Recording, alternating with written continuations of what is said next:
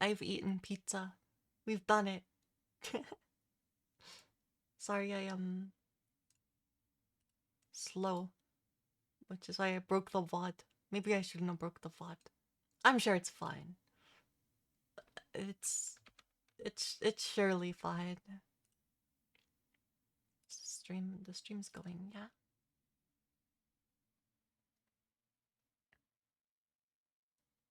Yeah, this is fine. Um, but yeah, now it's time to continue. Now that I've eaten food and won't need to uh stop the stream again. Okay, I am live.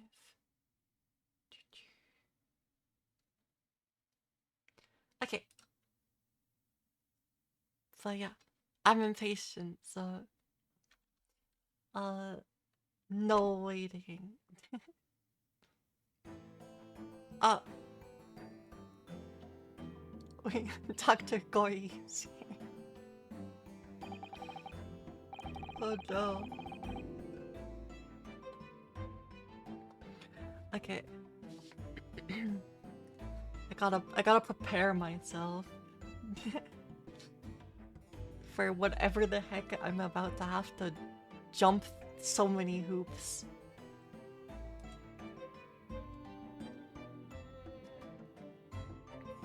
Okay. So, witness, please state your name and occupation for the court.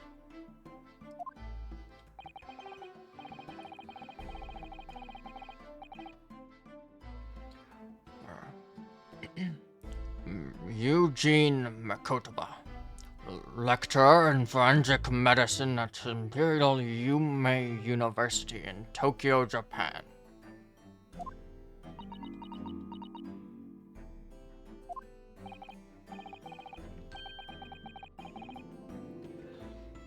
And, Professor Makotaba, the young lady beside you is? Ah, this is Dr. Maria Gorey, Scotland Yard's practicing coroner, the daughter of Dr. Seath, I understand. Yes, Dr. Seath. I'm afraid I can't tell you why she's here. She just appeared.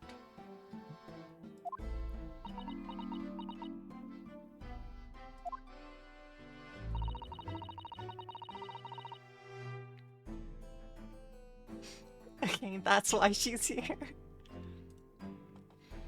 You summon this strange Japanese man as a witness to that autopsy. But you don't summon Mama. That makes no sense. She was there, too.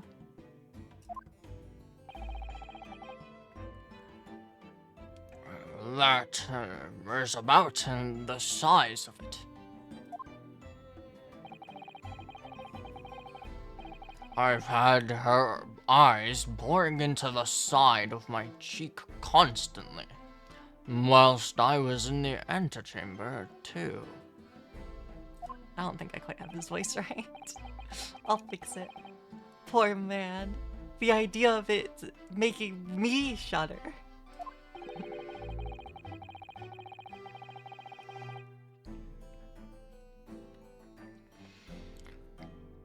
The revelations about Dr. Seath that came to light days ago defiled the reputation of the entire judiciary.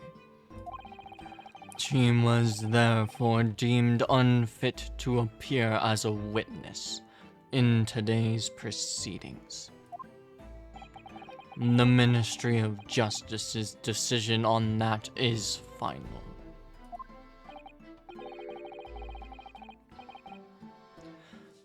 Well, we wouldn't want any more perjury being committed, would we?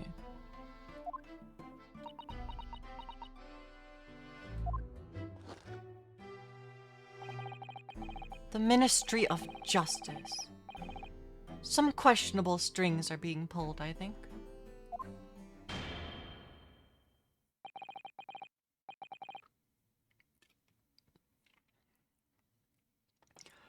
I remember you, Dr. Mikotoba. But I certainly never expected to be meeting you under these circumstances.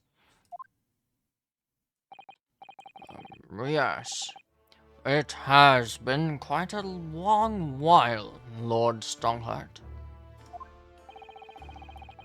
The prosecution understands that you were a visiting student of forensic science in London until 10 years ago.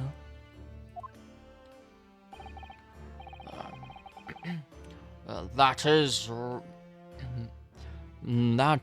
right. I studied under Dr. Wilson at St. Sinners. So, you were present at the autopsy of my brother, Lord Clint von Zeeks. I was, yes. I assisted Dr. Wilson with the entire procedure.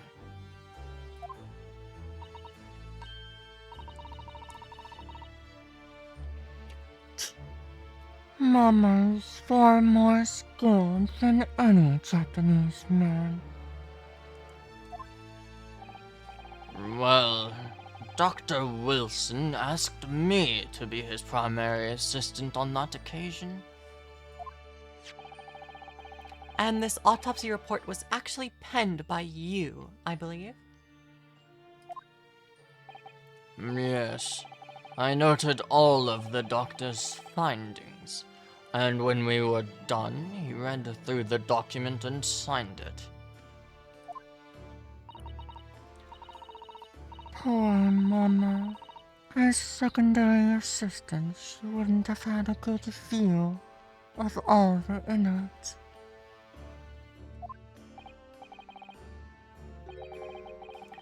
So, Professor, do you remember Inspector Gregson?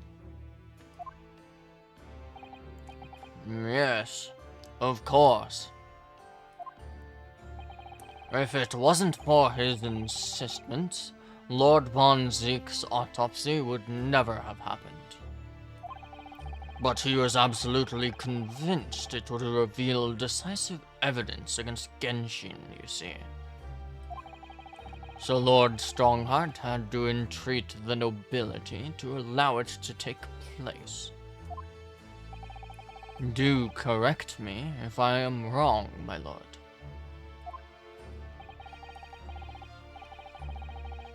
It was a result of that autopsy that a mass murderer was apprehended and justice was done.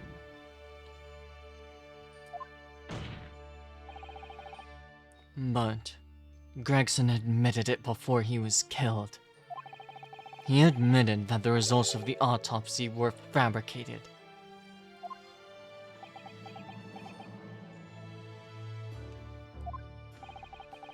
You were there at the time, so you must testify. You have an obligation to tell the truth about what really went on. Absolutely. That is precisely why I am here.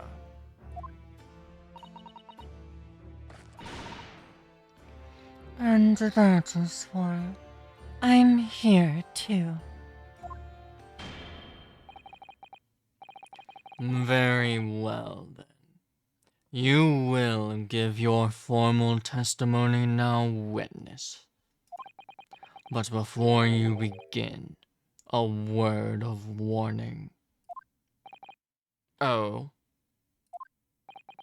You will state truthfully and accurately what you saw and what you heard at the time. I wouldn't dream of doing otherwise, my lord. The moment your testimony verges on supposition, I will expel you from my courtroom.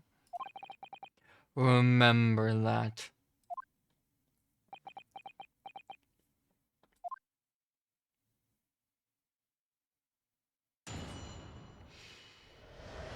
Witness testimony. The autopsy of Clint von Zieks.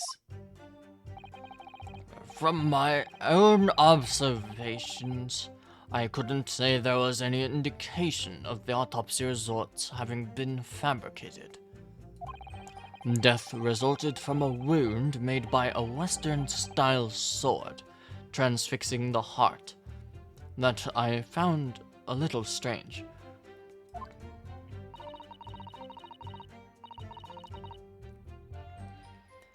There were no other signs of internal injury. Nothing questionable at all. It was just that beautiful but dangerous piece of evidence removed from the man's stomach.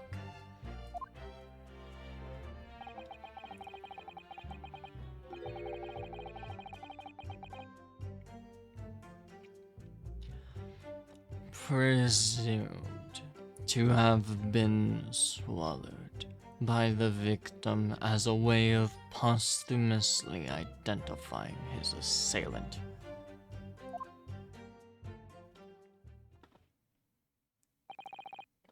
No indication. Nothing to suggest a fabrication.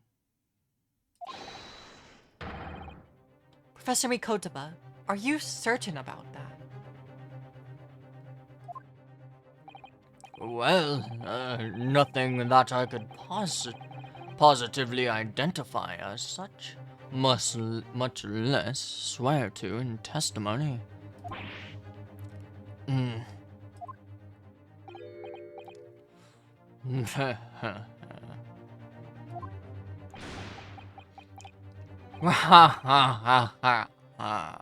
Well, that clears things up nicely.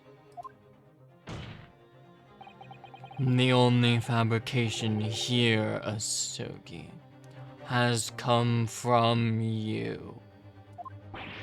What? You claim the inspector confessed before his death, but that is the fabrication.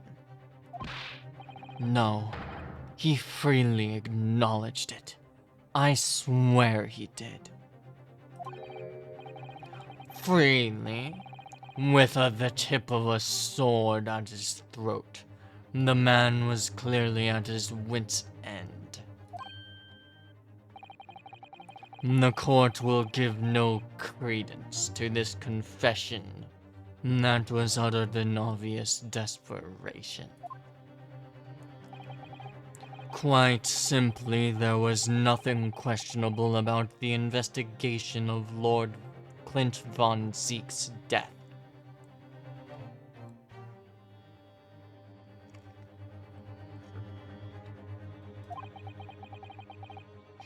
And with the testimony we have, without question, uncovered the whole truth of the matter.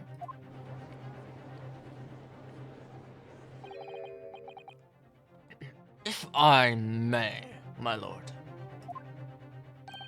There was most certainly something questionable about it, and the whole truth does rather elude us, I feel.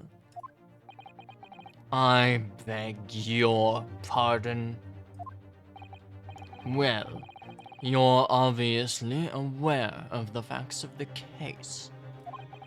All 4 of the professor's previous victims died when an enormous beast was set out upon them that ripped out their throats.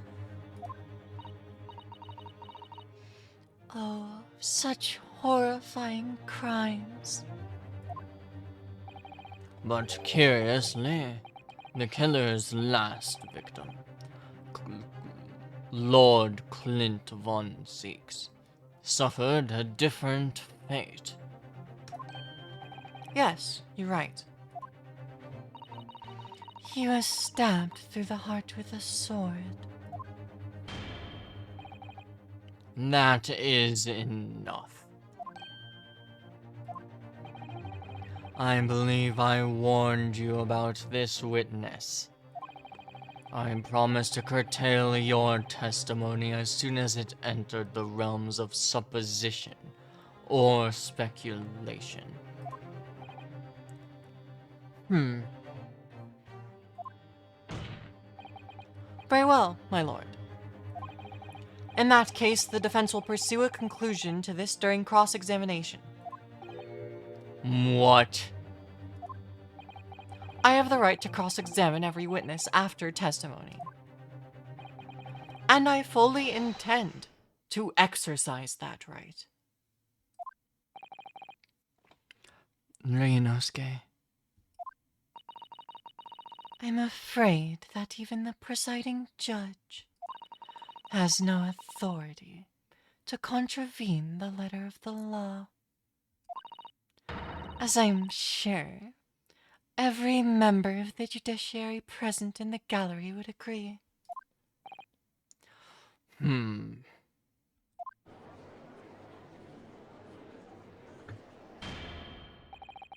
Very well. You may begin, counsel.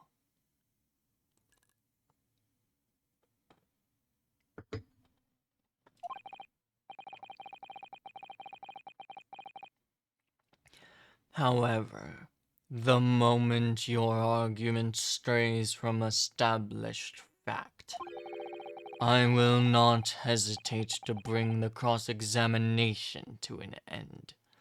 Proceed with caution. Yes, my lord.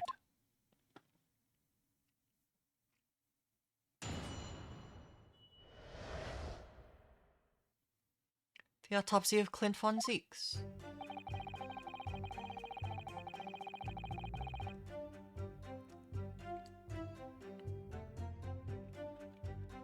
Hold it! You couldn't say. No, sadly not. But then you couldn't say there wasn't any indication either. Could you?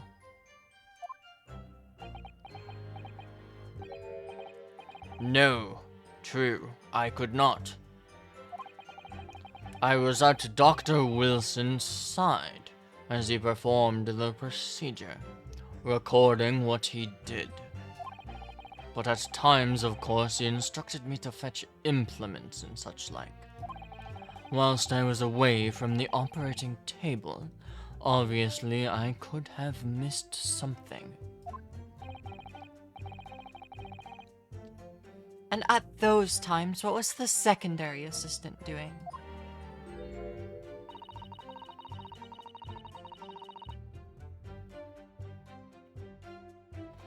Following this Japanese man's orders to adjust the lighting or pass him implements.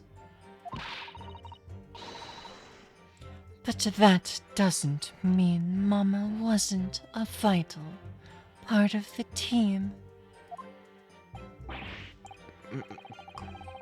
Quite. Yes. So, would you kindly refrain from staring at my cheek like that?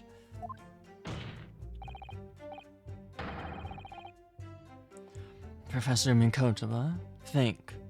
Was there nothing at all that seemed out of place to you?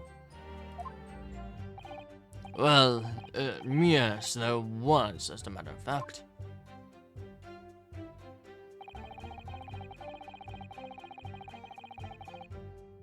Hold it! In all of the previous 4 killings attributed to the professor, the victims were killed by an enormous dog, I believe. Their throats were, well, mauled. Correct. And yet, Lord von Zieks was stabbed. Do you mean to say you think Lord Clint von Zeeks may not have in fact been one of the Professor's victims? There is no basis on which to doubt the findings of the investigations carried out at the time. But Genshin Asogi confessed to all of his crimes upon arrest. He admitted to having taken the lives of all 5 members of the aristocracy.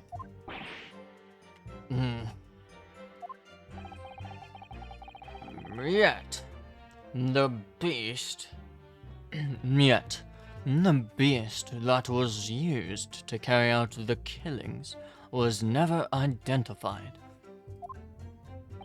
No evidence was found to suggest that Genshin had ever kept a dog. A true hound of... a true hound of hell. Papa. Hold it! But, you were not actually present at the autopsy yourself, were you, Dr. Gory? Does that matter? Well, I just wonder how useful your testimony can be in that case, really. I mean, it would be different if your mother, Dr. Seath, were in the stand, but...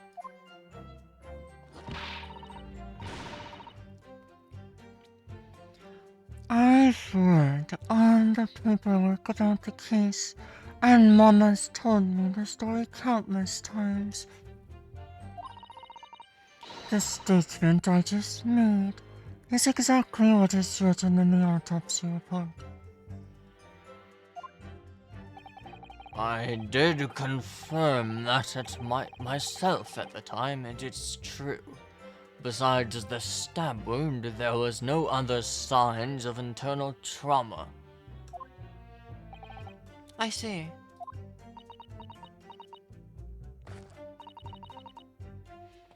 Mama told me all about it. Oh, She said there was nothing of note internally.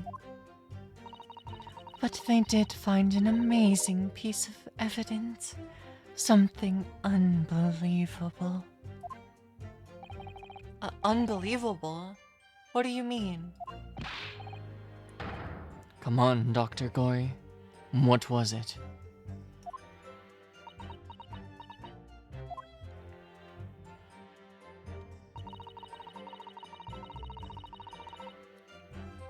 Hold it! What exactly was it, though? What does beautiful but dangerous mean? Well, it was sparkly and round, and with a hole, as if it might slip over a finger, perhaps. It was a ring belonging to Genshin Asogi. My father's ring was inside the victim's stomach?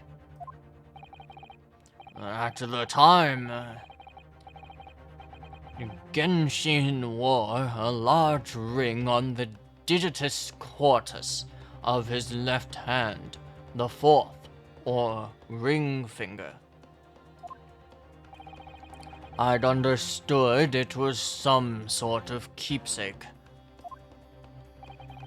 When my father left Japan for London 16 years ago, I was 8 years old. But I remember that ring. You do?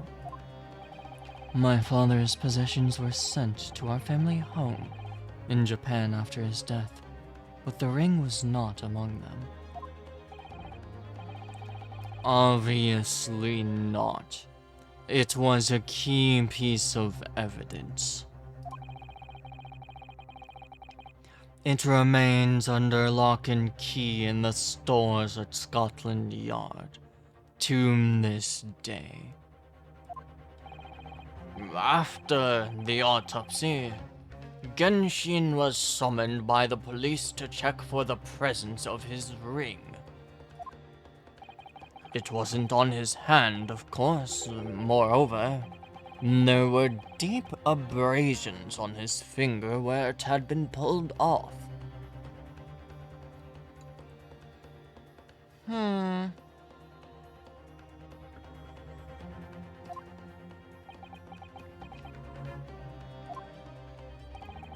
They arrested the man there and then, right before my eyes. How could they? I brought the ring along with me today. What? Here it is. A bit dusty from years in the stores. Good gracious. Yes, that is it. I haven't seen that in 10 long years.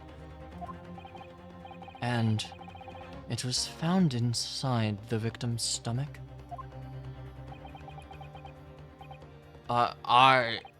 Yes, I am afraid so. You hesitated there, Professor Mikotoba. Should we read something into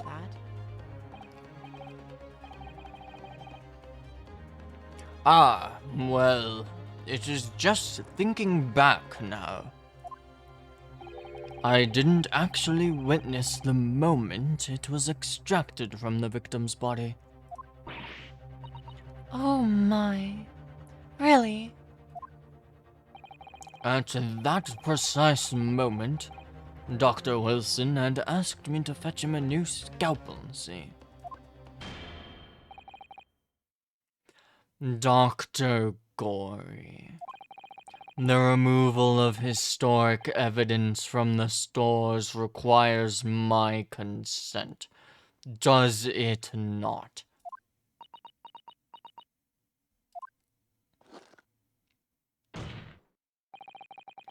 However it came to be here, the court cannot deny that this is crucial evidence for today's proceedings. Very well. You may submit it. Mr. Asogi's ring has been entered into the court record. It's not the sort of ring normally seen in Japan. They almost look like claws protecting the jewel. We must examine it very carefully, Mr. Naruhodo. Very carefully indeed.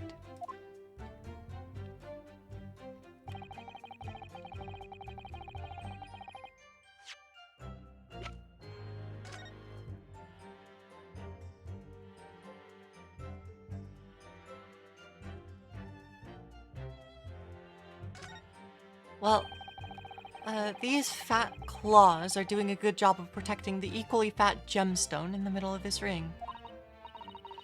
Yes. If you were clumsy, you could give yourself a rather nasty cut on them, I think. Ow! Itai. Now my finger's bleeding. The claws are really sharp. Oh my. That was very quick clumsiness, Mr. Naruhodo. Even for you. Who would make such a dangerous ring? You couldn't swallow it without doing yourself some fairly serious damage, I'm sure. A sticky mochi bun of about that size would go down much better with some red bean paste in the middle. Someone as clumsy as me would probably manage to choke on it somehow.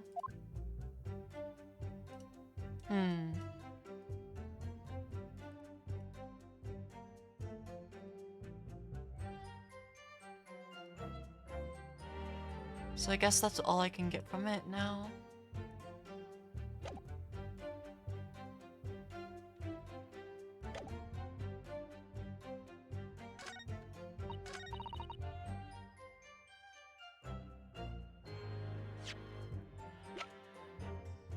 Objection! The court has heard that the ring was extracted from the victim's stomach.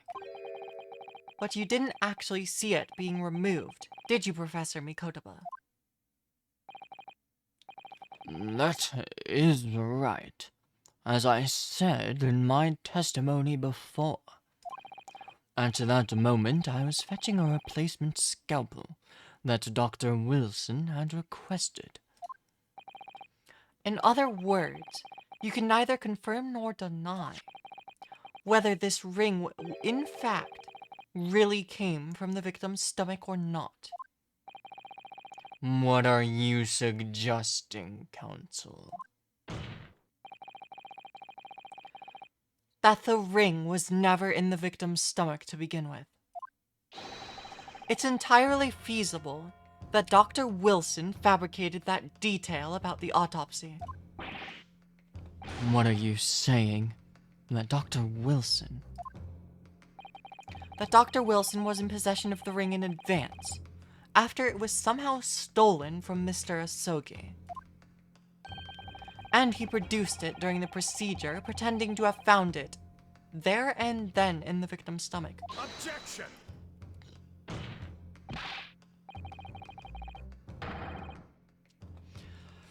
Supposition. Supposition at best. What possible evidence do you have to support such a rash claim? This evidence, right here. That's the autopsy report. It is explicit in that report, Counsel. Other than the ring, nothing unusual was noted internally. So I am not sure how that you intend to prove your point. You've already done it for me, my lord. The lack of internal injury says it all. What? To swallow a ring of this size would require considerable effort and determination. And in addition to its size, there are the sharp claws around the gemstone to contend with. My brother was a determined man, and on the brink of death even more so, I'm sure. He would have stopped at nothing to ensure that evil killer was brought to justice. But if he had really swallowed that enormous ring, it's inconceivable that no traces of its passage down his throat would have remained as internal trauma. No.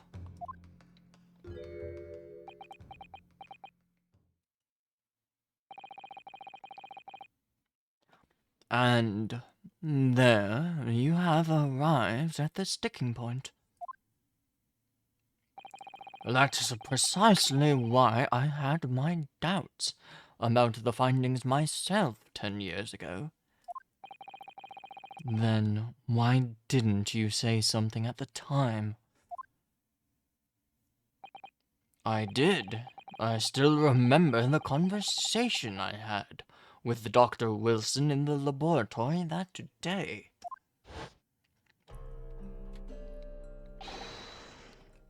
Look at this. I don't know what his voice is. Look at this. Now, this is a very curious thing to find in a man's stomach, wouldn't you say? But... is that not rather peculiar, Dr. Wilson? What's that now, Mikotoba? Well, if he swallowed a ring of that size, with those sharp metal claws that it has. Surely you'd expect to see damage to the throat and the esophagus. Torn mucous membranes, at the very least. Dr. Mikotomo, may I remind you that I have vastly more experience than you. I'm terribly sorry. I can think of plenty of ways to explain why no injuries would be seen. No, let's say this. The victim would appear to have ingested the item as evidence to identify his assailant. Go ahead, write it down.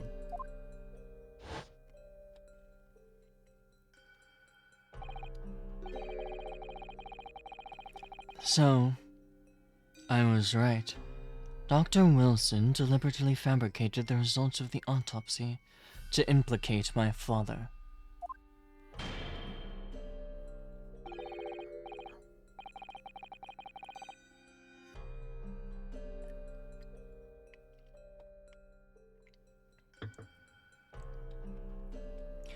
I am disappointed, Counsel. That argument is nothing more than speculation. What? Dr. Wilson was Britain's leading authority on forensic science and autopsy work. There is no scientific basis on which to doubt the man's expert opinion. Pardon the interruption, my lord, but damage to the mucous membranes of the throat is easily identified even in living subjects.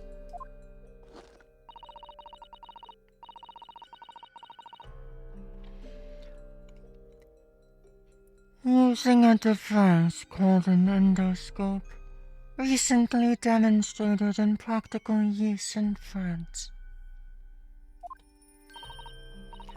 I want one. The government can pay. I do not think so. And Dr. Gory, rest assured that your removal of evidence from the stores without permission will not go unpunished.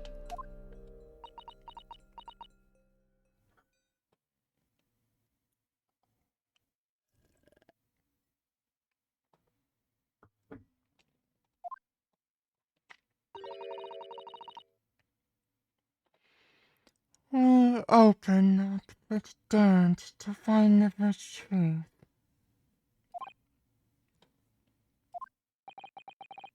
I beg your pardon. But Mama, she chose to stitch her corpses up with all her secrets inside. That is wrong. Dr. Gory, it's looking as though she's chosen to walk a different path to her mom.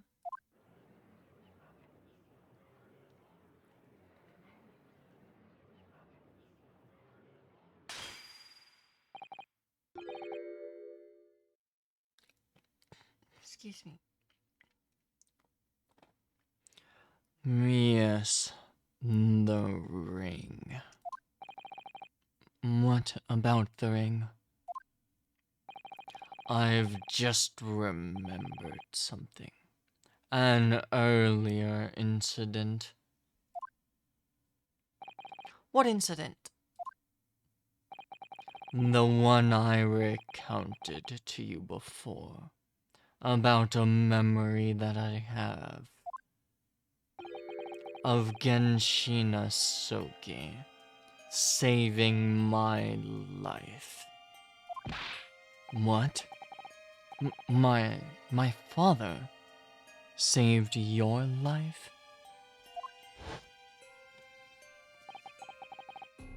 It was 10 years ago, on a foggy night. Genshin and I were walking down some back streets at a late hour. All of a sudden, Don't make a peep. You're coming with us.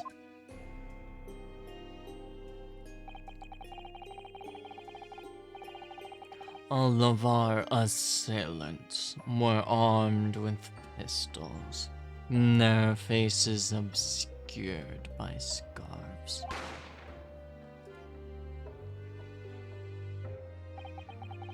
The next thing I knew, there was silence all around. Genshin lay on the cobbled street. Blood was seeping from his left hand. He'd shielded me.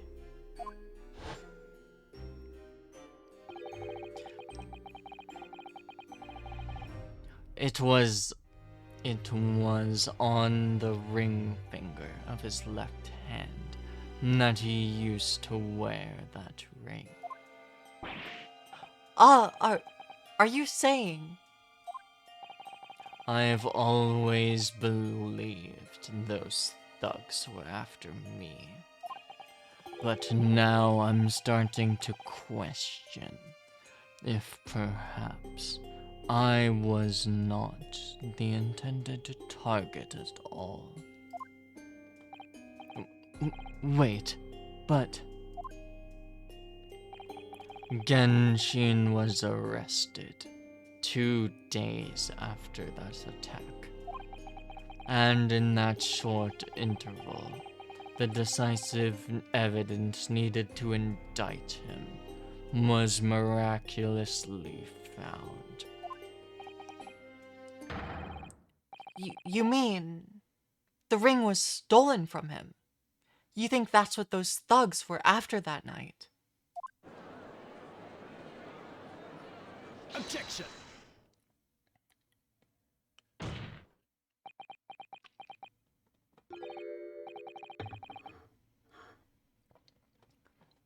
You pathetic coward. You expect me to believe that you were not involved?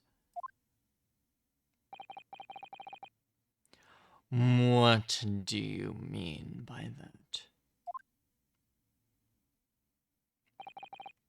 It was you, wasn't it? You're the one who took it. You stole my father's ring. You set the whole thing up, so you could paint him as the professor. You set the whole thing up, so you could paint him as a mass murderer and have him arrested. Objection! Objection! Kazuma! Open your eyes! Linosuke? You must know deep down. The truth can be completely obscured, even when your judgment is only slightly clouded. But at the moment, you seem to be floundering through a dense fog. Is that why you are so insistent I should be present in this trial? To see you like this?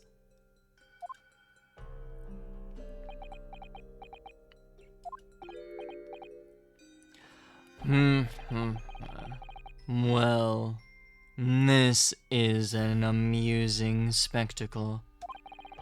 What a grandiose expression on your face, as if you were Lady Justice herself. It seems though you are thoroughly convinced yourself of this alleged fabrication of the autopsy results. So much so that you are apparently blind to the blatant contradiction that would be born out of it. Well, what? though it is extremely hard to believe. Let us imagine there was some misconduct during the autopsy. If that were the case, why would Asogi not have disputed the findings in his trial? Oh. In the closed court hearing 10 years ago, the defendant never once denied the claims against him. Isn't that right, Lord Von Zeeks?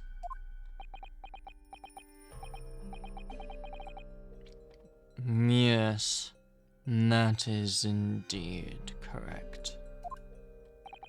Upon hearing the verdict of guilty, he merely closed his eyes, quietly accepting the judgment. The actions of a man who has accepted responsibility for his deeds and is resigned to his fate. But then...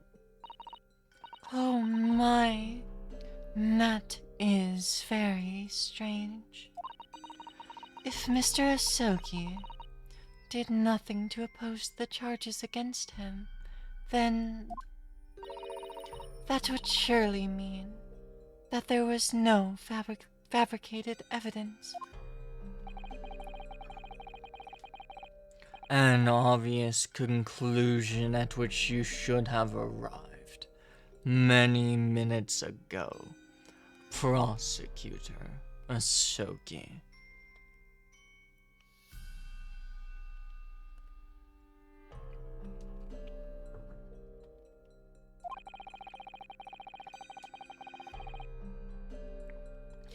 Your twisted loyalty and clouded judgment are hampering your ability for logical thought.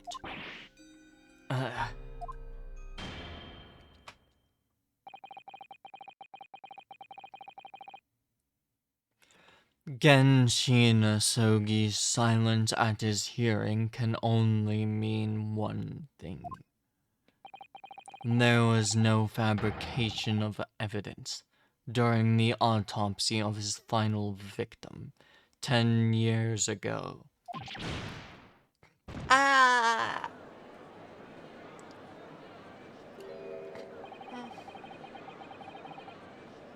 But if that autopsy was all above board, there'll be nothing to stop Lord Strongheart bringing this trial to an immediate conclusion.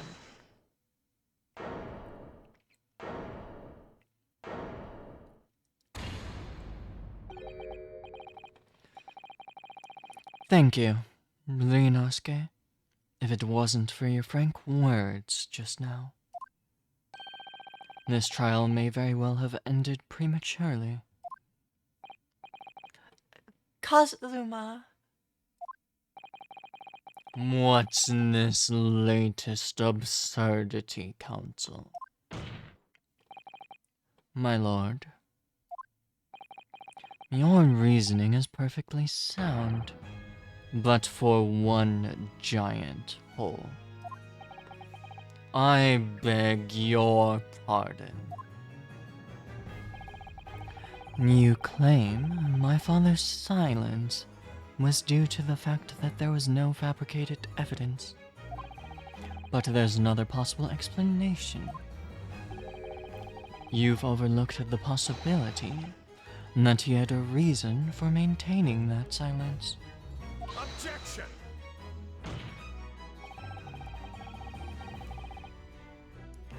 Silence that would lead him to being convicted and sent to his own death.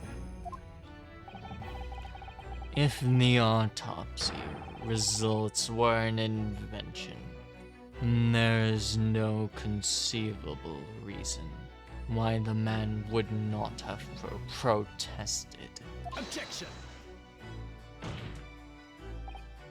Oh, those results were an invention, all right. There's no question about that. Or are you forgetting that 2 people with a connection to that autopsy have been assassinated? If I force the grievances I feel from my mind, I start to see you in a very different light. I think perhaps it's you who have been living in delusion these 10 years. Me. Kazuma-sama has created one last chance for us here, Mr. Naruto. If we can only show that there was a reason for his father's silence in his trial. A reason why the man would have said nothing, even if he was innocent. Could it have been part of some negotiation, perhaps? Enough rhetoric.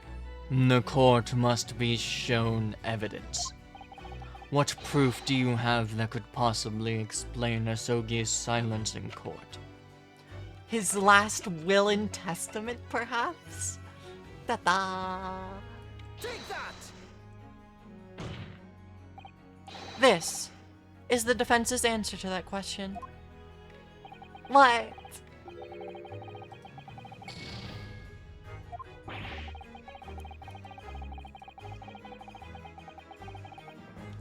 You could have at least accompanied that penalty with an explanation of why that answer was wrong. If Kazuma-sama's father knew that the evidence was being used to convict him was fabricated, why would he have said nothing in his trial? If it were me, I would have protested my innocence until I was blue in the face. So if we're right about the autopsy results, there must have been a reason for his silence. Well then, perhaps he was saying nothing in exchange for some sort of clemency. That could be it. My lord, the defense would like to... Enough rhetoric.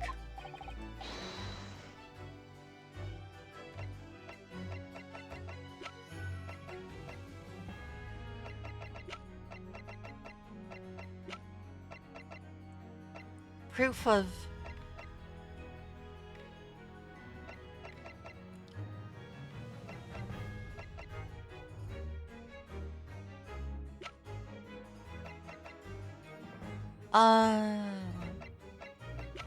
I mean, like, he escaped from...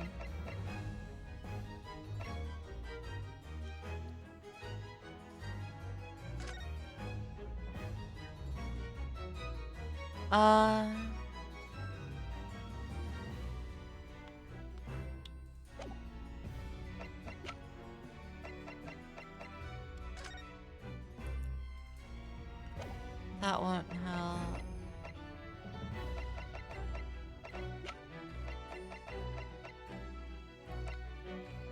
So... Let me read this.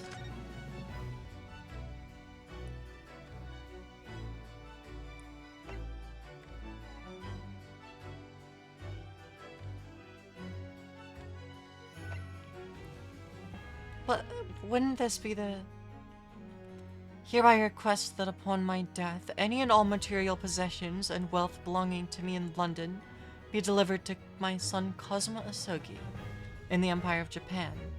It is with deep sadness that I accept my fate in this foreign land, in the knowledge that I will never see my homeland or family again, but I regret nothing about my chosen path. Wait, was there something else that said... he admitted to killing someone? Where was that from? Was that from Von Zeke's memory? Or was that from testimony?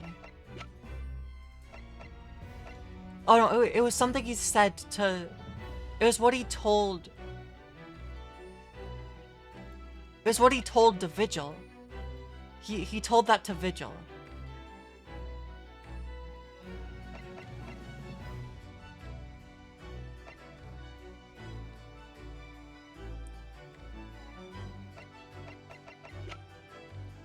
That was who he said that to. He said he killed someone to Vigil.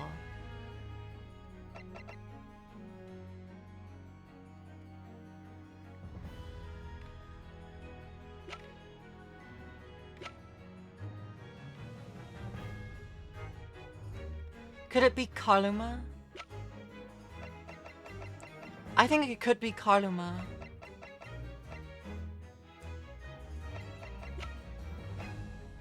I think it's the sword.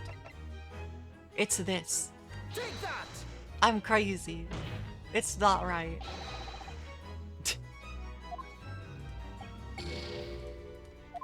Ba-ba.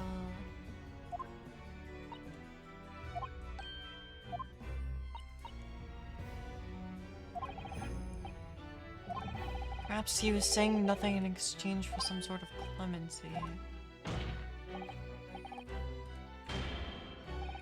For Jikoku.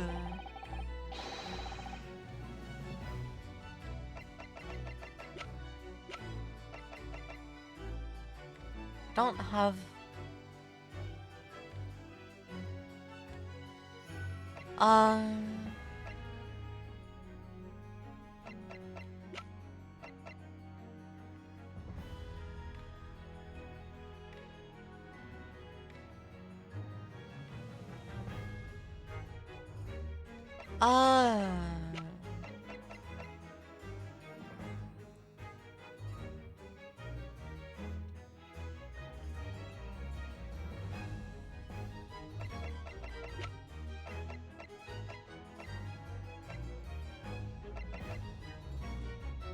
I think it's... was it related to Jikoku and Mikotoba?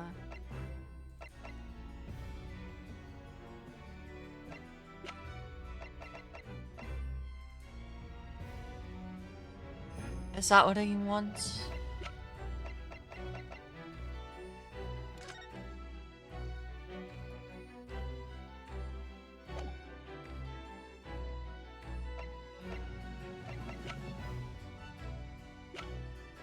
Was Isogi working with Gregson?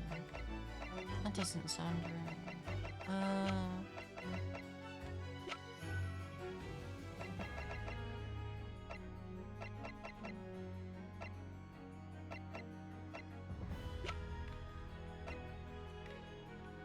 The evacuation.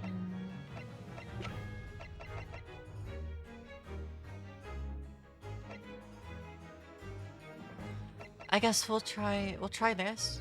Take that! No. Because like both Mikotoba and Jigoku spoke up in court for his defense.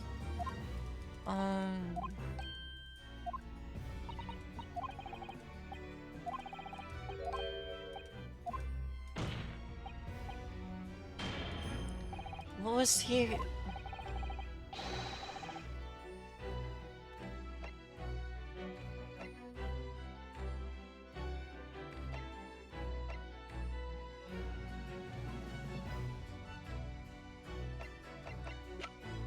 What? What was it to... Oh no, would it have been to protect Von Zieks and Gregson?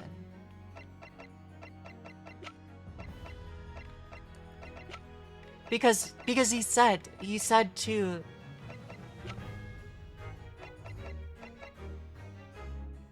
Oh, well, let's try this. Take that!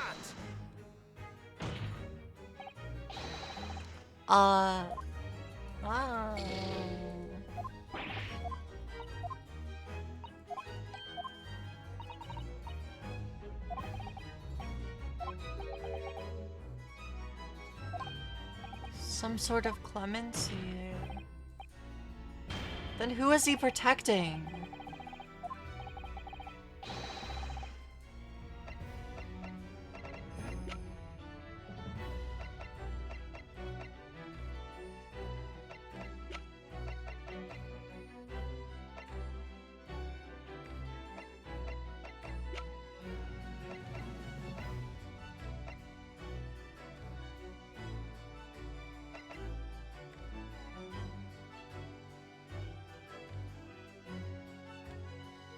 Did the uh hi Kid. uh sorry, I didn't see that message. I've been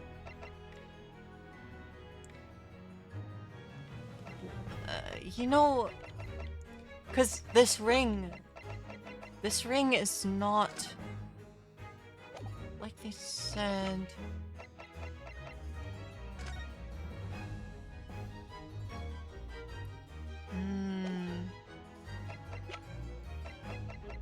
I guess I'll try the ring. Take that!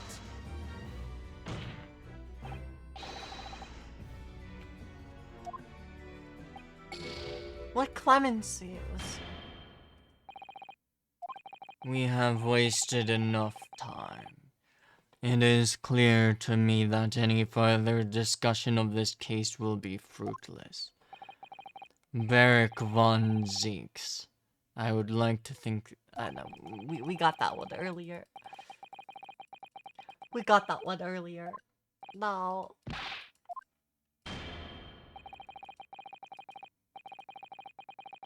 Why? Why does it...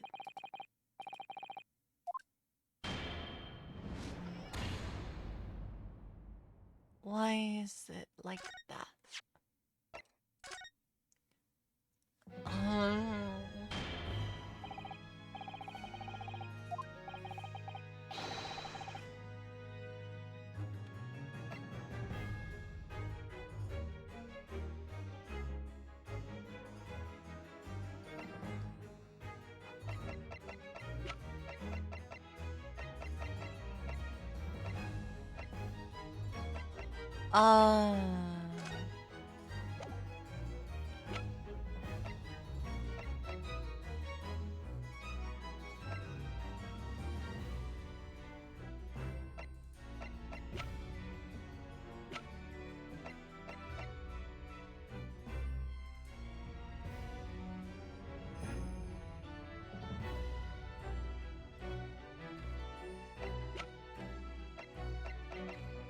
I mean, I don't know.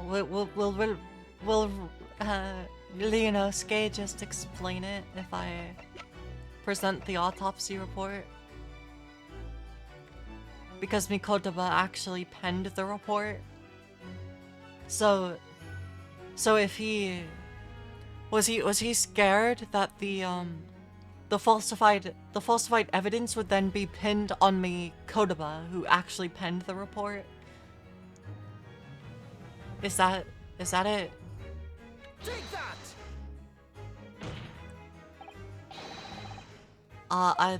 That's also wrong.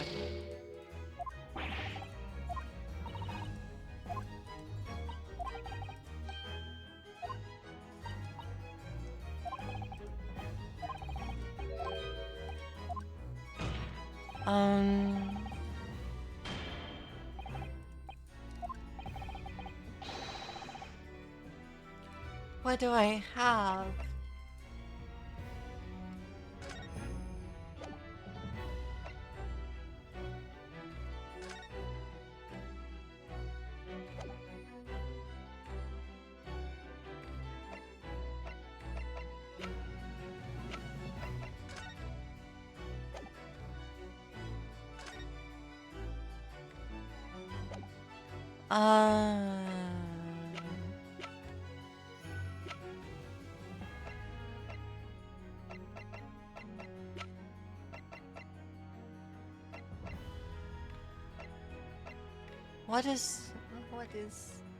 What?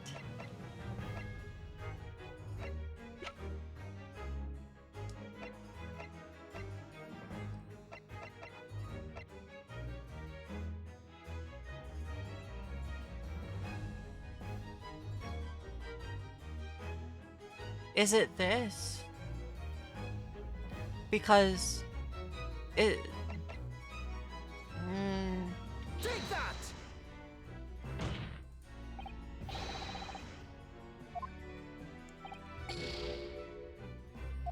I was wondering if it... Because the assassination plot, like, Jigoku is being forced to carry it out, but it excluded Nikodaba.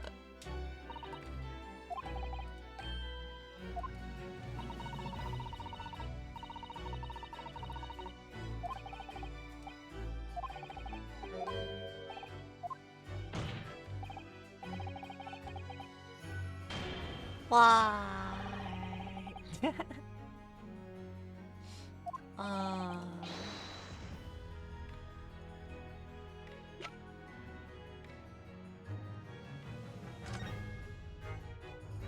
Please. This ring.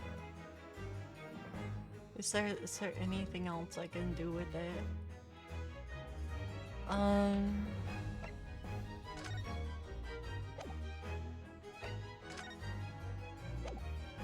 That won't be helpful.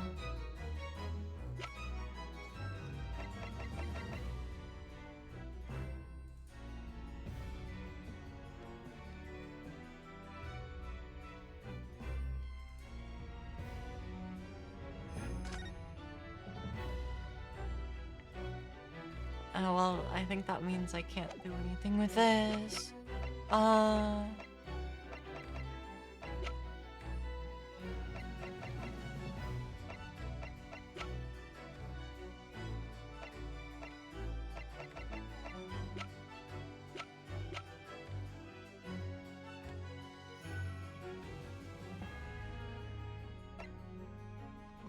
What proof do you have that could possibly explain Asoki's silence in court?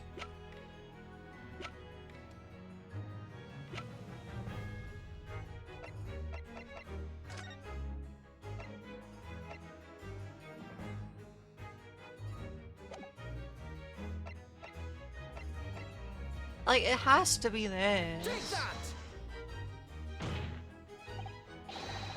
Why?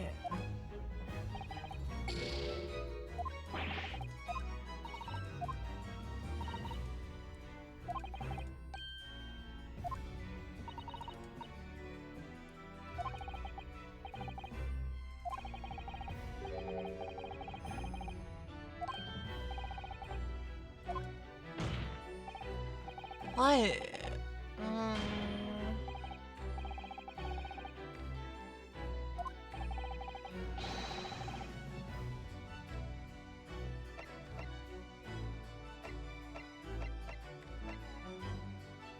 Surely I'm not, like, soft locked somehow, right?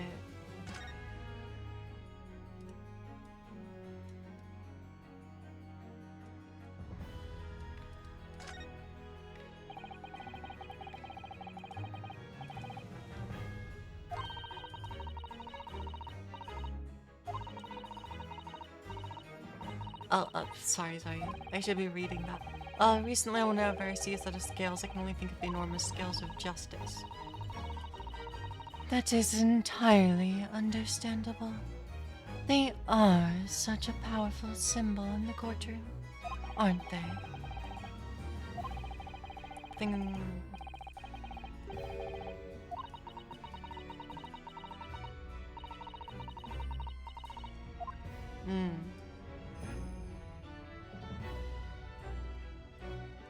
Does this... Yeah. It's very fine embroidery on here that shows the name of the armband's I'll give it a owner. try. Hydrate. Thank you, Aisha. Cosmo is so cute.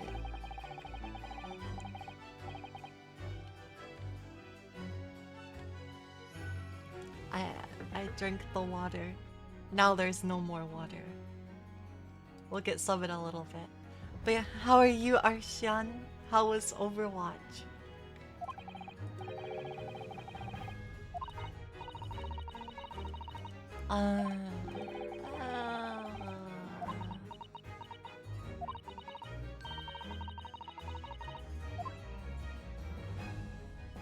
Oh, Overwatch is bad. Tanks are bad. I'm sorry to hear that.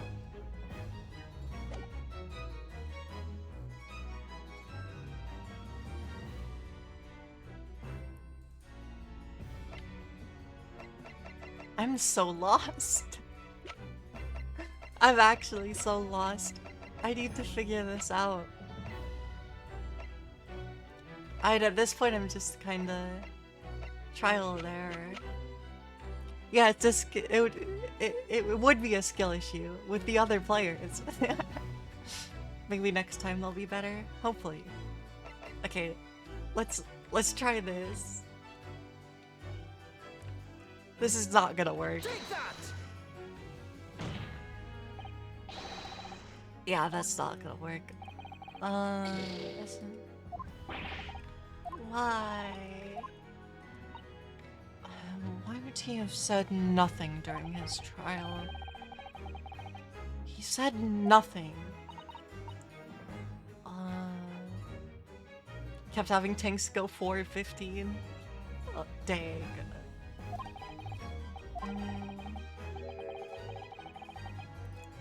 He's saying nothing in exchange for some sort of clemency. But I don't get it. I don't follow the train of thought.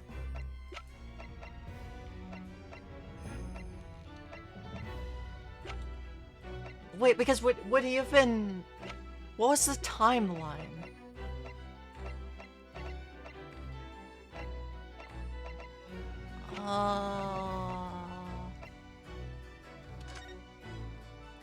Is there really nothing else about this that can tell me anything?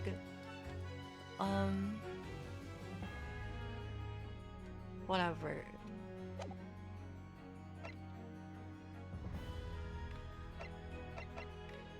But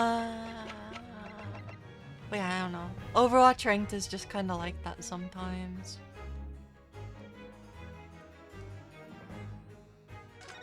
The only weapon he has left is leaving his belongings to Kazuma.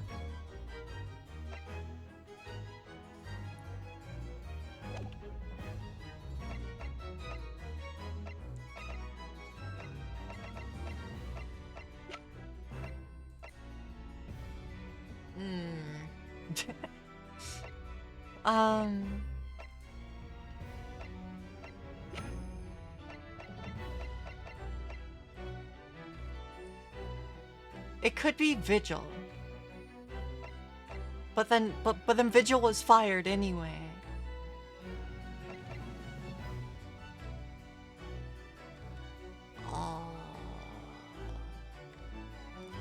You played one ranked yesterday, hard stomp, and then second support left. Yeah, I don't understand. I feel like there's been like, well, last couple times I played, there wasn't really any leavers, but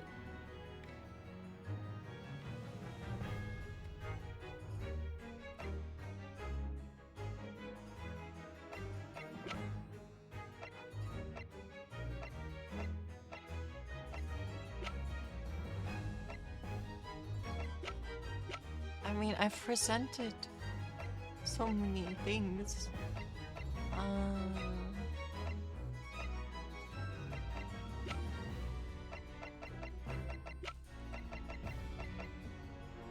Whatever, we'll try this. I got nothing to lose besides having to reload the save again. Take that! It's wrong. I don't follow the train of logic here. I'm off the tracks. How do I get back?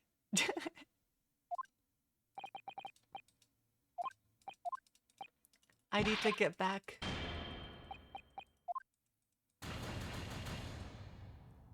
Surely I didn't soft lock myself by not pressing Von Zeke's statement at the end of that previous testimony. Surely I have the evidence that it's looking for.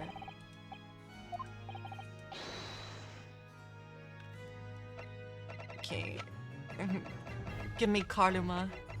We're looking at it again. This silly sword. Surely there's something.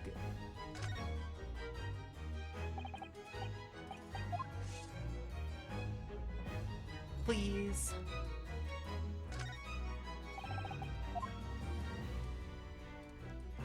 don't see anything.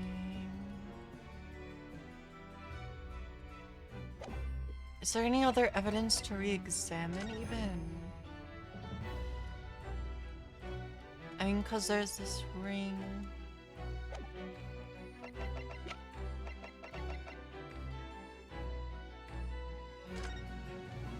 I don't know. I feel like I'm at a dead end, but this means I can't use it.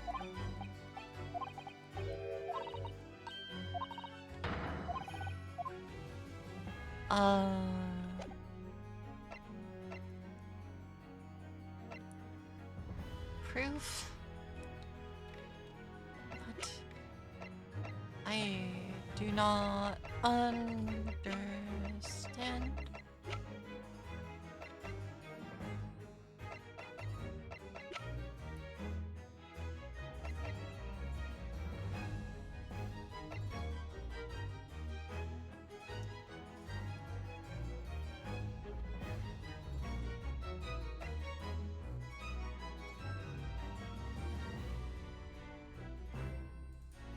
Caden. Well, no, because he... I don't... Wasn't he only in prison for like a day or something before the trial?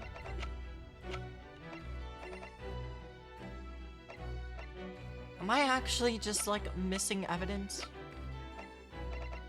Am I crazy?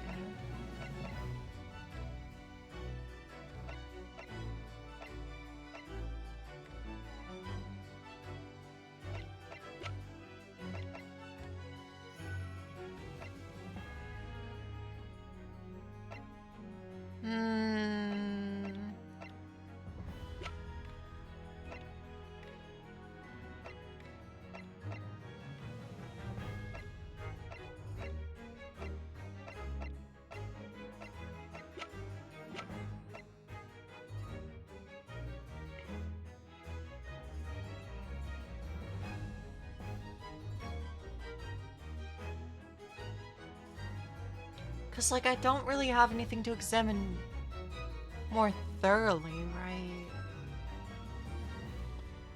Like there's nothing else I could look at.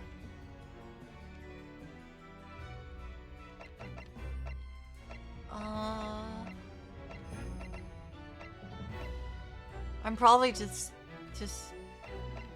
being confused, but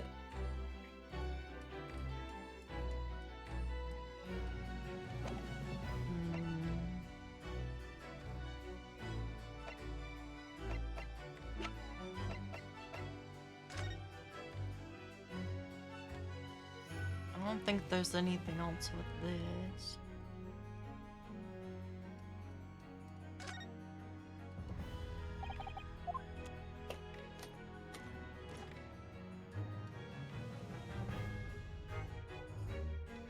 Because that was just the passport.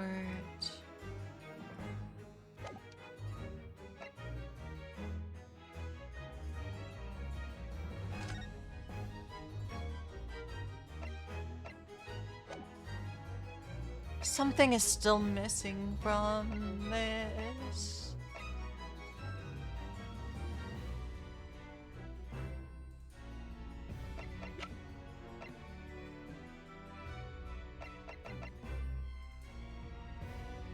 Did I present this photograph?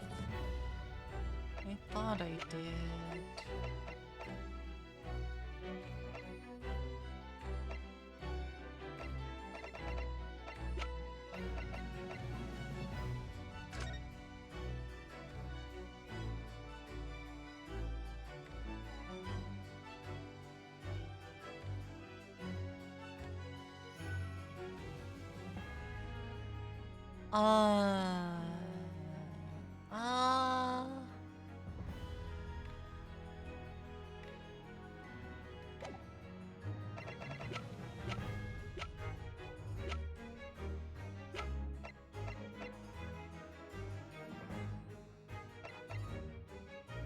I mean, because, like, he had things in his cell that he wasn't supposed to have.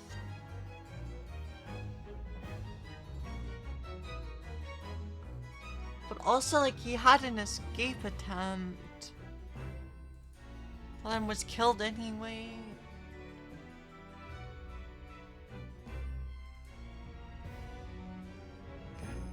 He had a super strong sense of justice.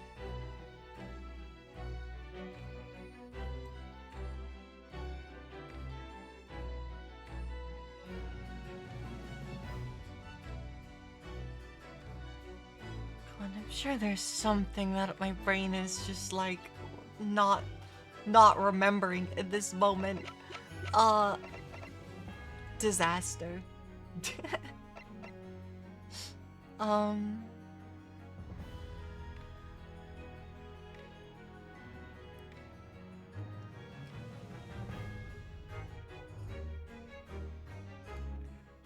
What proof would I have?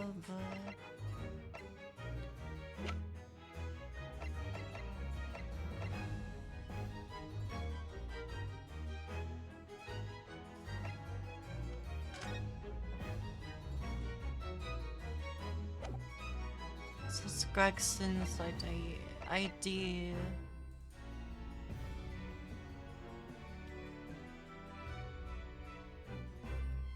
Clint was killed.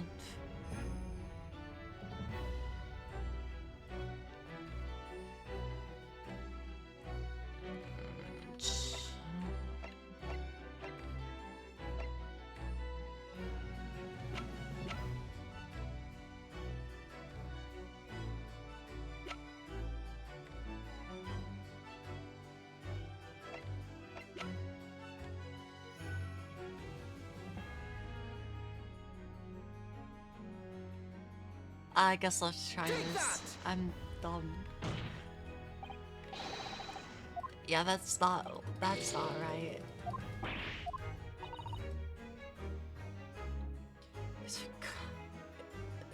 Kazuma's father knew the evidence was being fabricated, yet he said nothing.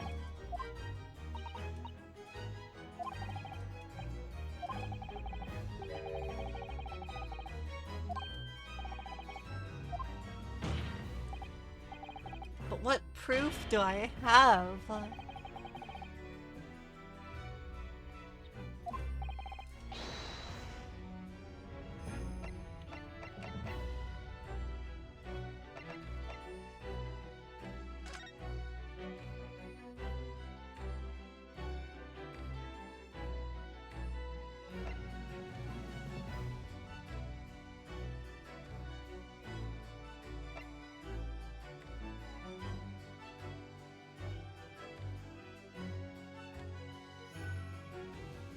Was it... Is it this? Take that! Oh my god. Okay. So it still was a correct train of thought. It was to protect the people that were helping him get things he wasn't supposed to have in prison. It is true that Genshin Asogi's silence during his trial resulted in his conviction. But that didn't actually lead to his execution. On the contrary. It led to his escape. An escape that was only possible because he'd been sentenced to death.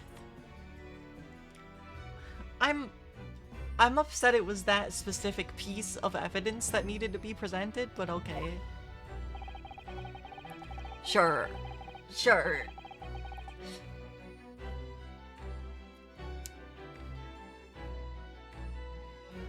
I guess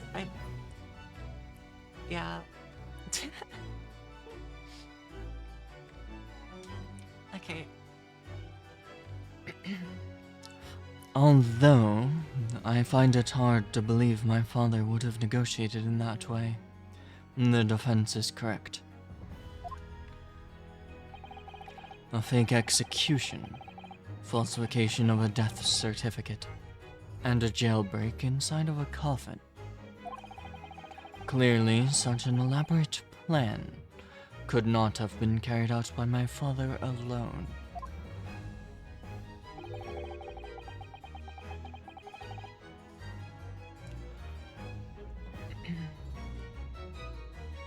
He must have had help. He must have had the help of a collaborator from the judiciary. I have here the dismissal notice of the chief warder who was working in the prison at the time. The notes read, there are indications that the jailbreak was in planning prior to the inmate's incarceration. In other words, there were suggestions of some sort of negotiation between Mr. Asogi and the British government.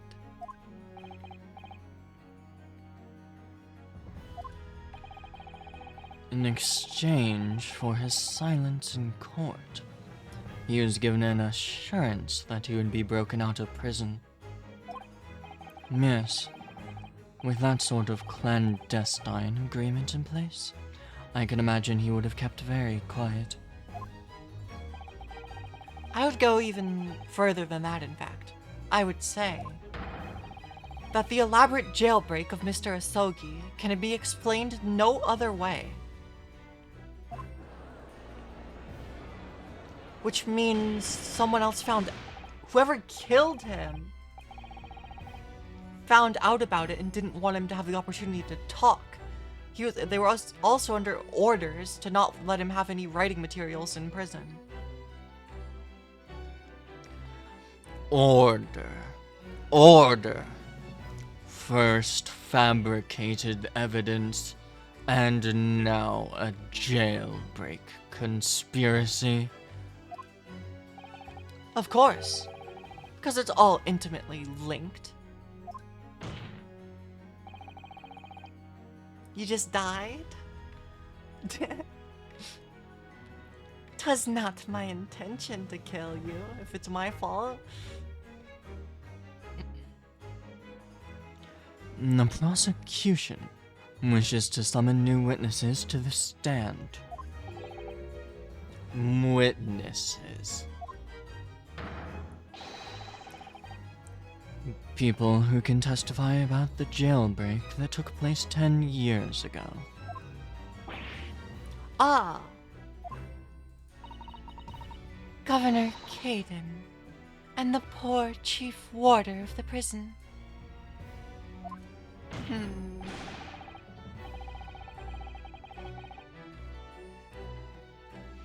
I will not allow this trial to turn into a farce. To summon the governor of the prison after all these years. Oh, it would not be of any trouble, my lord. What? Father, My dear friend may appear a little rattle-pated at times, but I can assure you he is extremely thorough. He wired both the Barclay and the local prison earlier, asking Governor Caden and Mr. Vigil to attend the Old Bailey as a matter of extreme urgency. Mr. Sholmes did that? Are you telling me that both men are, unless I am very much mistaken, are waiting just outside the courtroom at this very moment?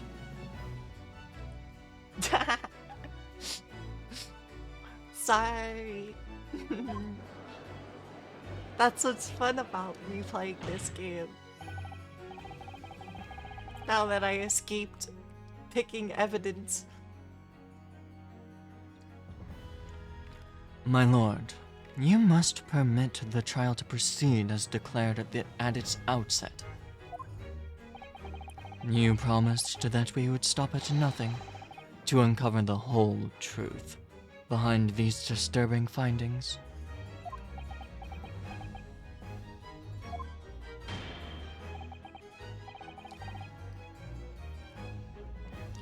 Very well. Bring in the witnesses. Make no mistake. I too would like nothing more than to lay this business to rest, once and for all.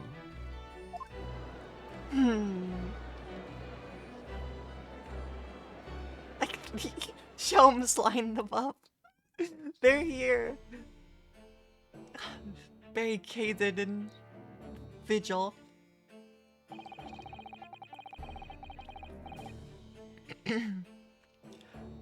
Would the new witnesses state their names and occupations for the court, please?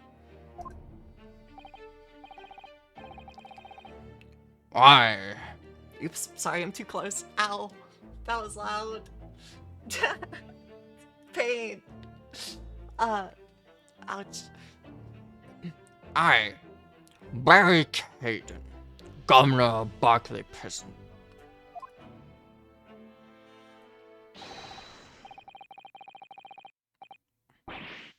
Everyone calls me Gossip. So, Your other persona, if you don't mind. oh, I do beg your pardon. Of course.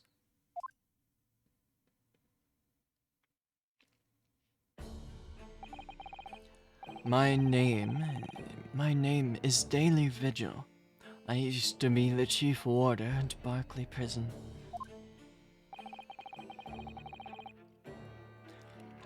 The reason that you've been summoned here in court today is to testify about the jailbreak of the so-called professor 10 years ago.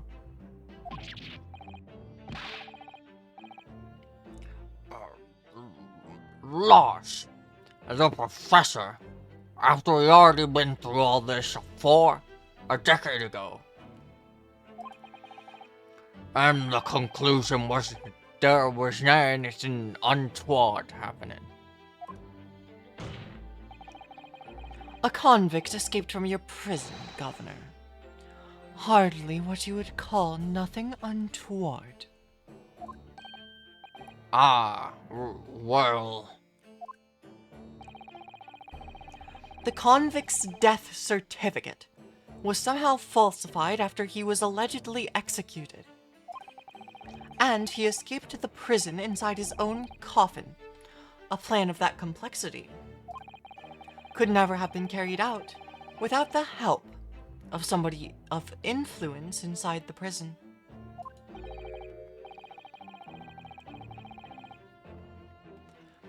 Governor Caden, don't imagine that the passage of time will afford you any protection.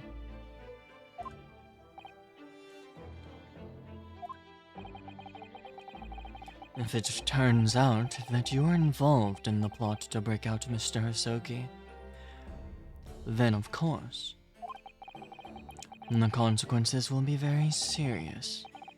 In all likelihood, a capital punishment.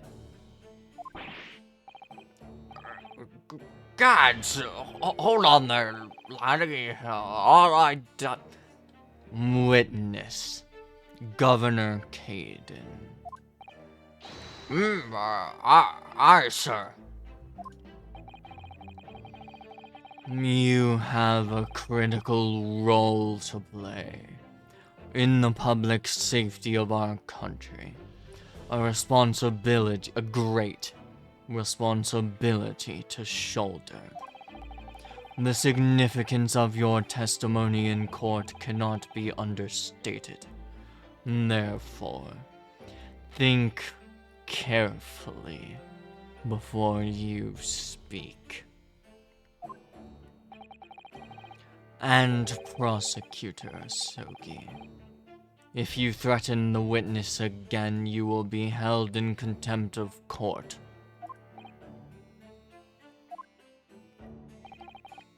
My apologies, my lord. There's no disputing the fact that an intricate jailbreak plot was enacted 10 years ago. Clearly, You were both involved in some way. So you will testify before the court now and explain exactly what took place.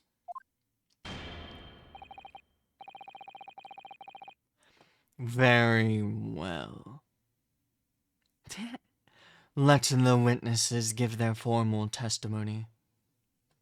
If I play as well as, if I play even half as good as my voice acting, will easily win the tournament. That's the hope. I have a request. Uh, yeah, the hydrate. Yeah, I'm actually out of water in my room, so give me 1 minute to go get more. Please. But yes, thank you. Uh, let me. Sorry, 1 minute. Water.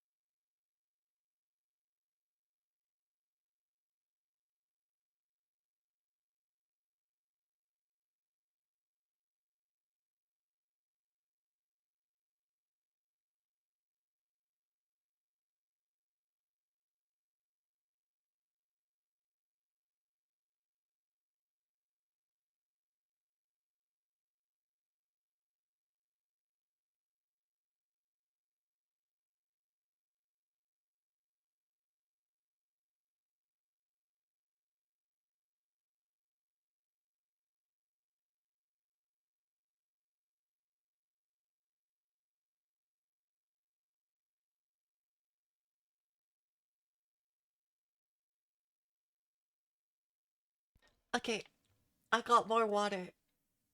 Thank you. And then the posture gets a reset just because I sat back down. So we're good. Good on that front too.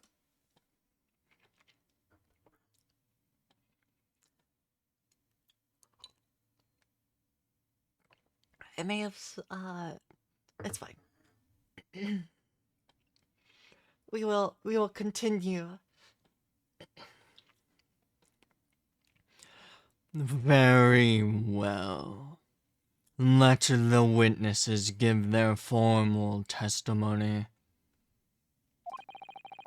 Tell the court everything you know of the plot to break Asogi out of Barclay Prison 10 years ago.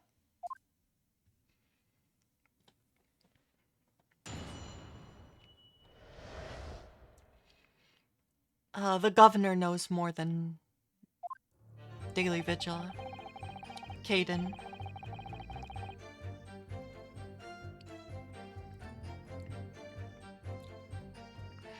It was the day that a Japanese jock was found guilty. The directive came from the prosecutor's office.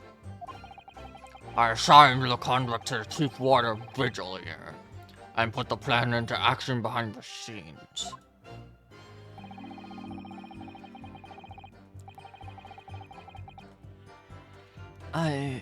was responsible for Asogi right up until the night of his execution, but I knew nothing of any plot. I didn't ken if there were some negotiations between the convict and the prosecutor's office. All I did was carry out my duty for Her Majesty's Great British Empire.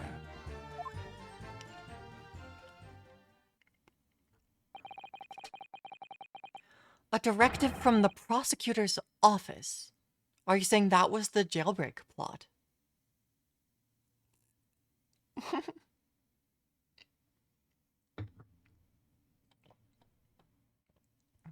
Yep. I did say the word duty.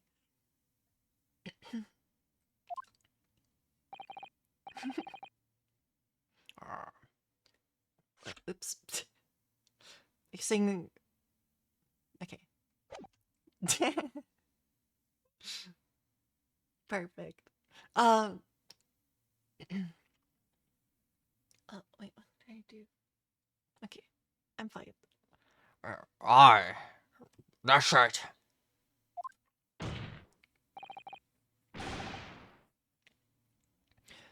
Who sent it? Who authorized that plan?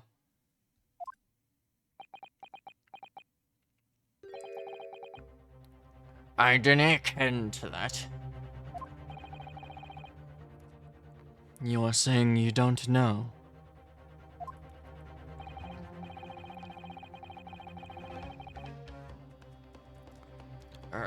Listen. There was nae thing about this Professor case that was nae unusual in some way. I didn't ask any questions. I just did what I was told to do. More than that, I couldn't tell you. I see. But if the jailbreak plan originated from the prosecutor's office, then one thing is very clear. As suspected, there were clandestine dealings going on between Mr. Asogi and that office. The jailbreak was promised in exchange for Mr. Asogi admitting to the crimes he didn't commit.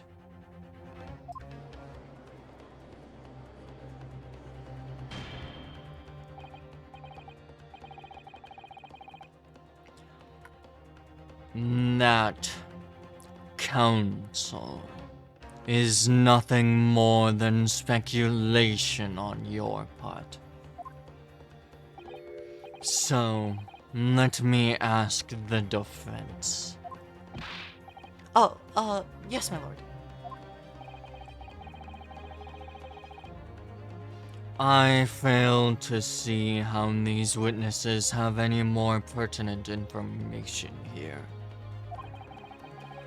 Do you still intend to assert your right to a cross-examination? Absolutely. I have no intention of squandering a single opportunity, my lord. It seems all of you Japanese are fiercely tenacious. Very well. Proceed, counsel.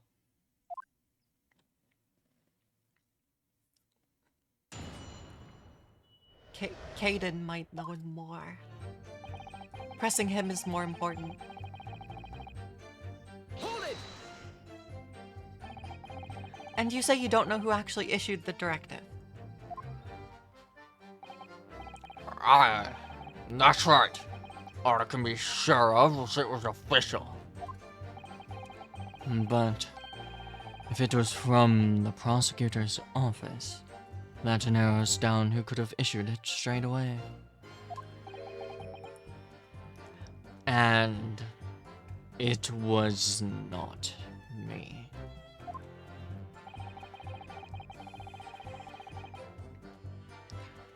I couldn't even say with certainty That did originate from the prosecutor's office. Huh?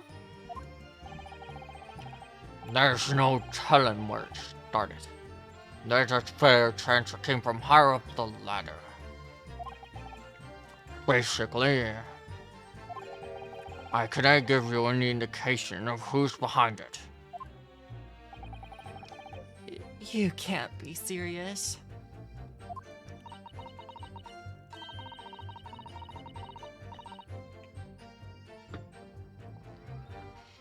All we can say for sure is that the order must have come from somebody in authority, I suppose. The likes of us on the ground, as it were. They ain't bother with either speculation. We just get the job done.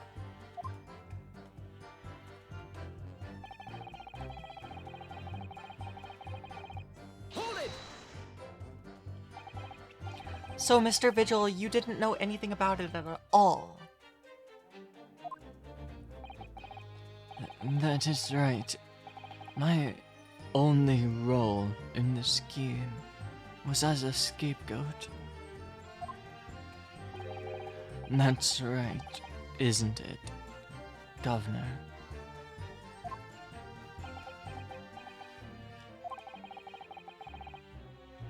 Some poor beggar had to take the rap for it.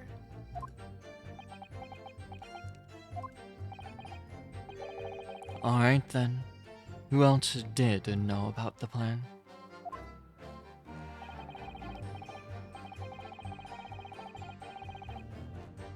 I've not the first idea, laddie. My part of the whole business was basically to deal with the aftermath. But I would not be surprised if there were other folk in the prison service who'd been given similar orders. So you don't know who else was involved? Aye, that's right. All I can tell you is that the night it actually happened, the person at the reins was Dr. Stevens. Dr. Courtney Stevens, or Dr. Seath, as she's known now.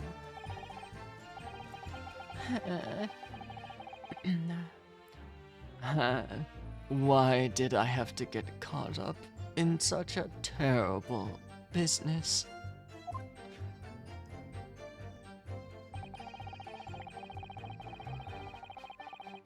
Hold it!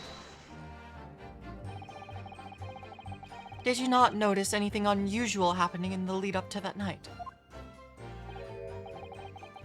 Oh, everything was unusual. Exception after exception. After all, it was the professor. The man had terrorized the country as never before with his crimes. In order to hide his identity, he was forced to wear an iron mask over his head.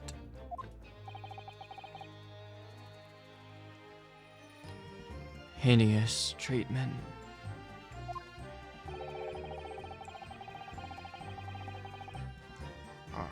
The fellow was surprisingly docile for someone who'd taken the lives of 5 of the country's nobles.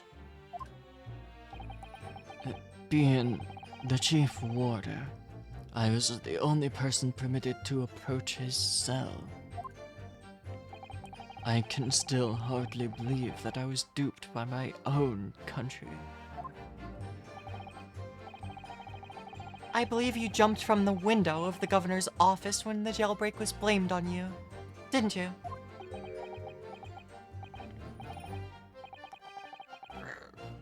Losh, Vigil. I cannot apologize enough. No, Governor, I don't believe you can. It won't change what had happened. Better not have caused one voice during the tournament. Of course not.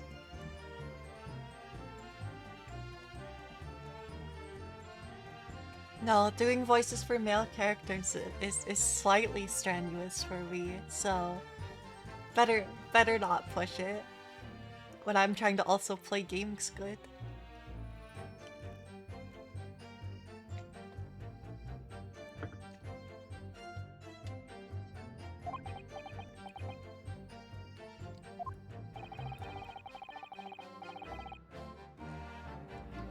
And what else can you tell us about the situation, Governor Kaden?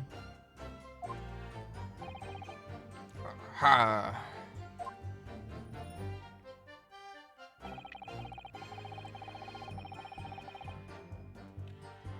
Hold it! But you've already acknowledged that orders came from the prosecutor's office to arrange for the man's escape.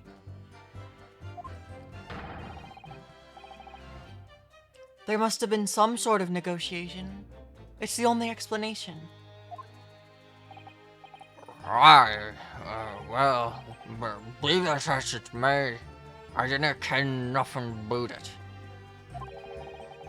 As the witness stand, there's no place for telling you what I don't know for sure. I ken that much, I do. And then, I presume you also know this. Not telling what you do know is a criminal offense.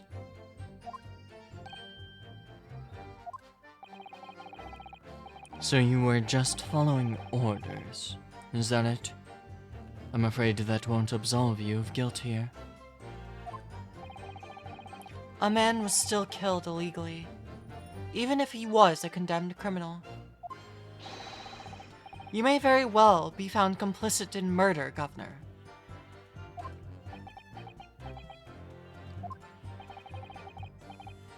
So, that's what it's to be then, is it?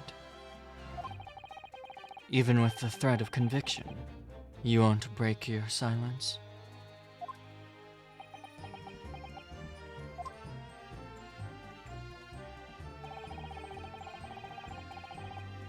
Hold it! Did you carry out the plan in its entirety? Aye, I did everything I could at the time. As you know, Genshin Asogi was shot dead in Logate Cemetery after the escape. Tell me, was that part of the plan too? My instructions were to do getting the Jock out to the jail, and nothing more. I cannot tell you anything about what happened after that. Only, personally, I believe his death was the last part of the plan.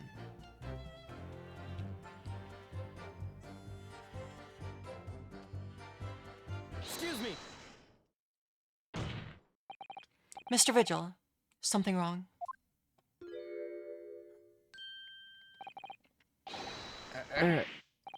Well, yes, sir. What can I do for you, sir?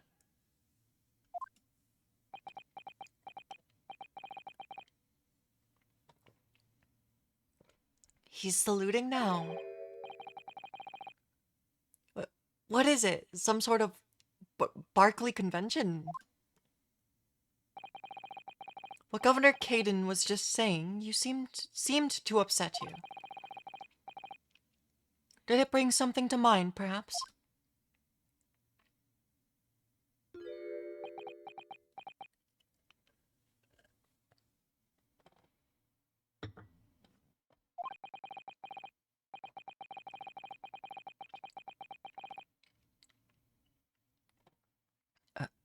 For the last 10 years, I've completely blotted out the memories from that time from my mind. I was betrayed by my superiors in the name of my country.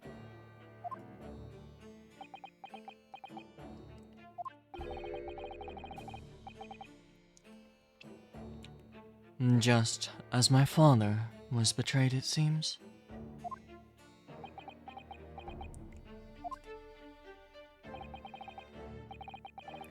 But you see, thinking back now, I really can't imagine that the shooting of Mr. Hisoki in the cemetery was ever part of the plan. What makes you think that? Well, it just doesn't make sense, does it? To make the man admit crimes he didn't commit, with the promise of a jailbreak, but only to kill him in the end. That's treachery of the worst kind. But the point is, if the intention was always to betray him, why would there be any need for all the chicaneries of an escape? Ah, Yes, that is quite true.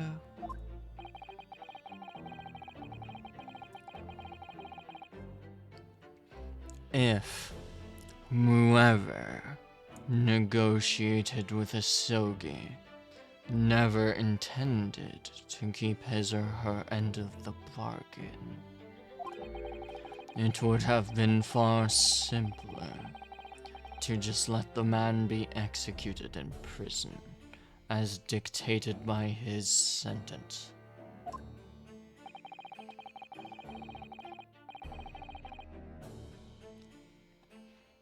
It all happened in that vast chamber of secrets that is Barclay, behind the high prison walls. I suppose nobody knows what really went on inside the execution room now. Yes, it's an unsettling mystery, certainly.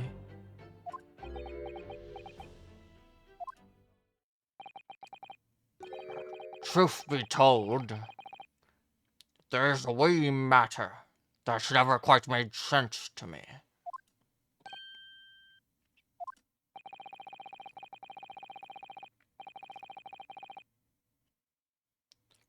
If you believe there's some kind of negotiation behind the jailbreak between Asogi and the body at the top.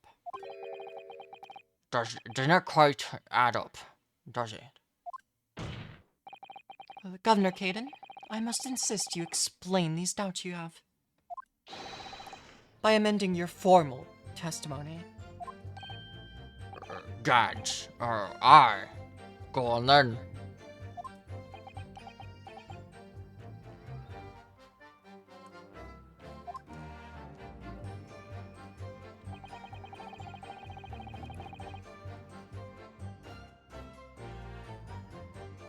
Hold it!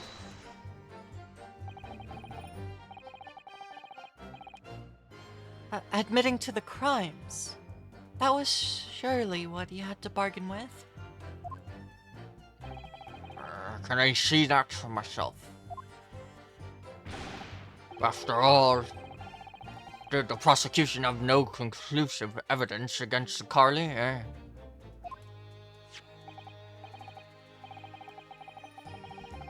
This, you mean? Discovered during the victim's fine. Ah. Okay. This, you mean? Discovered during the victim's final autopsy? The final victim's autopsy. There's every possibility this conclusive evidence was fabricated by Scotland Yard in the prosecutor's office. Objection! Cool. I'll give it a try. Yeah. I took water. I maybe drank all the water already.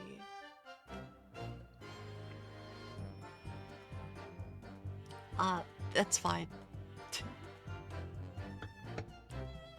Possibilities are all very well, but nothing has been proven.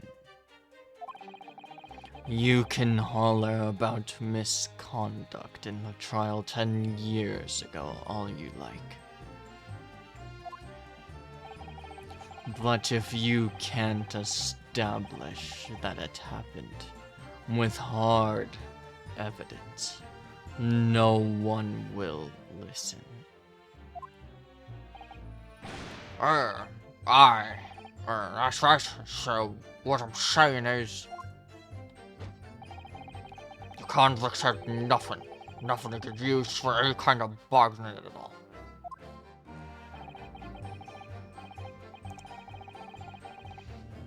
The witness makes an astute point. Logically, it would seem no negotiation could have taken place.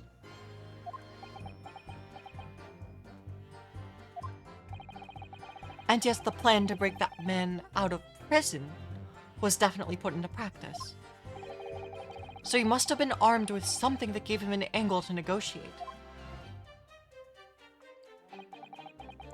So, Asogi-san agreed to confess to the crimes because he was assured he'd be broken out of prison later. Please.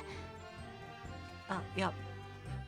Don't worry, my posture is fine, but thank you.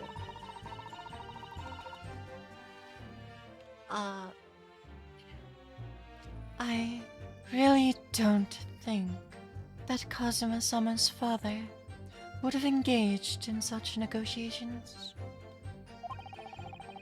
Then perhaps something compelled him to agree. What a terrible thing. Using the law to legitimize such underhanded dealings with a desperate man. Only to double-cross him in the end. It's quite the opposite of justice. I can't help feeling there's something about this apparent negotiation that doesn't quite add up. Something doesn't quite add up, Mr. Naruto. But no, it doesn't. But I can't quite put my finger on what yet. Well, in that case, we must keep digging until we identify the problem.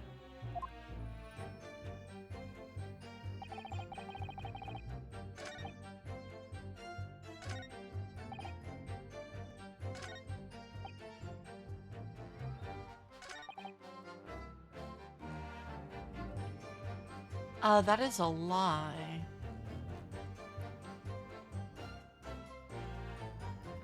I don't know what I have to present to prove it.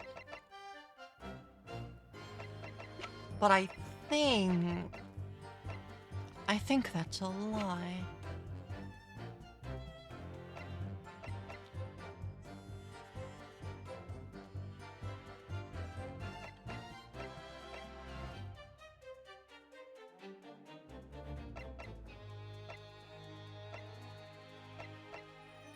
Well, he could use his... No, he has to know something. I think this... Is this where we get to bring this up? Objection! I think this... Here we go. Confessing under oath to murders he didn't commit on a verbal assurance of later being broken out of prison.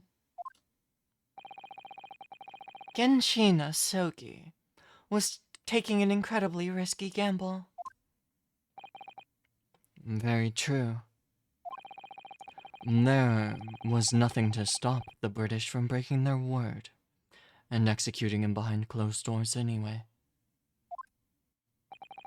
Under normal circumstances, no man would stake his life on a gentleman's agreement like that. Which means Mr. Asogi must have had a trump card. Something that guaranteed he would not be betrayed. Some kind of weapon.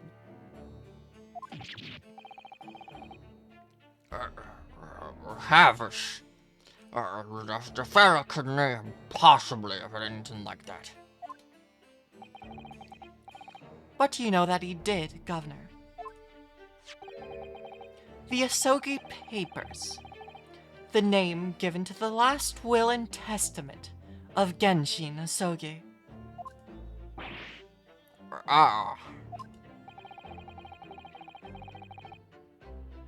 It turns out that Mr. Asogi was hiding his will in his cell at Barclay.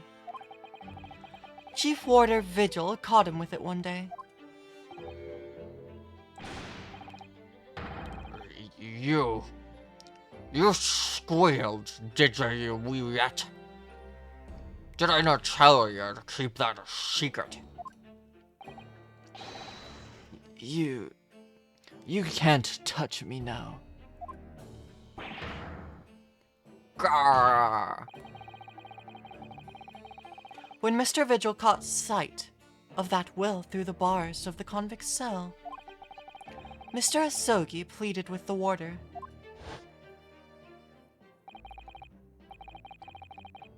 Alright then, but what is on that paper? A last will and testament. This will is the only weapon I have left now. A weapon? And after the convict had been killed, following the elaborate pretense of the jailbreak. See, I was a few steps ahead. I'm ahead of the game on thinking this through. Because the paper, the will was the reason why he accepted it.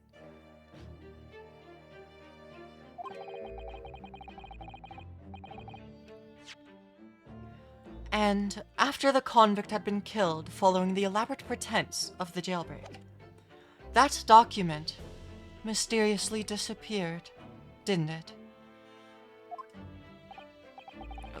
Well, yes. All the prison warders searched through the belongings in his cell, but that will was just nowhere to be found. As I understand it, an exhaustive search was made for the document, which became known as the Asogi Papers.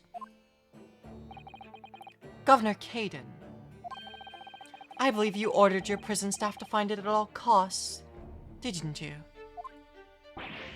Would I be right in saying that you knew?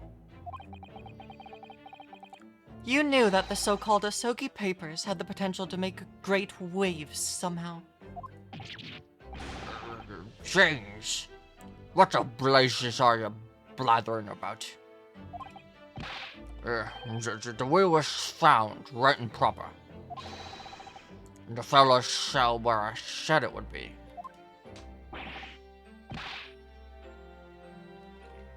But how can that be? Where in his cell?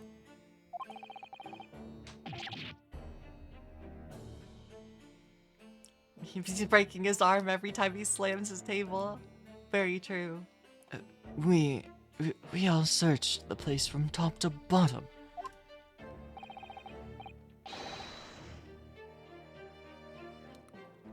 Well, you didn't do a proper job, eh? You peely-wally galoot. You can't criticize me now. I showed it to you for, didn't I, young lawyer? Yes, you did. I have the document here. It's written in Japanese and reads, "The Last Will and Testament of Genshin Asogi."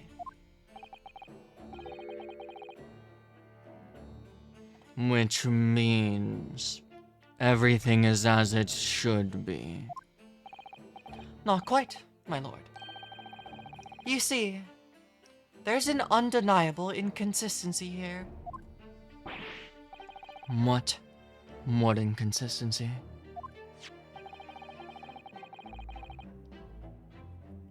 Mr. Asogi described this document as the only weapon he had left. And yet, this will contains nothing of significance at all. Nothing that would have given the convict any leverage.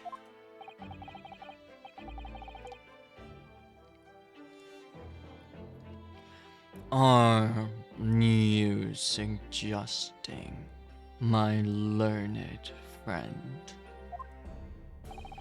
that the last will and testament stored at Barclay Prison all these years is actually a fake?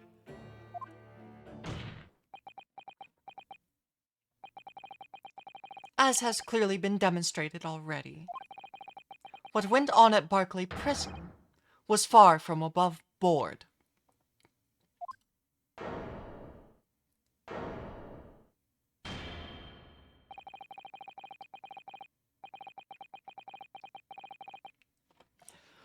That last vilification by the defense was an affront to the entire British legal system. This absurd notion of a weapon is something for which we have only the former Chief Warder's word. The man could quite easily be lying, or at the very least, sorely mistaken. What? No. I definitely heard him say that.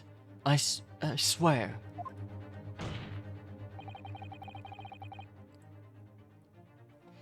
Clearly, we need to get to the bottom of this. We need to know exactly what happened with these so-called Asogi papers. A waste of time. If the will is fake, where is the real document? Objection! Mr. Vigil was stabbed in the back by the judiciary 10 years ago. He lost everything, very nearly his own life. And now you're going to do it again. You're ready to brand him a liar and turn your back on him without even letting him defend himself. It's clear that Barclay Prison's hiding something. It's clear that the jailbreak was masterminded by someone in the prosecutor's office. It's clear that some illicit negotiations took place. Is your lordship going to gloss over these obvious things? Over these obvious and reprehensible facts? What did you say? We should hear more for the Chief Warder. Have him testify again. The trial must go on. The man's voice must be heard. It would seem that a vocal few here are utterly blind to the truth. Very well, then.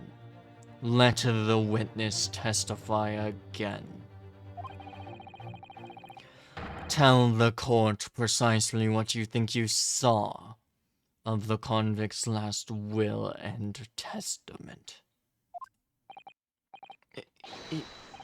Yes, sir. My lord.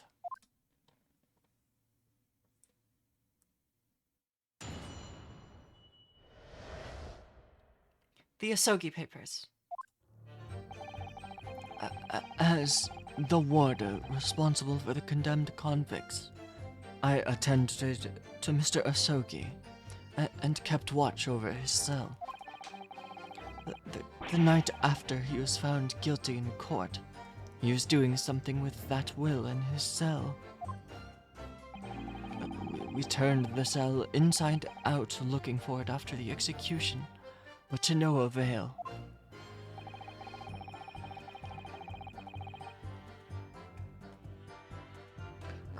I only phoned you with the Asogi papers when our directive came telling me to impound them. The document was in the folds of the fellow's robe that was left in his cell. A kimono, I think it's called.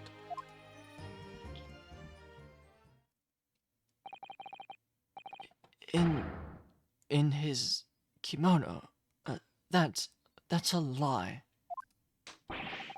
We searched every inch of that man's cell. We looked through all of his clothes. It can't be true.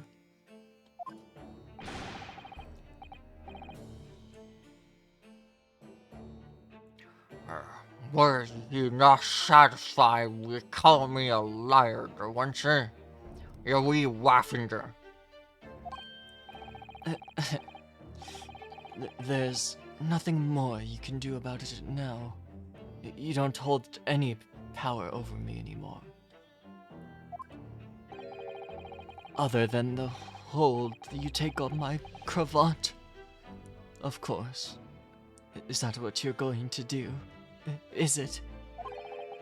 Are you going to give me a good shake again? Or are you too scared? Grrrr.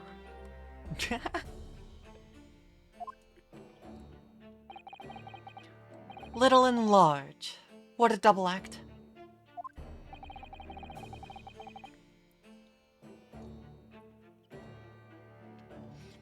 We complied with Asogi's will as far as was possible.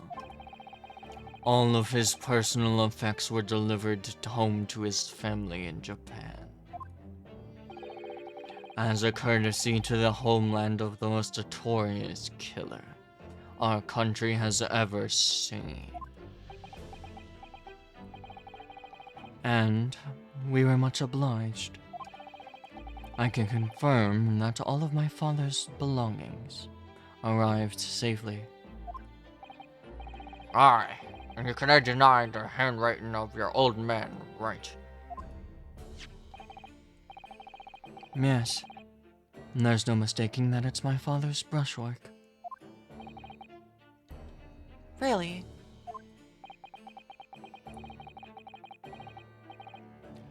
And this last will and testament was the man's last weapon, was it?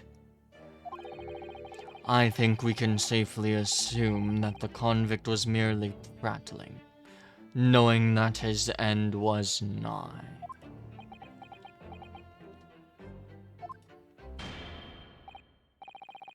So, counsel for the defense. Your cross-examination, please.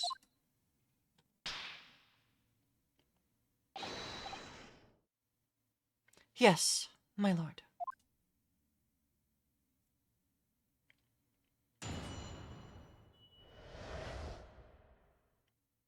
The Asogi papers.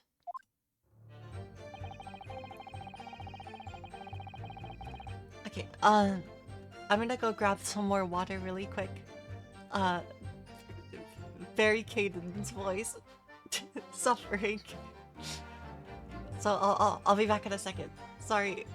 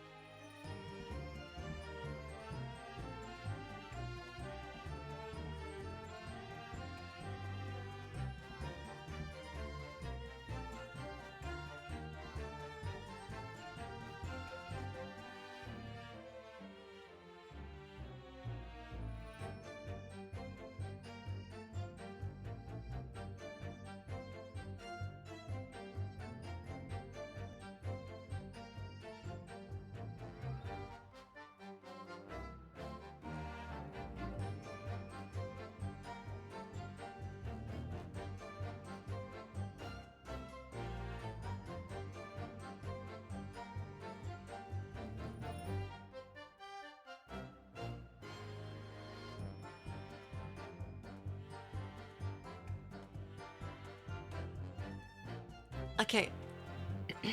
More water. We got it. For like a second.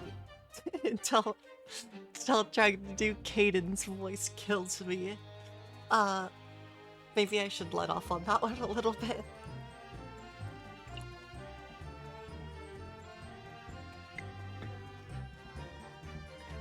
I think maybe I'm gonna, yeah.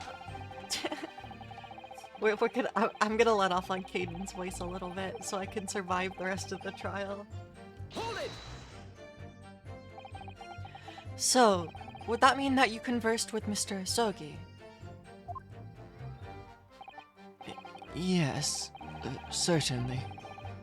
Though there was precious little time before his execution was due.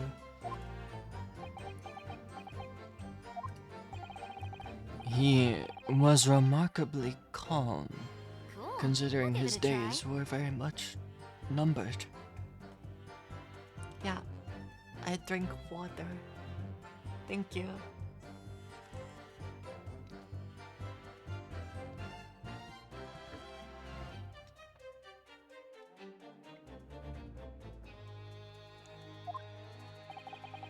In all honesty, he didn't really strike.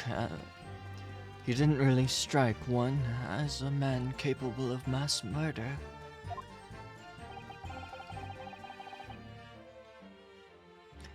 Yet, he confessed in full to the crimes.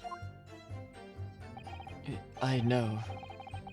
That's why I felt compelled to ask him one day. I can still recall his reply. I'm guilty of the unforgivable crime of ending another human's life. Yes.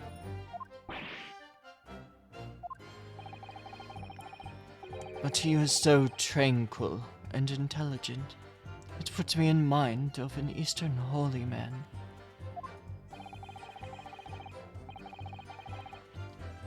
What about the will you saw him with? What can you tell us about that?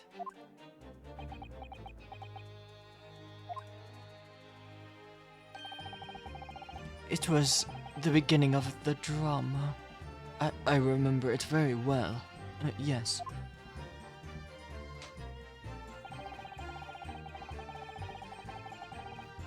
Hold it!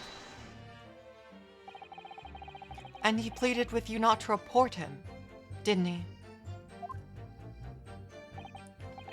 Yes, that is right.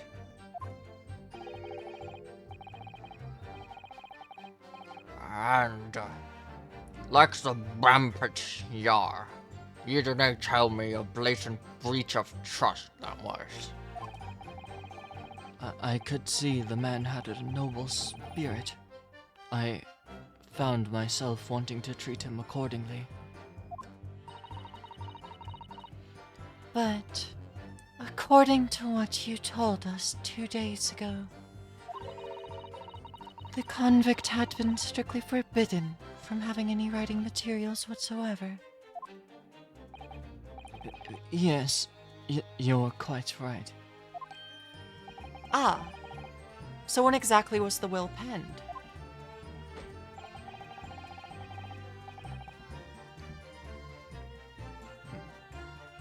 That was before the man was remanded in Barkley, obviously. Yes.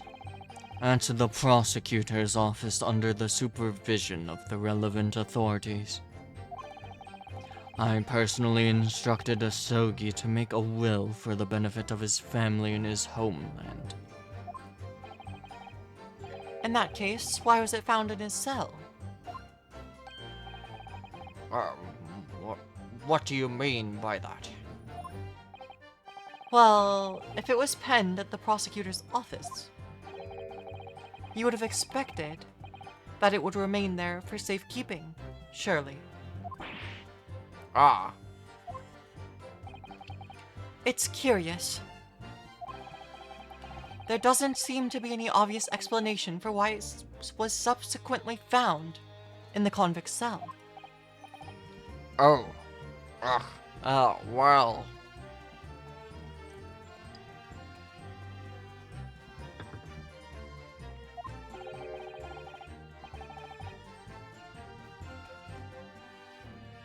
The defense makes an astute point. Well, Governor?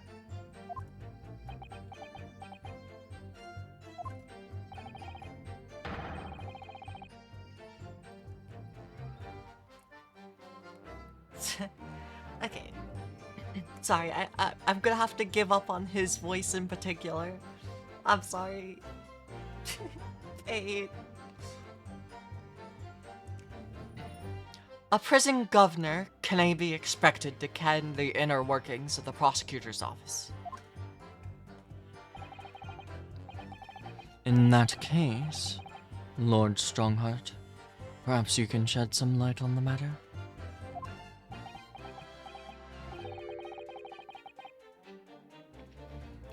I am unable to offer an explanation here and now. Sorry. I would have to consult with the notary responsible for the will at the time.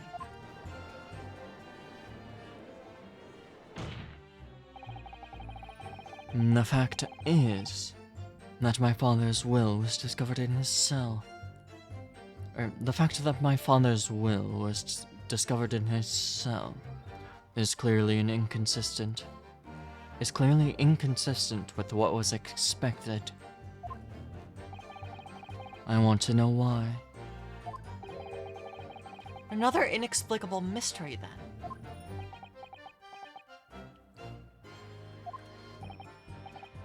Well, the thing is about that will.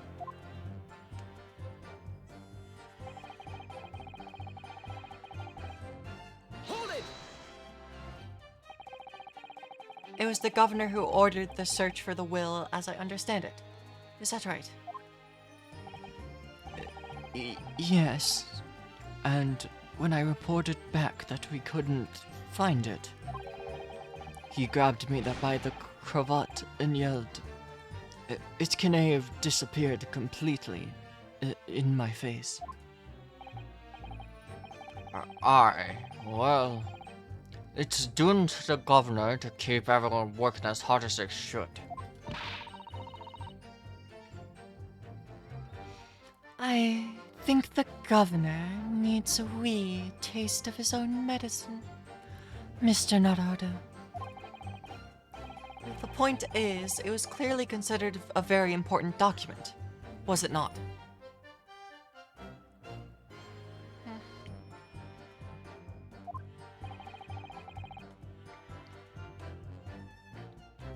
But it proved impossible to find. That's right. Then before I knew it, it was in the morning paper. That blood-curdling article. The executed mass murderer who'd risen from the dead. Oh, you mean... The article based on Mr. Drebber's experience in Lowgate Cemetery. Yes, that was it.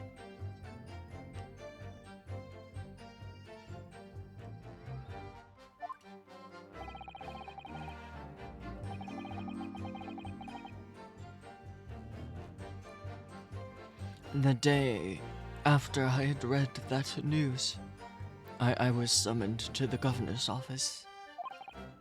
And that's when the awful accusation was made.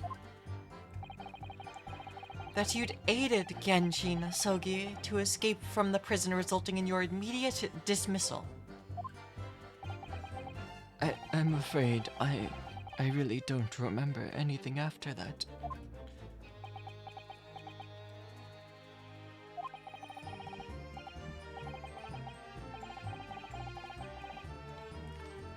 As the governor of the prison, I had no choice. I could not have done anything else.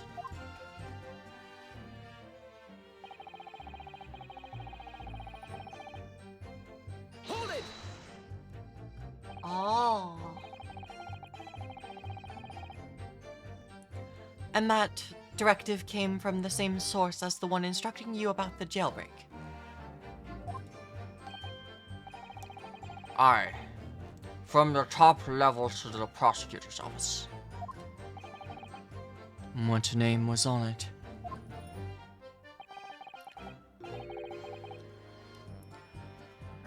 I didn't ken before, and I didn't ken now. All I can tell you is that my orders were to do everything in my power to find that document. The directive said it had to be somewhere inside the fellow's cell. Document. Was that the wording? Document. Not will. Aye, that's what it said. Am I clutching at straws here? Oh no. No, you're not, Ryunosuke. I fully think that this... Whatever information that Asogi actually knew, whatever information he knew was written somewhere else. It was somehow hidden, and then he used the will to replace... He used the will so they wouldn't continue looking for it. I just wonder if it was really Genshin Asogi's last will and testament that the sender of the directive was after. I don't think it was.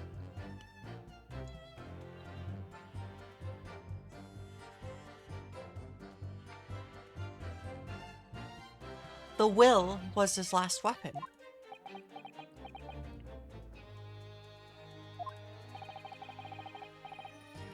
Continue with your testimony then, witness.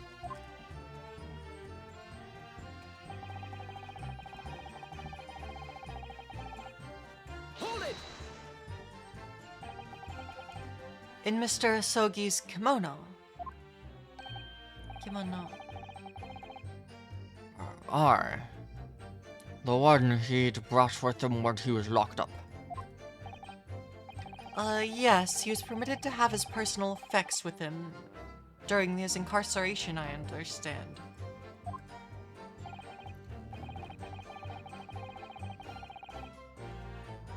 That's right. He was granted as much freedom as possible during the few days before his execution. Indeed. He had a number of items of personal significance, I remember. He was very reluctant to part with them. Some books, that kimono, his sword. His sword. Karuma, the famous sword of the Asogi clan. It bears the soul of my family. I don't doubt it. But I wasn't really even getting at that.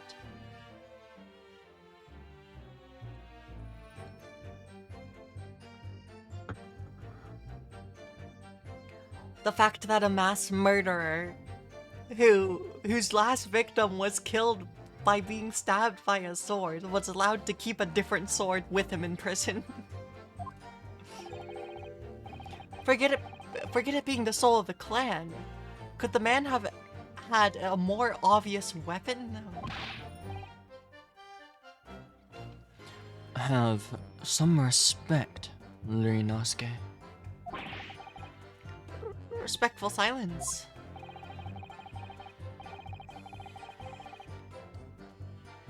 The warders.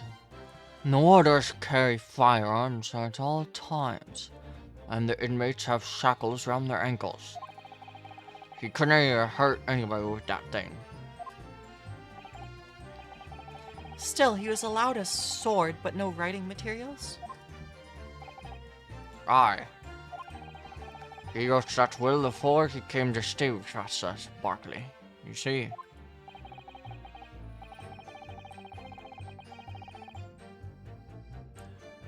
Dr. Mikotoba was asked to bring the necessary Japanese writing implements to the prosecutor's office. A Susuli inkstone, black sumi ink, and some Hanchi rice paper, no doubt. I was present when he wrote it. But I'm sorry to say the letters just looked like a squirming mass of jet black earthworms to me. Excuse me. Are you feeling faint, Mr. Vigil?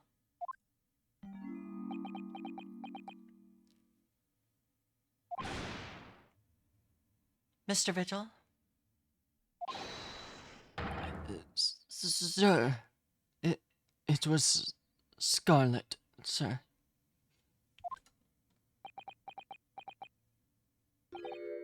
What? The Scarlet. Oh, I'm terribly sorry. I didn't mean to blurt it out like that.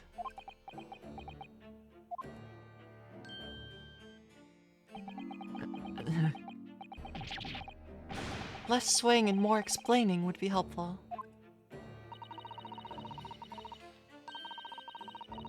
Is it something to do about the testimony that we just heard? Have you recalled something of importance? Something of importance. Possibly. Or possibly not. I'm unable to tell which way he's leaning, I'm afraid.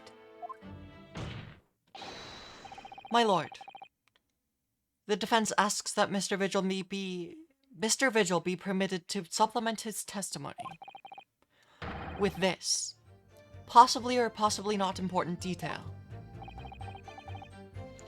Permission granted. Go ahead, Mr. Vigil. Yes, it was Scarlet.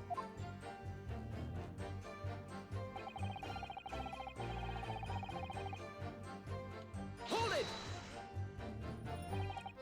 Scarlet, you say? Well, yes. I mean, I only caught sight of it for a brief moment, of course.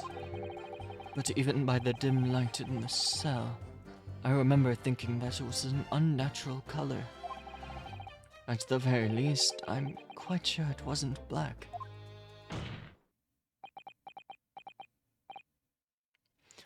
Witness. Is that really what you saw? What? Sir.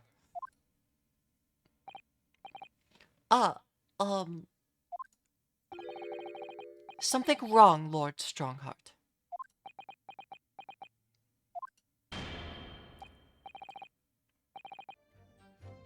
I apologize.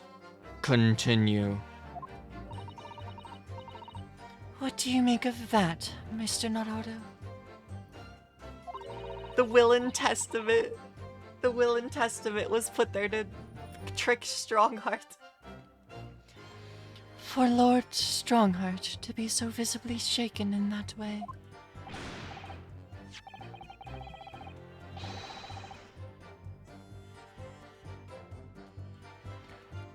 Ugh. Dinny Haver. You can plainly see the writing here. And it's as black as the Earl of Hell's waistcoat. Well, yes, you're right. Mr. Vigil, I'd like you to confirm one point. Did you actually see the content of the document Mr. Asogi was holding that night? Well, no. I mean, there was no time. As soon as he noticed me there, he hid it behind his back. But it was definitely a will, was it? Yes, it was. That was what he told me. The court need waste no further time on this matter. We have the will in question in our possession. There's nothing more to add.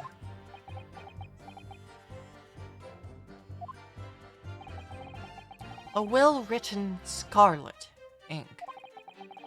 What did Mr. Vigil really see Cosmo's father holding? I wonder. The document that's a true threat? If you have an inkling, Mr. Naruto, you must present it to the court at once.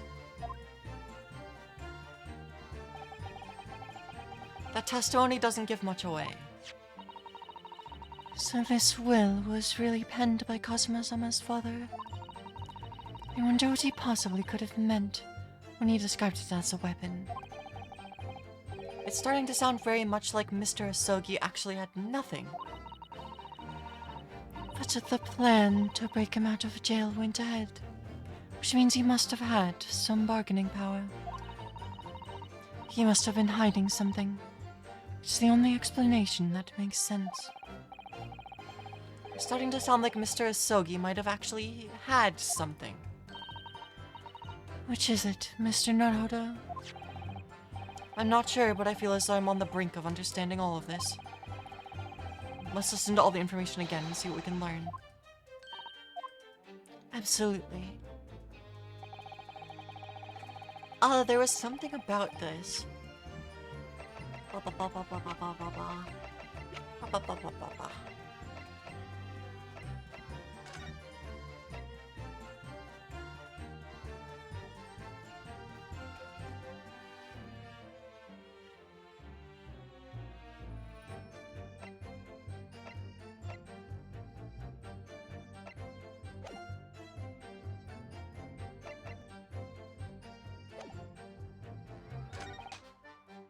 Okay, so yeah, it was in Clint's autopsy report.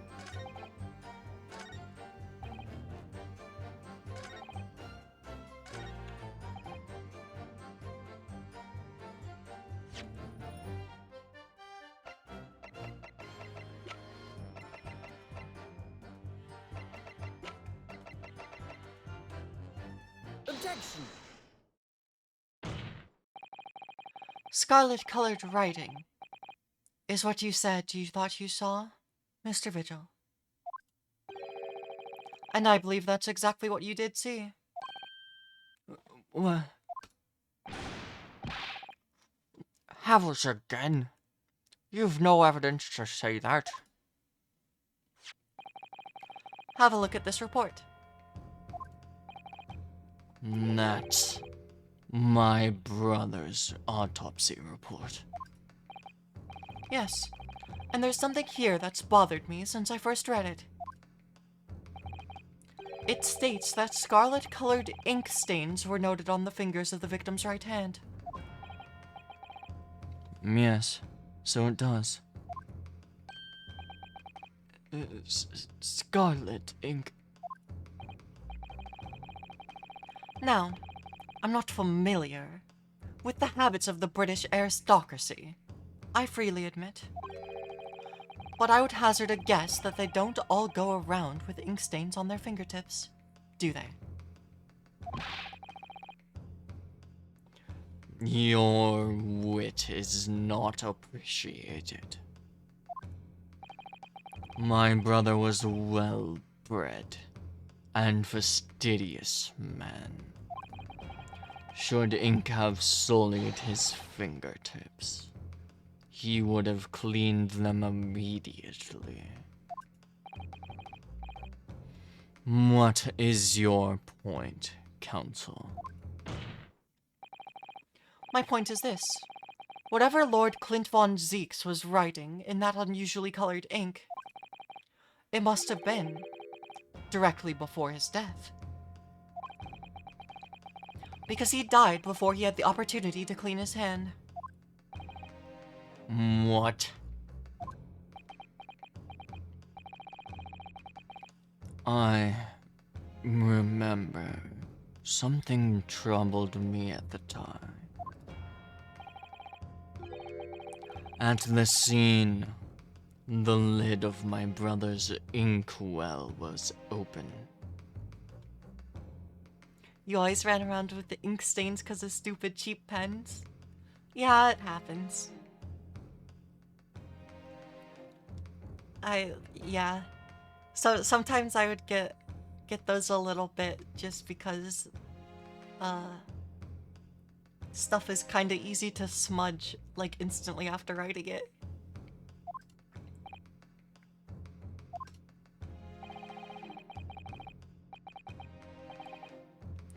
But Clint was punctilious about such things, It seemed unusual. And no document penned in the color of the ink that was in the inkwell was ever found. So, the document had disappeared. Are you suggesting that the document my father had in his hand that night in his cell was The same document that Lord Clint von Zieks was writing moments before his death. Then it was. If Mr. Vigil's testimony is to be believed, it can only mean that, yes. Mr. Vigil, Sir, when you spotted Mr. Asogi with the document in his cell, his precise words were as follows, were they not?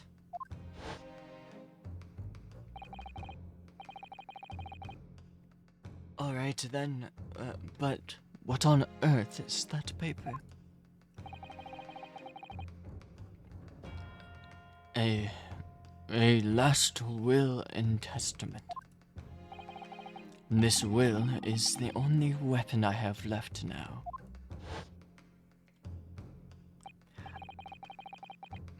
A last will and testament. Ah! If the conversation really did go as Mr. Vigil says, then what we now know completely changes the meaning of what Mr. Asogi said. You really think? Mr. Vigil did indeed see the convict with a will. But it wasn't that of Genshin Asogi. It was the last will and testament of Lord Clint von Zieks. No. What? Objection! This is madness. My brother's last will and testament. That would mean that he had chosen to die. That is what it would mean, yes. No. Impossible. That is utterly out of the question. Lord von Zieks. Clint was pursuing the professor. It consumed him, day and night. Whatever happened, he would never have abandoned his investigation before its conclusion. Never. He would not rest until the job was done, until the killer was caught. The idea that he would willingly accept his own death, it is obscene. Objection! And yet, we can be sure that he was writing his will moments before his death. And that Genshin Asogi came to be in possession of that document. So, what could the will have possibly contained? I would like to put a wager on this. I would wager it contains the true identity of the professor. Clearly something that couldn't be made public, under any circumstances whatsoever. Because armed with that document, my father was able to negotiate with the judiciary for his life. It was something so damning that it prompted the powers that be to enact that daring jailbreak plot. Yes, there could be no question as to what that the will contained information of the utmost secrecy. Information of the utmost secrecy. Ah! No. It couldn't be.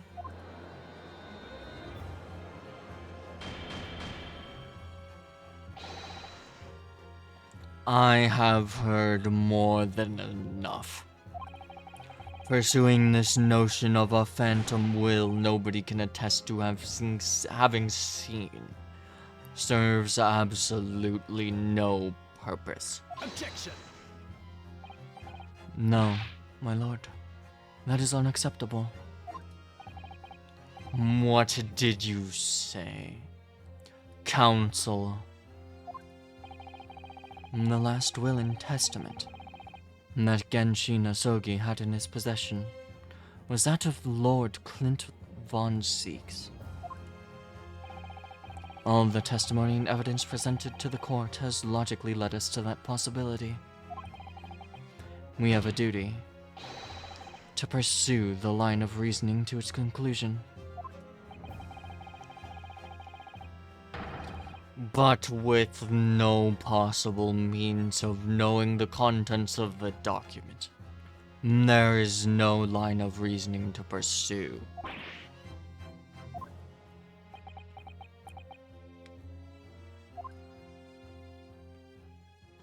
Well, a reason why Lord Clint von Zeeks, a man of high noble standing, would have chosen death. Information so secret, people in the judiciary would be willing to negotiate the jailbreak of a condemned killer. The only explanation that fits these facts is an unthinkable truth that turns absolutely everything on its head. But it's just too hideous. Mr. Naruto, I'm so excited. however difficult the situation might become, you work with your client in pursuit of the truth. That's what you resolved to do when you entered the courtroom this morning, if I'm not mistaken. Miss Susato, So hold your head high and keep soldiering on. yes, you're right.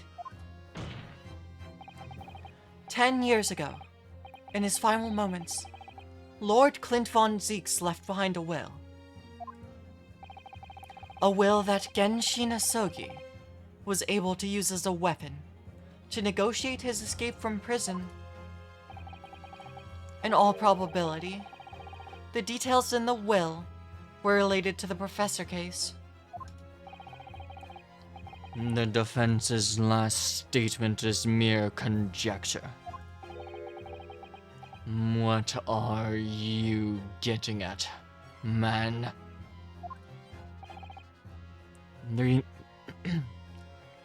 Leonosuke?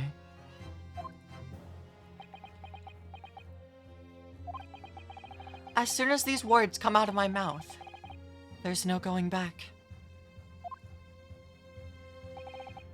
I believe that the last will and testament of Lord Clint von Zeeks is, in fact, an accusation.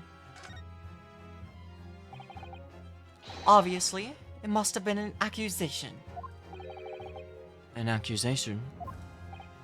Yes, revealing the true identity of the Professor.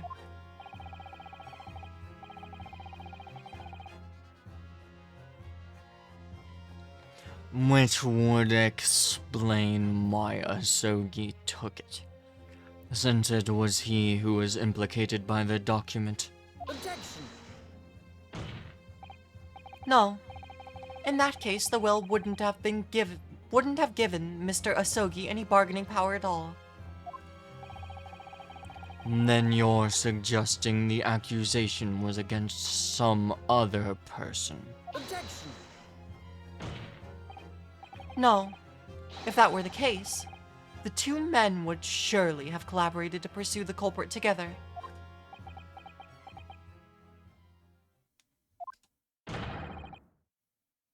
Then your whole argument falls down.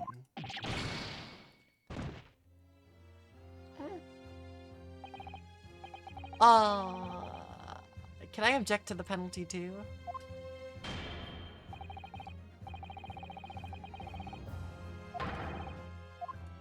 Uh-oh.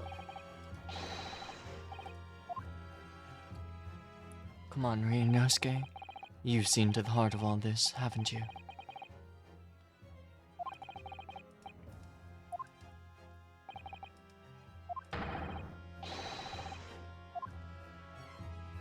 A confession.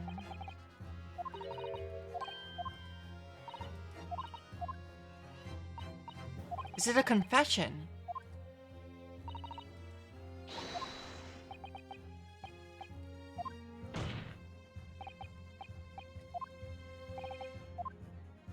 Because if it's not an accusation, a report doesn't make sense either. So we're gonna get... Is it a confession? That would be insane. That would be absolutely absurd. I mean, I don't know. I thought it was an accusation. I mean, it could just be a report. But yeah, that's the second line. If it's not an accusation against the real culprit, it'd be a confession that he is. You can do this, Mr. Naruto. I believe that what Lord Clint von Zeeks actually penned that day was a confession. Was it obvious that it was a confession? Am I overthinking everything?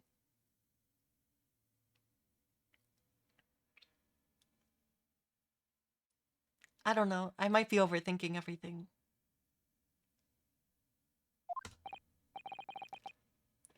A confession. Regarding the mass murderer known as the Professor, and his true identity. Objection!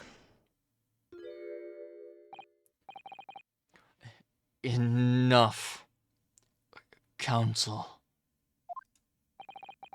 What are you saying? Do you even realize?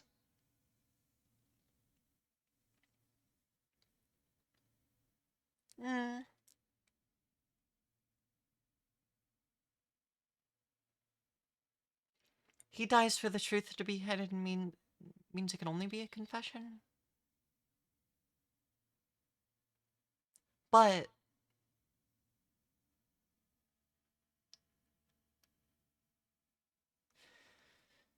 the only... Okay.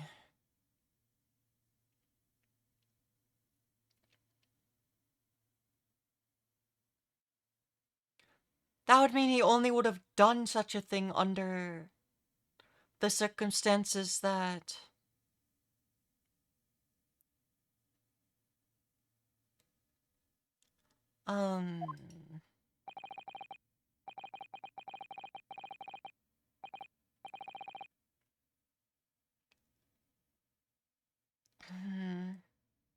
Did he ask Asogi Genshin to kill him?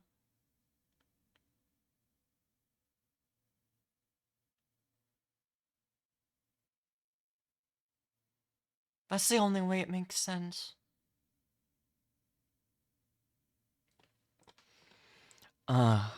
Confession. About the true identity of the professor. That would mean...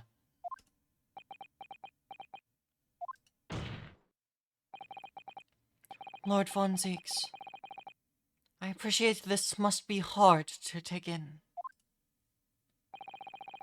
But it's the only explanation that fits.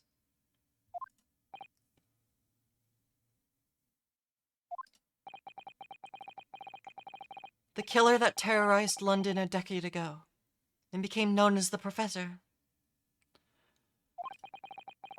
The man believed to have murdered 5 members of the aristocracy was not Genshin Asogi at all. No. You can't be suggesting. It was in fact the man believed to have been the 5th victim.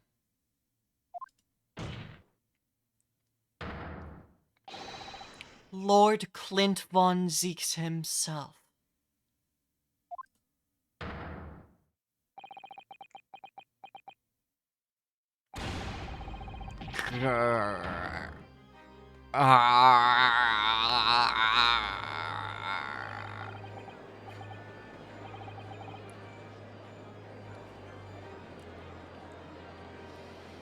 It is finally open, is it? Pandora's box. It was inevitable.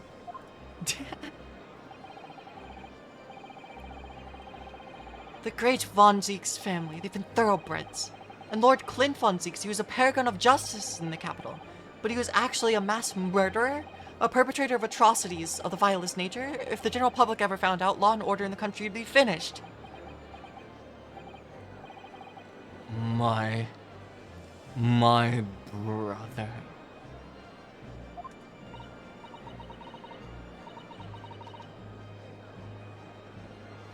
Oh, this is too awful.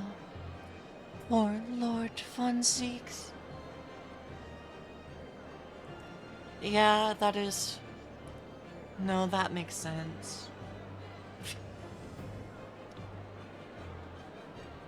It does make sense. Clint... I don't know, I think it's probably something along the lines of Clint thought his job was done. Which means, since he was done being the villain, done being the professor, someone needed to take the fall for it. But he could not take the fall for it without destroying, like, without bringing his brother down with him, his family.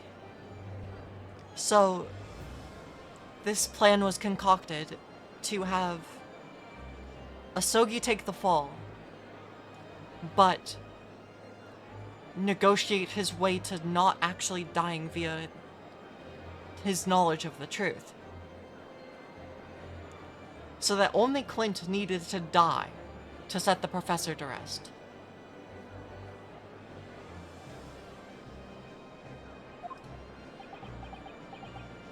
I think that's probably what we're looking at here.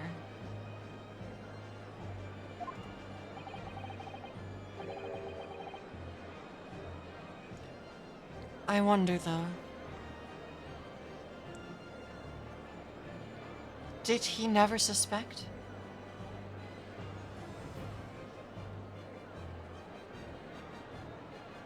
Yeah, he was counted as the fifth death to the professor.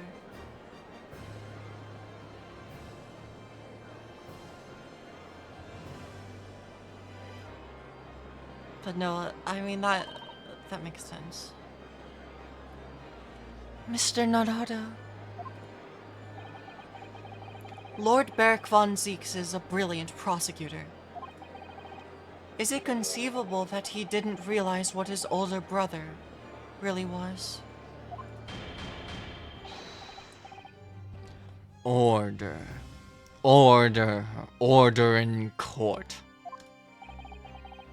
Lord von Zieks.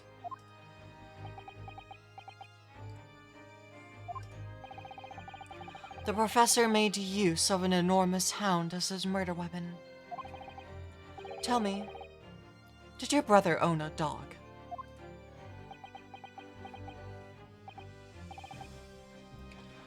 Yes, he did. Balmung. He was a very well-known hunting dog. People called him Giant. I don't believe this. When my brother would go hunting in the forest of the grounds behind the house, he always took Balmung. After Clint's death, the creature passed away too, almost as if you were following his master. He was a magnificent hunting dog, worthy of the jewel-studded collar around his neck. A jewel-studded collar. That's right. No, sadly. Some years ago now, it was stolen by a thief who broke into the house one night. A jewel-studded collar, stolen by a thief. It so happens that myself and my colleagues have come across such a collar during our time in London. How could you? There was an old emblem attached to the collar, too. It was made of pure gold.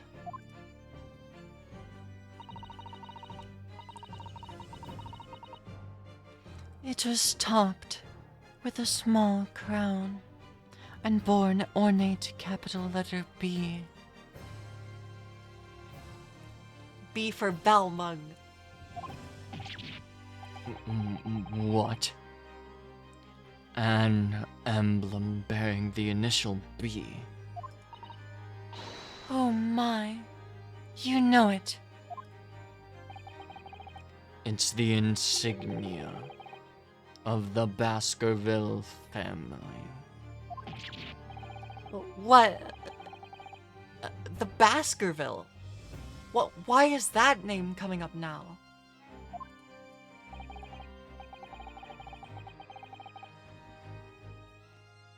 Baskerville is the family name of my late brother's widow.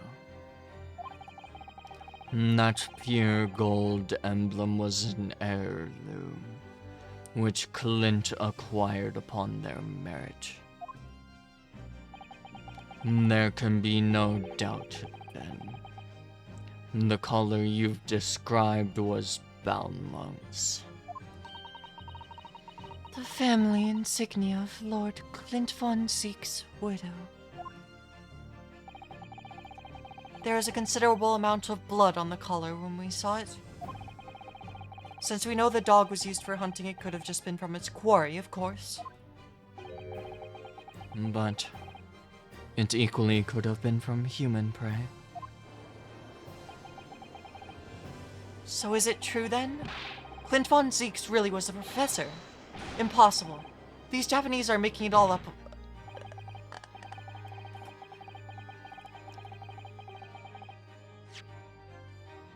These Japanese are making it all up to exonerate their own. So in fact, the person responsible for these murders of nobles and royals was a noble himself. And that threatened to be an enormous scandal that would irrevocably destabilize British society. My father knew that, and was using it to negotiate a way out of his unjust charges brought against him. When at the very last hour, those he'd bargained with betrayed him, slaying him mercilessly on foreign soil.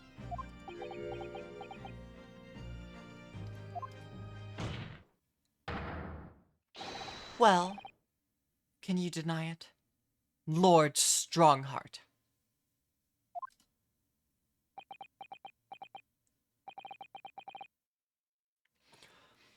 "10 years have passed, and still now the 6 million inhabitants of our great capital rest easy believing that justice was done.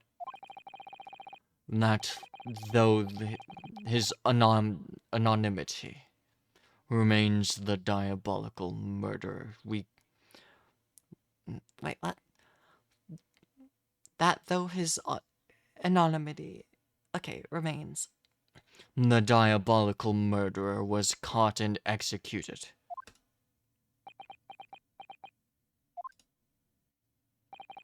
Very well, then. You may have the truth.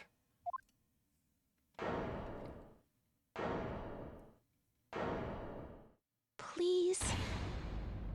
Ah. I'll have to get more water. I'll have to go get some more. But I don't want to stop. It's fine, I'll live. Tell me then. Tell me what Clint really was.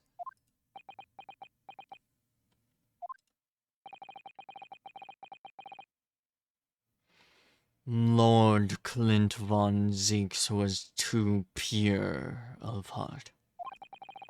When he became a prosecutor and went in pursuit of the black roots of crime, he drove himself into a corner. He came to the uncomfortable realization that to fight the most fiendish of criminals requires one to become even more fiendish oneself. Yeah, I mean, we'd figured that out. Lord Strongheart is still, like, currently the Reaper. Probably.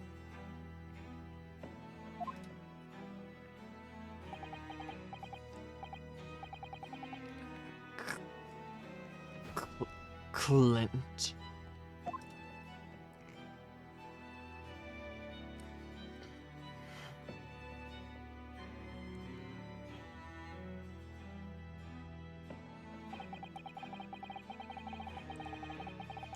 The 19th century was a truly miraculous 100 years for the Great Britain, and indeed the whole world.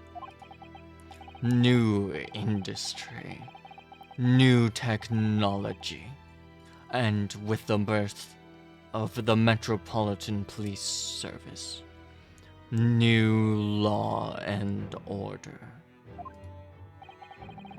But these dazzling new developments meant ever deeper shadows were cast on society.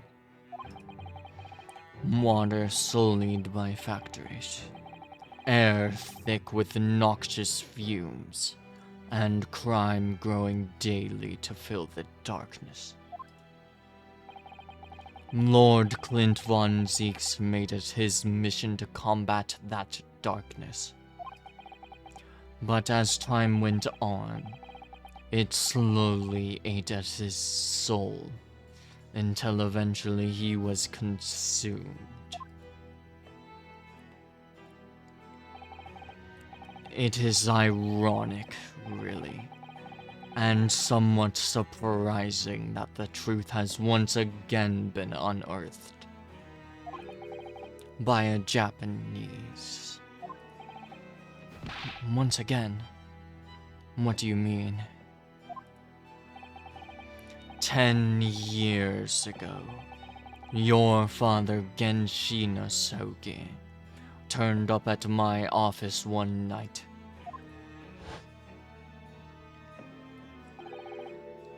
The professor.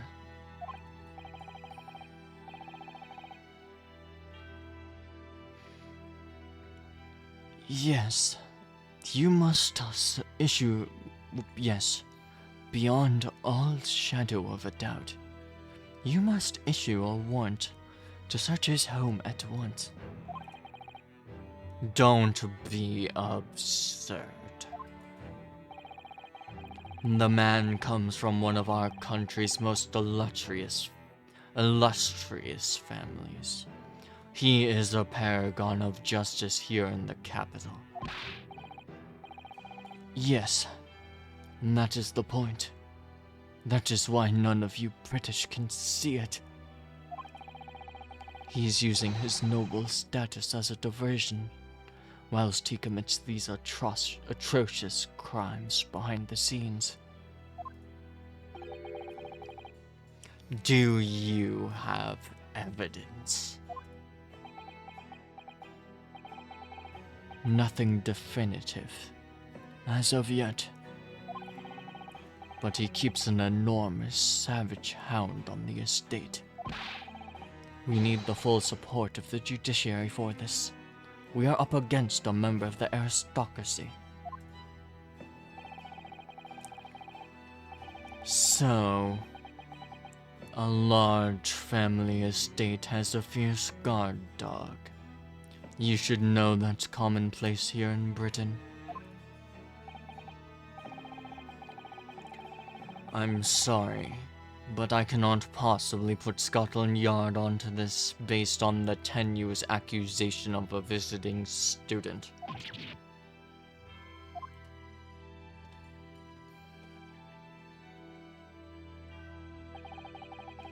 So I turned down Asogi's plea. And as a result, he took it upon himself to visit the Von Zeke's mansion on his own. We can only imagine now what happened between the two men. Though we know the outcome, of course.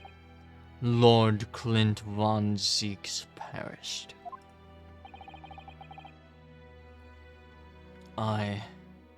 I do not believe this. So, in actual fact, Kazuma-sama's father did. He made the late Lord Von Zeeks meet the same fate. He put a permanent end to the professor killings by taking the drastic measure of ending the perpetrator's life.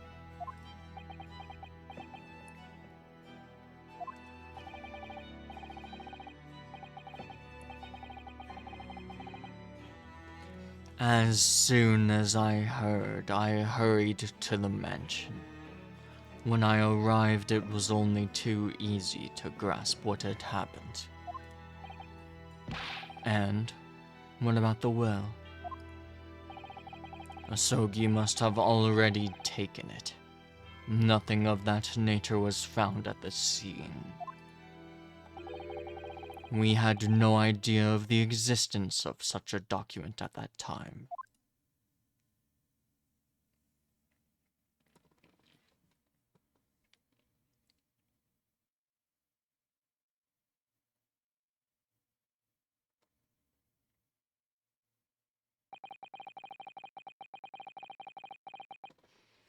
I was the only person who knew the true identity of the professor.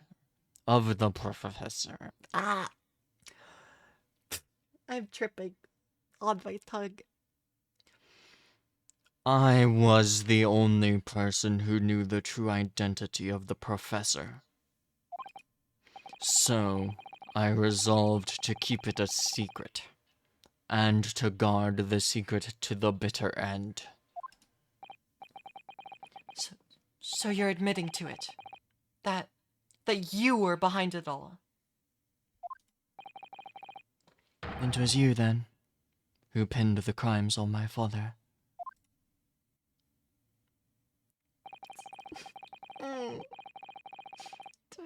You don't need to make fun of me. I'm trying my best. Like it's been like almost 8 hours. I think maybe. Is that right? It might be right. I don't know. Okay. It's fine.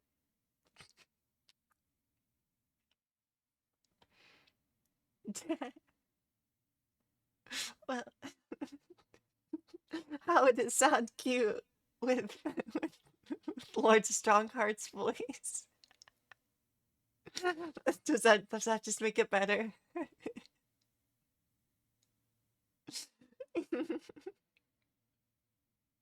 It's okay. Well, thank you.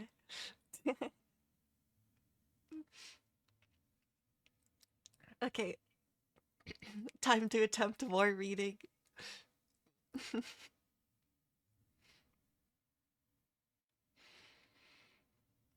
I did what needed to be done in order to protect the law and order of the British Empire. Even if that meant employing an unforgivable ruse. Then it was you who arranged this fabricated evidence.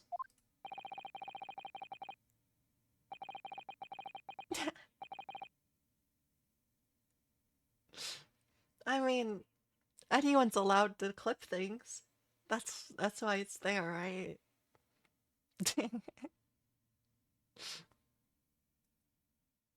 So, it's fine.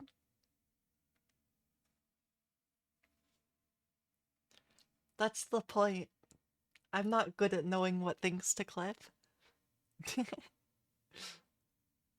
Maybe at some point I'll learn. I ordered that detective to take care of it, whilst keeping the truth from him naturally. Gregson. Obviously, he opposed me at first.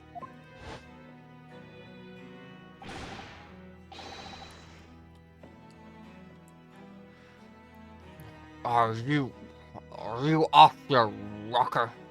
We can't do something like that. There is no question that it was Asogi who murdered Lord Von Zeeks.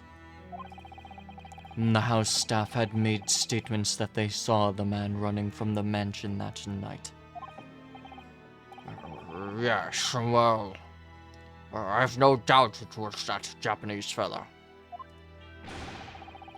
But we haven't got a shred of conclusive evidence against the man. And worse than that, he doesn't even keep a dog, so he's short of a murder weapon to boot.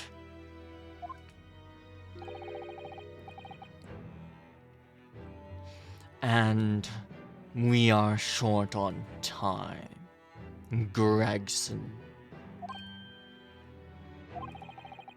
We must put a stop to this man's rampage, for the good of the country. So we will use whatever means necessary. Do I make myself clear, Detective?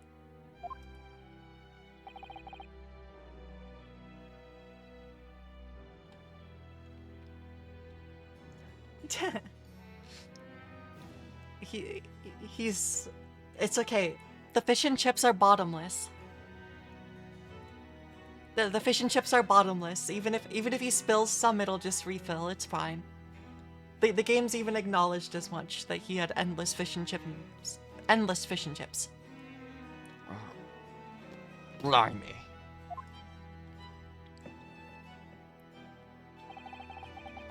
So, that night 10 years ago, when I was attacked by those thugs in the back street, and Genshin's ring was taken, that was him, was it? And that was Gregson, and some hired help.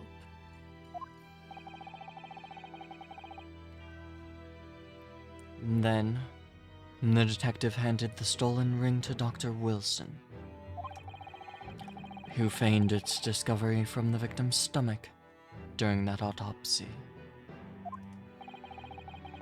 And, in light of that decisive evidence, Mr. Asogi was found guilty on the charges brought against him.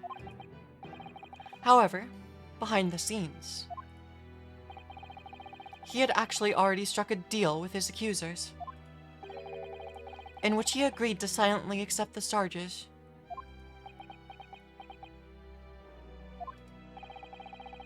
But I just don't believe that part. As far as I knew, the man my father despised. As far as I knew the man, my father despised such underhanded dealings.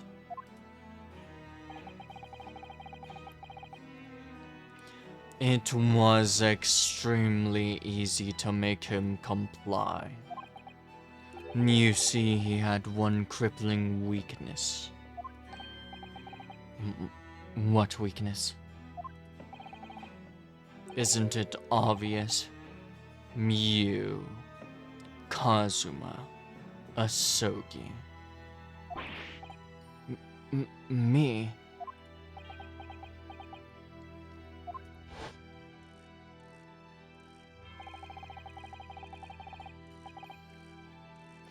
Perhaps you have no desire to return to your homeland, Asogi. What? No, I hear you have a 14-year-old son. Agree to cooperate and accept your guilt without contention. And you will see Japan and your son again. You scoundrel. Whether you choose wisely or not, it will be a closed trial by order of Her Majesty. So whatever rash claims you might make in court, will have no troubles in stifling them. There's only one outcome for you, Asogi. The gallows.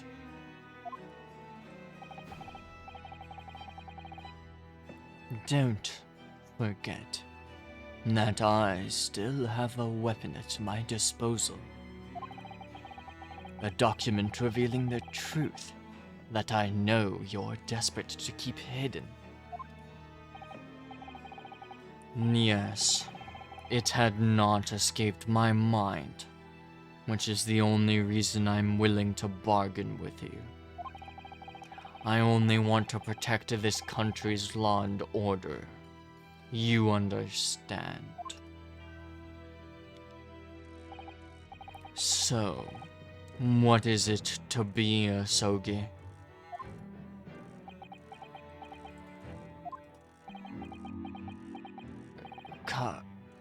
Kazuma.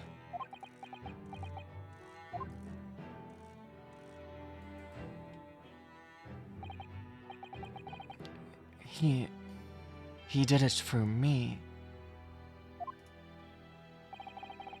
And as I told him at the time, my motive was simply to protect Britain from the damage the truth would do. To protect this country's law and order, at any cost. Objection!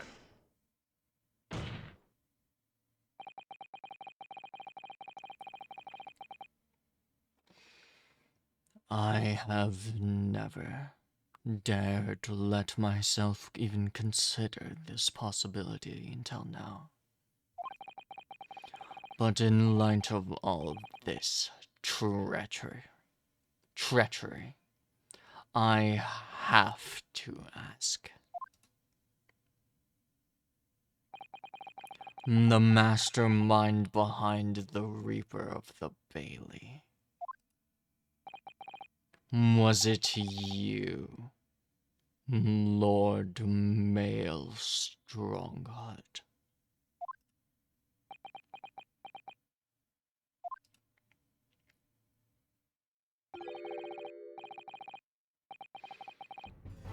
A rather brilliant idea, wouldn't you say, Lord Barrick von Zeeks?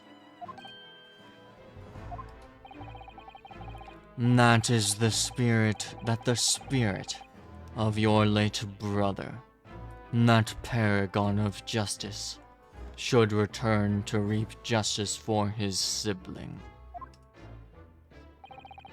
Could there be a more appetizing tale for London's masses, I ask you? What brazen? I knew that you would play the part to perfection. But your role really wasn't that of some embodiment of death. No. You were London's guardian angel.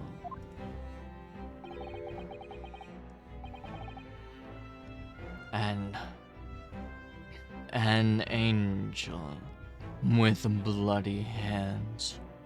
I think not. Those who had cooperated with me were only too happy to participate in my plan. Inspector Gregson, Dr. Wilson. My minions worked tirelessly to ensure that the finger of guilt could never come to rest on you. Minions? He really is calling them minions. Oh my god.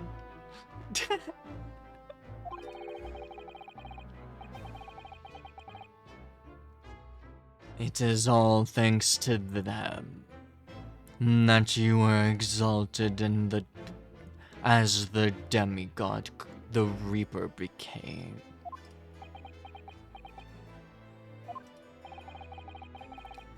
Banana. But Dr. Wilson left Britain 4 years ago when he was invited to work in Japan. That is right. So I had to employ the services of his young protege after that. Dr. Courtney Seath. Dr. Seath. So what with the execution of the professor, and the subsequent reign of the Reaper of the Bailey?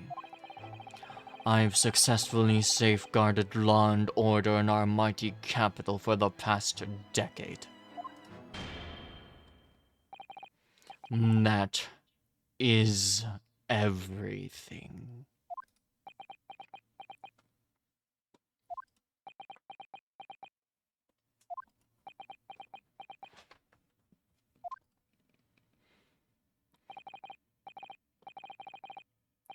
My lords, ladies, and gentlemen, I do hereby confess it was I who sired the concept of the Reaper.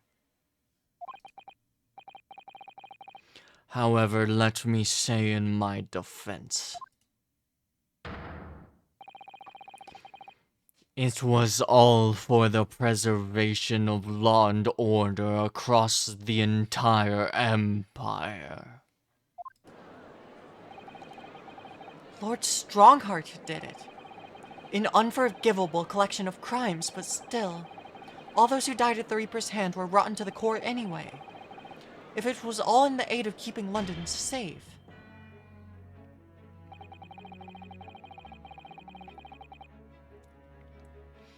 There is no one now left who can reveal the precise truth of what happened 10 years ago. Therefore, this trial can go no further. Now, I would like to entreat all those present. Beyond these 4 walls, nobody need to know the truth. Even Her Majesty must be protected from this. I trust you all appreciate the importance of my request. It is, of course, for the good of the country. Can he do this? Can the trial really end now? Hold it!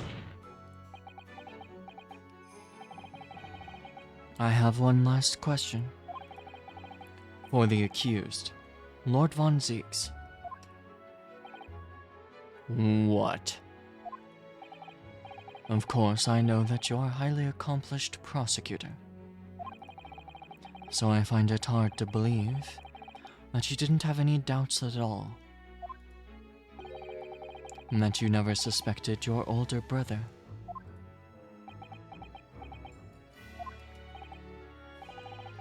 Yes, the same thought occurred to me.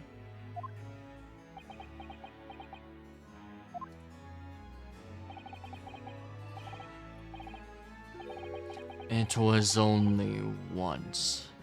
But yes, I could not say that I never had my doubts.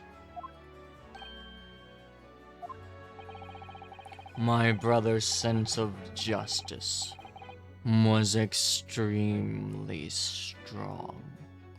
Perhaps too strong, I observed. At that time, there were members of the aristocracy who were bleeding the country dry for their own gain. And since they were nobles, they were untouchable. For my brother, it was a source of great turmoil.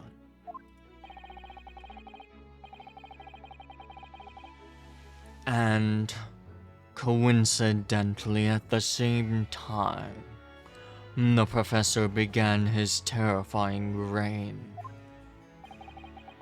During the time of the professor killings, my brother did not appear to be himself. And that made you suspect? Yes. But it was only once, not more. Only once? Really?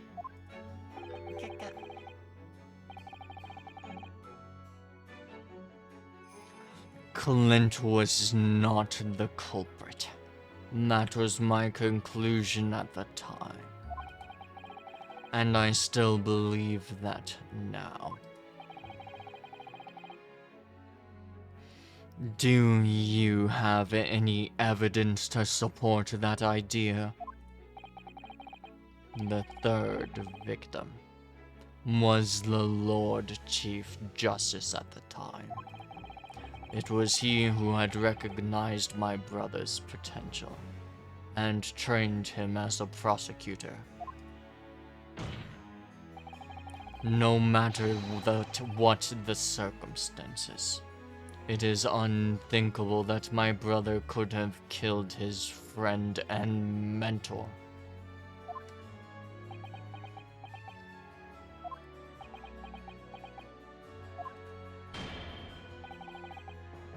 That will do.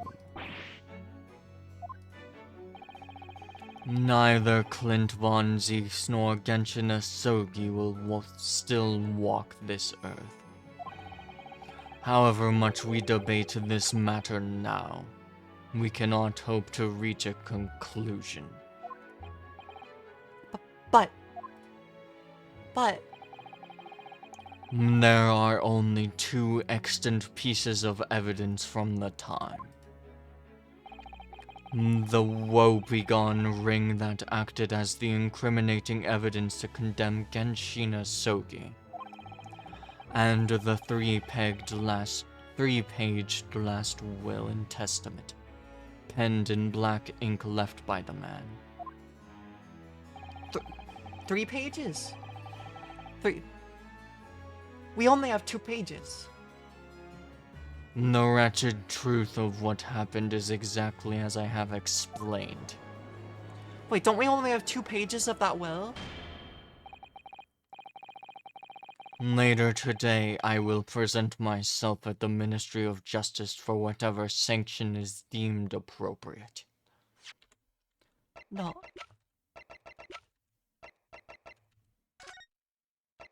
We only have 2 pages. There's a missing one.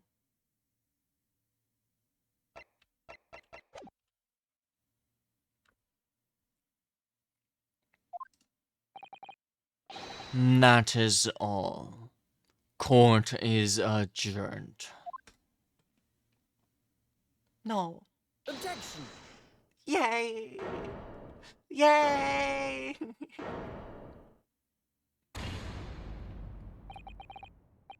Thank you, Kazuma. Me?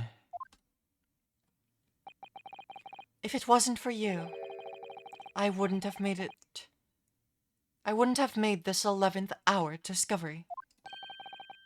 What discovery? My lord, I'm afraid I must insist the trial continues. I beg your pardon. As the court has been reminded today already, we must stop at nothing to uncover the whole truth. And to that end, one particular statement made by somebody in this courtroom moments ago revealed a very subtle contradiction. What contradiction? But all I did was ask the accused one simple question.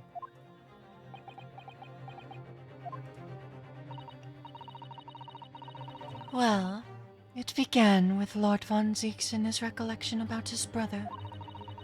But Lord Strongheart didn't permit the defendant to speak at length. I merely pointed out that we can draw no useful conclusions here. So where on earth is the contradiction?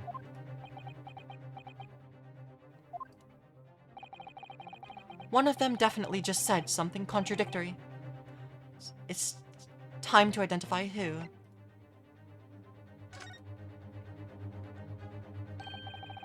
It was Lord Strongheart. I'm sure of it. Something that he said was slightly off. Come on, Ryunosuke. Think back over his words. Find the problem. Neither Clint, Von Zieks, nor Genshin still walk this earth. However much we debate the matter now, we cannot hope to reach a conclusion. There are only two extant pieces of evidence from the time. The woebegone ring that acted as the incriminating evidence to condemn Genshin Sogi, and the 3-page last will and testament penned in black ink by the man.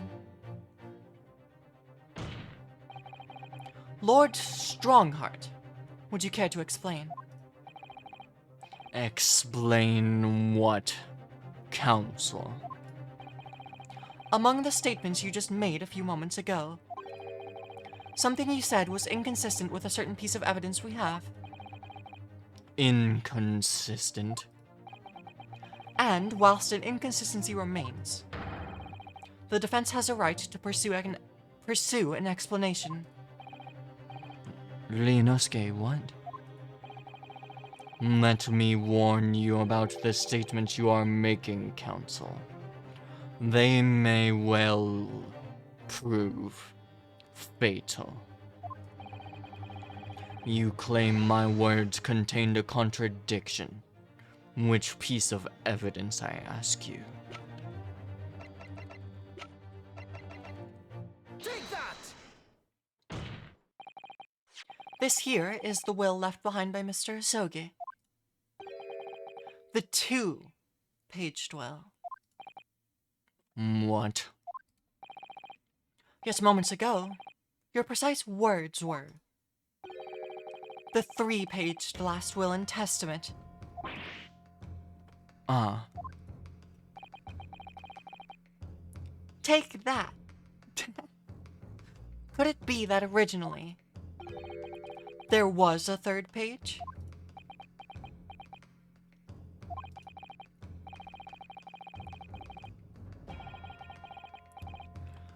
For a moment, I thought perhaps you'd identified something worthwhile. But it is a mere trifle, I see. A trifle. Governor Caden. What can I do for you, sir? You were present when the Japanese man penned his last will and testament.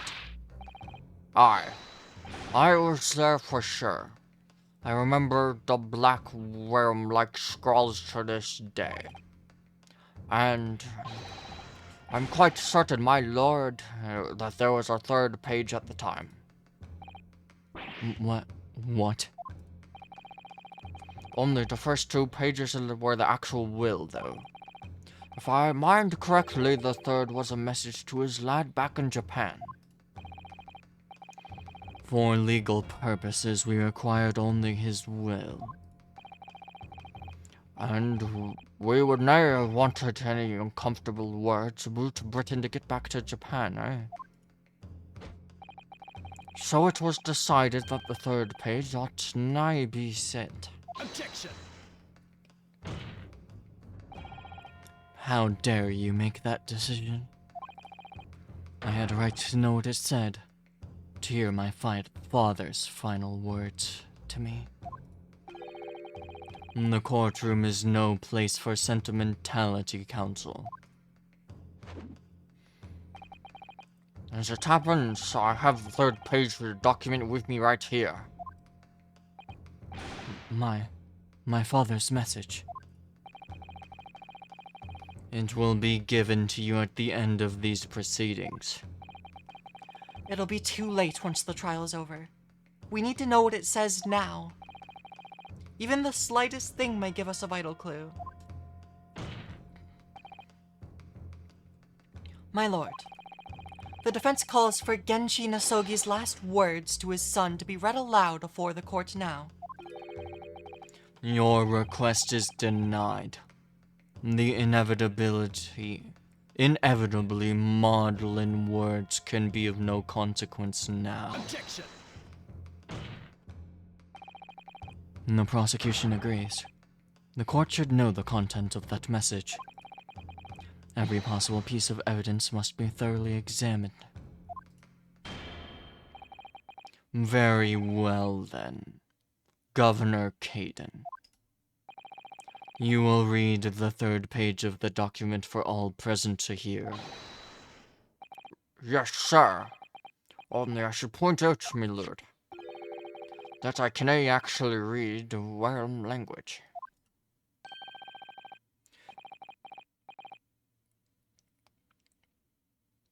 This beautiful Wait, who's talking? This beautiful handwriting. Shame on you, Barry. Is it Mikotowa? Oh, it is. This beautiful handwriting? A shame on you, Barry. If I could be of assistance here, I would be happy to translate the words into English for the court. Father, You're still here, are you, Dr. Mikotoba? Naturally. I consider myself a member of the judiciary, albeit a lowly one. But perhaps I should quietly withdraw after I have translated Genshin's message. Your cooperation is much appreciated.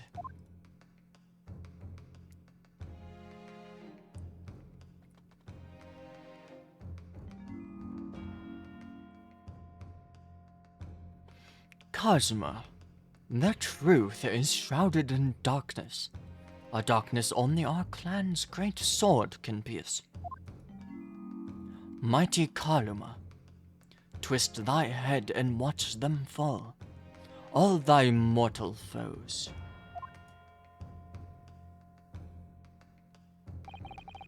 That's the end of the message, it would seem.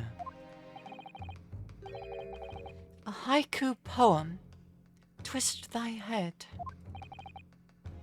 Father, what is Karuma? The name of the Asogi clan's famous sword. A razor-sharp blade known to all, passed down for generations. It embodies the Japanese spirit. I was hoping for something like that. It is not known to me. It's the katana sword that was submitted as evidence earlier in these proceedings. The one worn by the prosecution counsel when he confronted Inspector Gregson.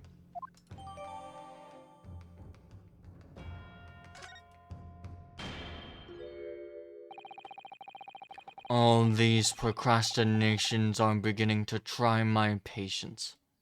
Adjournment of the court is long overdue. Karuma! What do we do? How do we find it? Karuma, the Great Blade. Karuma. Oh, I found a thing to interact with. Mighty Karuma, twist thy head and watch them fall. All thy mortal foes. That's the proper way to use a sword, is it? Maybe I should try it. It hurts my neck, that's the trouble. Mr. Naruhodo, if I might make a suggestion. I think perhaps it doesn't mean your head. Oh, I once studied the history and development of the katana. Some time ago. And as I'm sure you're probably aware, the sword's head is the part at the very end of the hilt. is it? Oh. It is written as head in Japanese, but it is pronounced as kashira, I believe. Kashira. So Mr. Asogi's words really mean twist the butt of the hilt. You don't think? Ah, Look what's inside. is that a tightly wound sheet of parchment?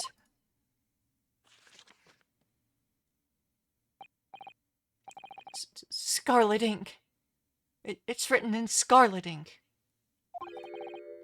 I pen this my last will and testament, in the final moments before my inevitable and willing death.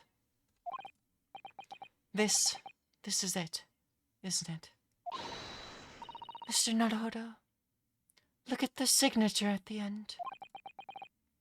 Clint von Zieks, and the date. 10 years ago, on that fateful night.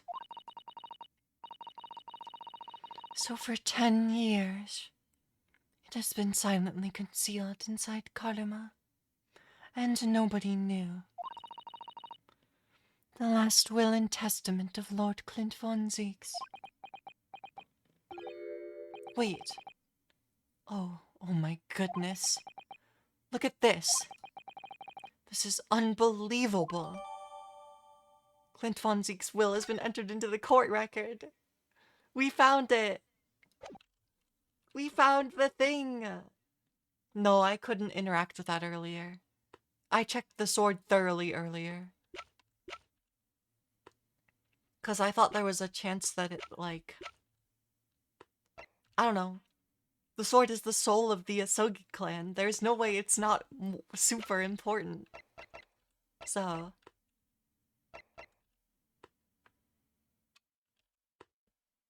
Can I examine this? I can't examine this. What is this? What's that noise?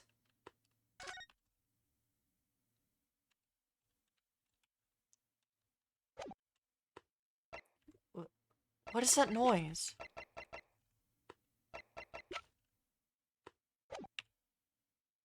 Oh, it's him.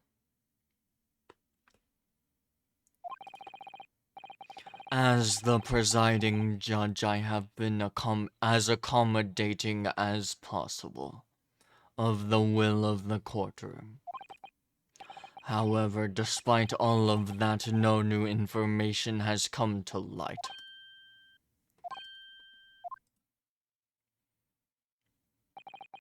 In pursuit of justice, Lord Clint von Zeeks tragically lost all sense of morality when he murdered his former mentor. Clearly, he was already devoid of his normal faculties. Objection! How dare you? I refuse to believe that of my brother. Too much time has passed. We cannot ever hope to know more than we do now. Especially since the alleged will that he penned in his final moments appears to have been lost forever.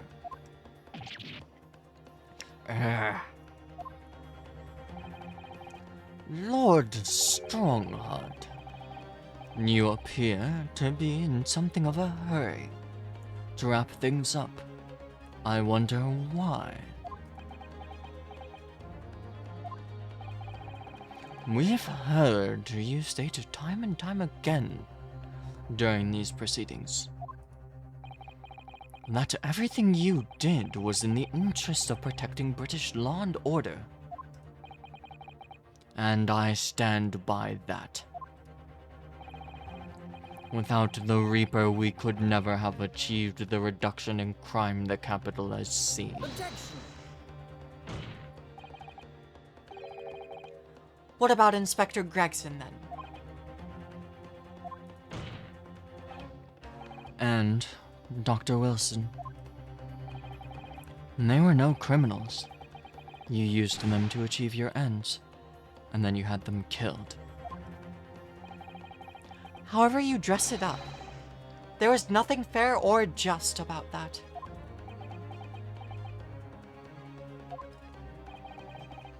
Lord Strongheart, what exactly is it that you're hiding? Dr. Mikotoba,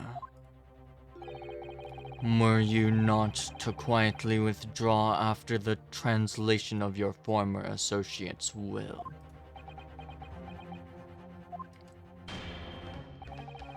In this courtroom, no argument carries weight unless it is supported by evidence. And it would seem that the defense has no more evidence to present. About that. In which case, I hereby order all discourse from these proceedings to be struck from the record.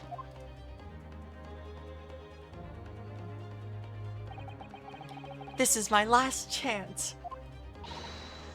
Mr. Naruto, I have to present some decisive evidence now, or it's all over. But can I? Of course I can. Ba ba ba. Wait, my lord. As it happens, the defense does have evidence to present. What? Don't be absurd. There's nothing of relevance remaining from the time. Objection! It's high time you realized something, my lord. This gentleman has an uncanny habit of producing evidence at the final hour that had escaped everyone else's attention. Nonsense. what is it, Ryunosuke? What do you have? I dare say. The final, decisive piece of evidence that will reveal the whole truth about this rotten tale. How can you? Decisive. Well, it would appear there is no escaping it now, my lord. Let it be so, then. Present whatever you think you have that can settle this decade-old enigma, if you are capable. What exactly is this evidence that the defense claims to be so decisive? Take that! There is a single piece of evidence that can clarify what really happened 10 years ago. The last will and testament of Lord Clint von Zeeks. Huh. A wonderfully astute observation, I'm sure. But in case it has escaped your notice, that document was lost long ago. That's right. It was. Only. I have it right here. Discovered just moments ago.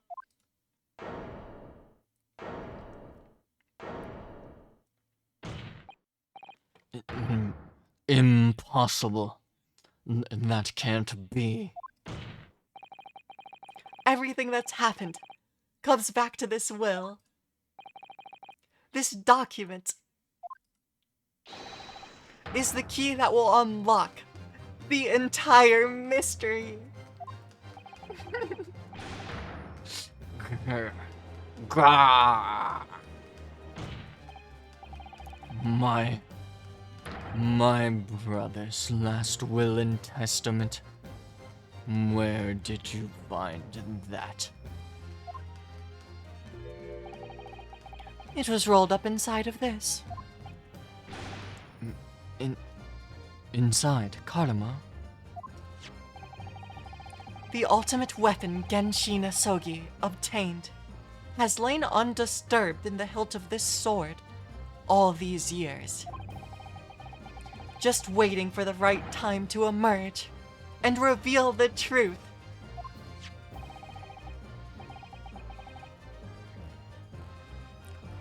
The signature and seal certainly look official.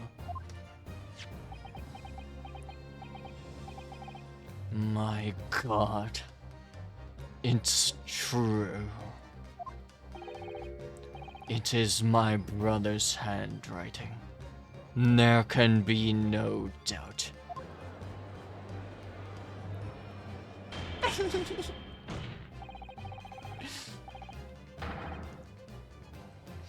I forbid the contents of that document from being read aloud. Do you hear me? I strictly forbid it. Objection! You can't do that, my lord. This document could explain everything. That document could literally destroy the meaning of justice in this country. I demand that you hand it to me. At once. Why? What are you trying to hide? Could it be that you already know what's written on this page? What are you implying? Court is adjourned with immediate effect. Clear the courtroom. Objection!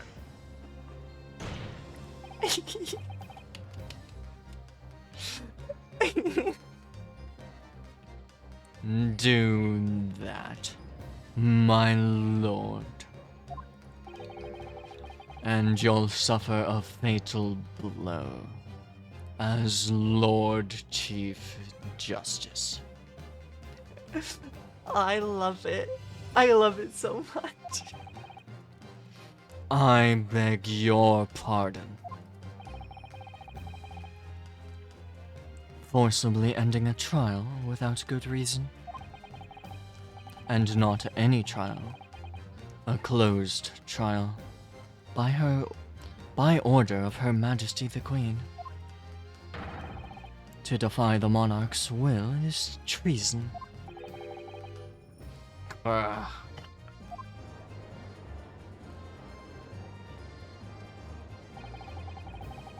Lord Clint von Zeeks really did pen a will that day. It's exactly as the young Japanese man said. Read it out. Now. We have a right to hear what's in that will. A right and a duty. Well, well. My lord, it would rather appear as though proceedings aren't quite going as you'd hoped. You fools. Go ahead, Ryunosuke. Read it.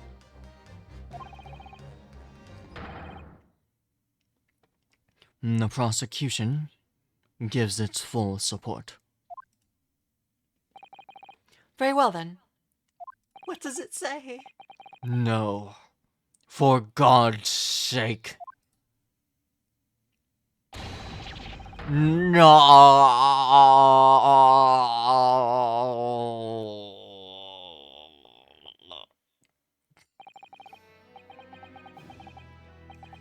I pen this, my last will and testament, in the final moments before my inevitable and willing death. The hour is 11 p.m., and I sit at my writing desk in my office. My good friend, Asogi, stands at my shoulder. He has expressed his intent to invoke the dying ritual of the duel, that I may depart this world with honor, an honor of which I am utterly undeserving. The Japanese are truly a merciful people.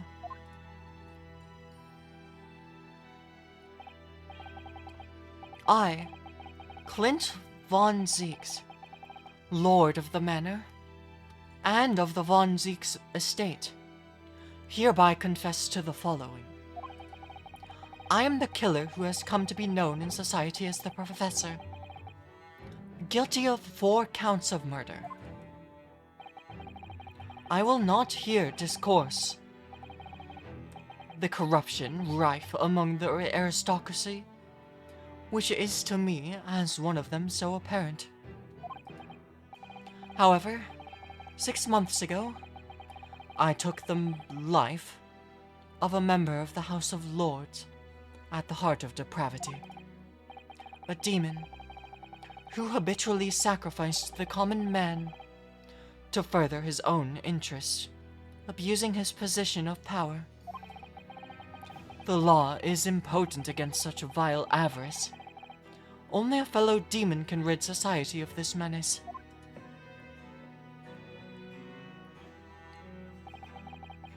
That demon was my quarry, upon whom I willingly set my great hound. But though I am a hunter of some experience, I am a poor felon, it seems.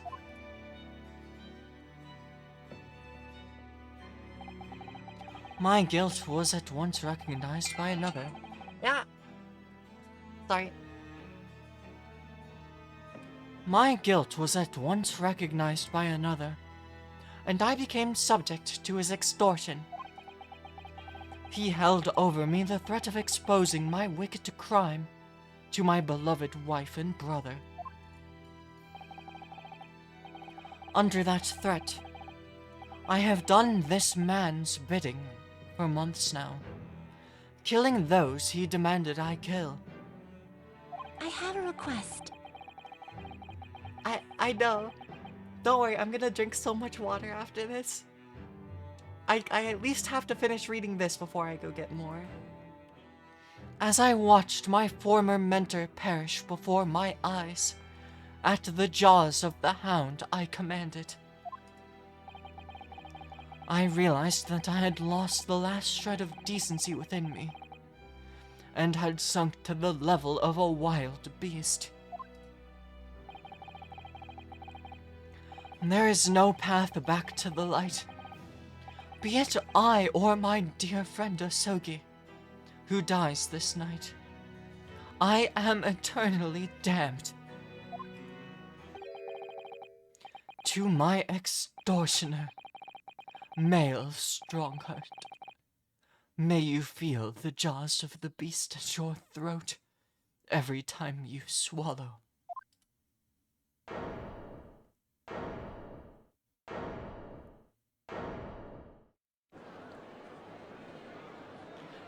See, it was an accusation as well as a confession.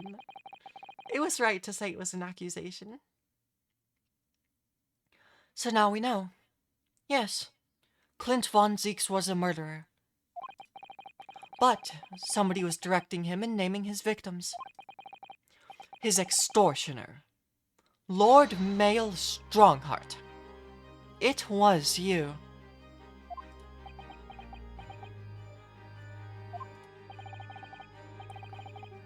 Lord Strongheart, a moment ago, you claimed that what the court has just heard could destroy justice in this country. But you were not trying to protect justice at all. All you were trying to do was conceal the secret of your true nature and the countless lives you've sacrificed until now.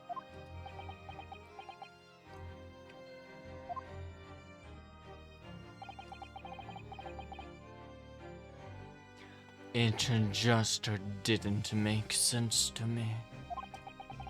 That the third victim, the former Lord Chief Justice, was my brother's benefactor, and a man of lofty principles. As I said, Clint had no possible reason to kill the man. But you did, didn't you, Lord Strongheart? To eliminate the man who stood between you and the office you'd set your sights on. So you used your own hunting dog, Lord Clint von Zeeks, to take him down.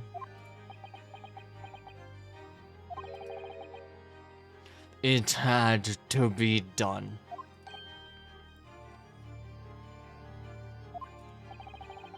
London's unsavory shadows are deep, and the arm of the law fails to reach their depths. Crime must be cut off at the root, but the Lord Chief Justice at the time could not see that. He was weak. Lofty principles, you say? Tantamount to cowardice, if you ask me. Which is why I took his place, in order to fight the crime he was allowing to spread like wildfire. By murdering the man. The Reaper, the Professor, the name makes no difference. As I've explained countless times already, it was all done for the furtherance of law and order in London. Objection! Are you going to legitimize the murder of my father now, too? Ah, Genshin Asogi. Well, that was unfortunate. I had fully intended to send him back to Japan as we had agreed. I don't believe you. It was you, wasn't it? You killed him. No, it was not me who took your father's life. Then who? On the night following his mock execution, I went to Logate Cemetery at 3 in the morning with Jigoku. Judge Jigoku. There had to be a collaborator on the Japanese side to manage Shasogi's treatment after his repatriation. Jigoku had fierce ambition. It made him easy to manipulate. 10 years ago now, after he'd stood trial for the destruction of the witness stand, I had words with him. When I told him that the position of Minister of Foreign Affairs could be his, He could not agree fast enough. Say, Sheila, you fool. As you know, Asogi escaped the prison in a closed casket, and was subsequently interred. We intended to dig him out of his grave before he ran out of air. But sadly, all did not go to plan.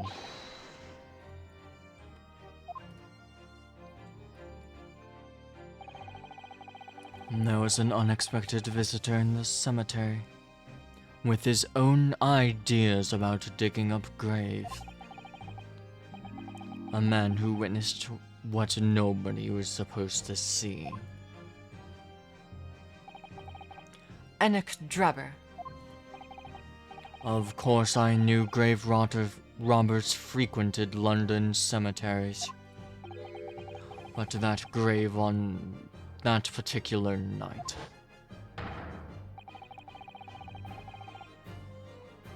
Blast. If people find out the convict wasn't really executed, the scandal will rock the very foundations of the Empire. Then what do we do? I have a request.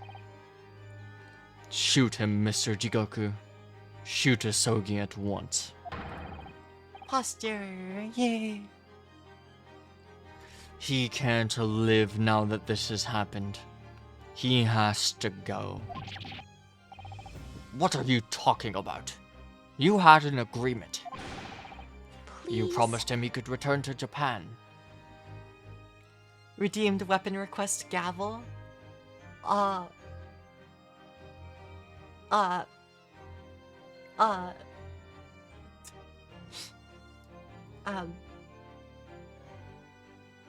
don't know how to do that exactly.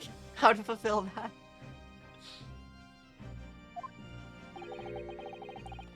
Everything has changed now. If the truth got out because of this, both of us would be finished forever.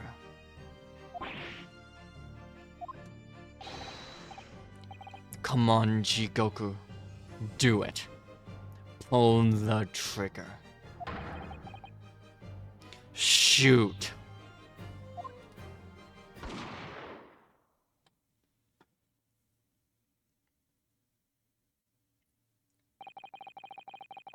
Jigoku shot Asogi from the shadows.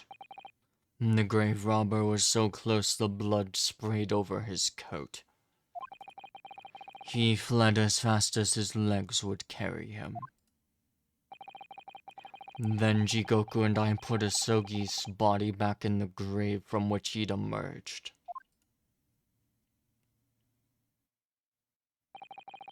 When I later learnt of the waxwork modeler's presence at the scene as well, I made her swear to two things. Never to remove the professor's mask, and to never speak of the events of that night.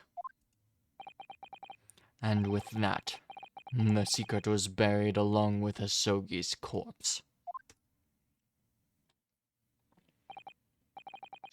So, now you know what really happened in Logate Cemetery that night.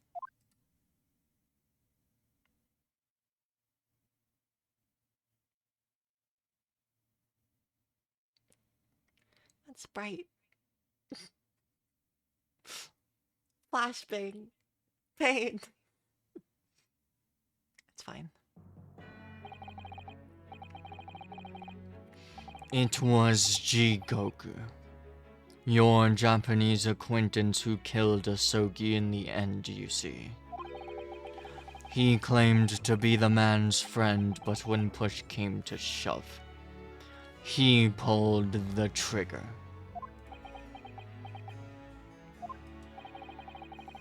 Just before Mr. Jigoku left the courtroom earlier, he said that the assassin exchange proposal was a demand from his British counterpart, not a request.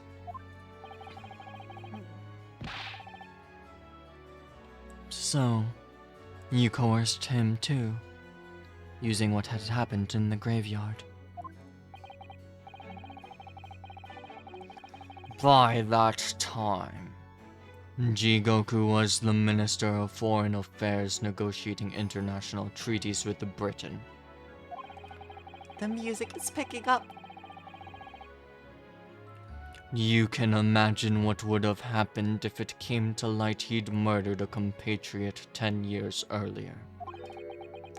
He would have lost everything. I merely reminded him of that. How do you sleep at night? These past 10 years, I have fought tirelessly with the darker recesses of London's criminal underworld. And I've used whatever means necessary to ensure that justice prevails and law and order reign supreme. Objection! That couldn't be further from the truth. The fact is, you haven't fought crime at all. How dare you? I saved Clint von Zeeks from dishonor in his death. Objection!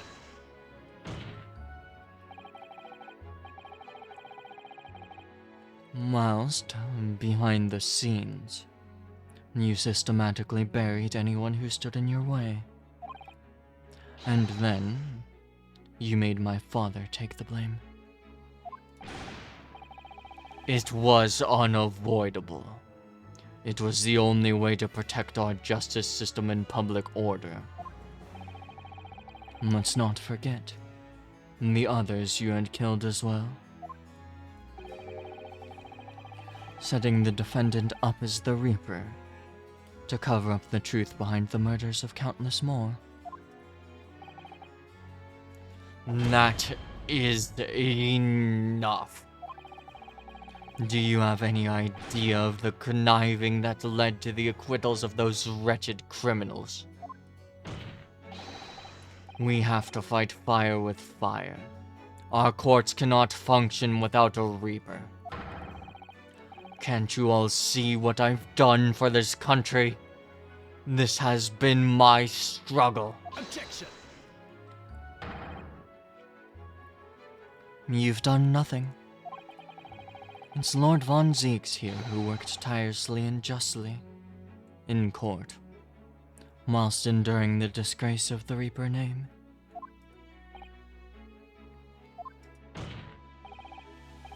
And Inspector Gregson, fraught with anguish for having sullied his hands through a desire to do the right thing. Not to mention Genshin Asogi, who risked his life going in pursuit of the truth you tried to hide.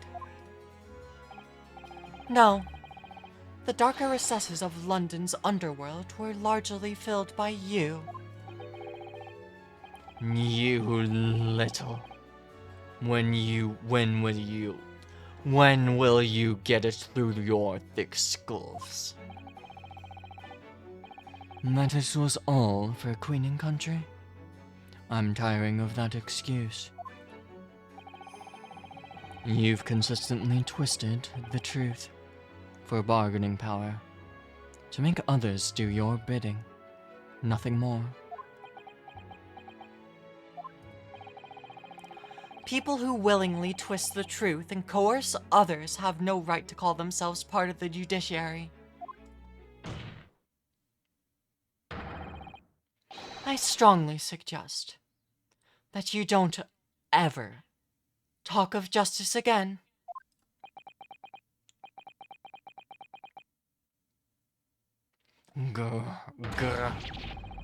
Ow.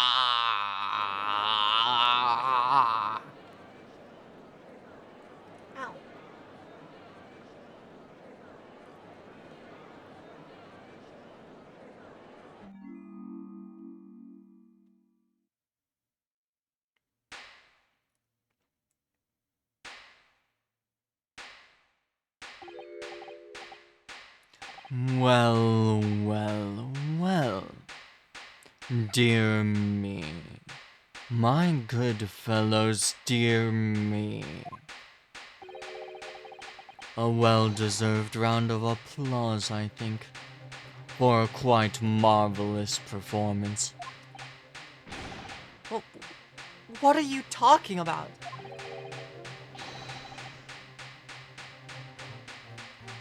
Those delightfully grave expressions. That beautifully pronounced Queen's English. He can clap so much louder than I can. Also, the mic doesn't want to pick it up, so it's giving like noise suppressed. I tried. Really? Our friends from the Far East are quite the picture of industriousness. You fraud. Keep your mockery. Must believe in the clap. Please, don't misunderstand. It really is exactly as you've both said. What are you trying to say? I have occupied the darker recesses of London's underworld. And how do you put it? Done nothing. I confess it's a little embarrassing to have it pointed out quite so starkly. But yes, I really have done nothing. Which means I can be indicted for nothing. No. What?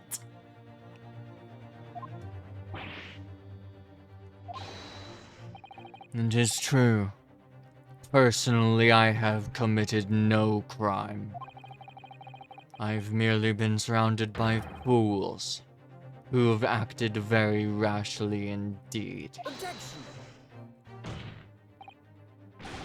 You can't get away with that. You've constantly preyed on people's weaknesses. And what? Threatened them?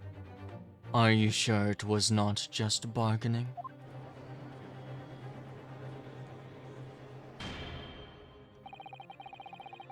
I would like to address all the good lords, ladies, and gentlemen of the judiciary here present.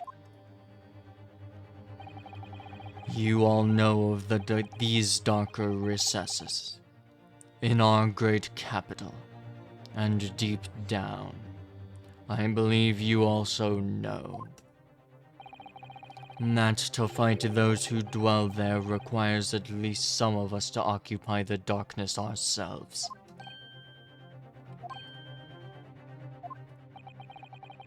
So let me appeal to your good sense now. Consider the situation with me. If this catalogue of horrifying revelations were to become common knowledge among the 6 million inhabitants of London, what might happen?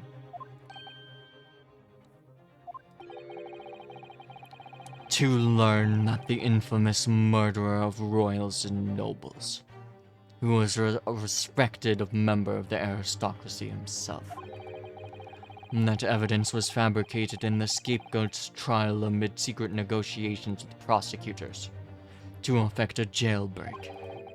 That the Reaper of the Bailey was an organized group of assassins managed by a Scotland Yard inspector.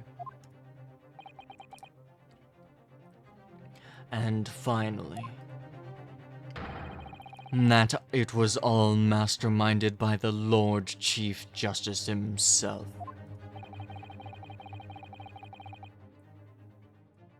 If the general public of Britain knew the truth, all faith in the police and the prosecutor's office would be completely lost, without a doubt.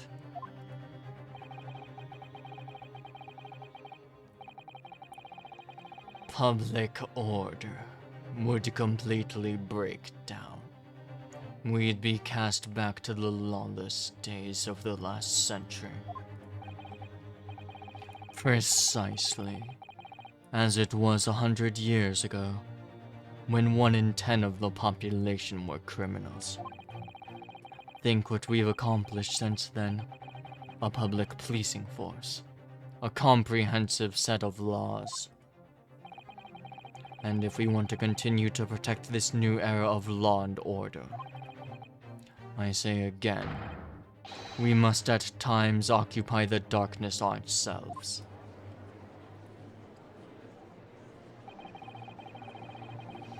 We have successfully identified and apprehended the man responsible for taking Inspector Gregson's life. That is all that was expected of this trial. All these other matters that have been discussed will be eliminated from the minutes of these proceedings, in the interest of preserving law and order. And to protect Her Majesty the Queen, of course. Well, my lords, ladies, and gentlemen, what say you?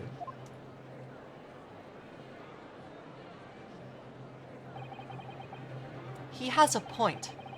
The things Lord Strongheart has done are quite unforgivable. But on the other hand, isn't it our duty to maintain law and order in the capital? You can't deny that the threat of the Reaper over the years has done wonders for the crime rate. And by fair means or foul, that's all thanks to Lord Strongheart.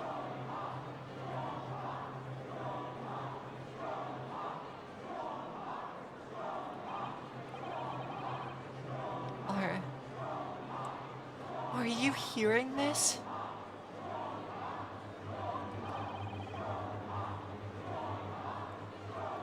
This is the will of the British judiciary?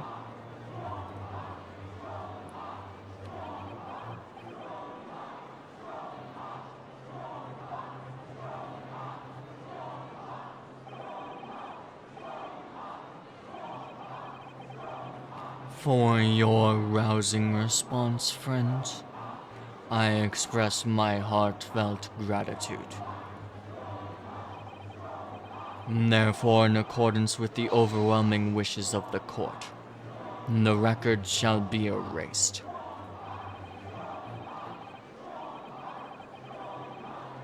You have to respect the man's ability to turn a situation to his favor. Lord Strongheart really is a master of manipulation.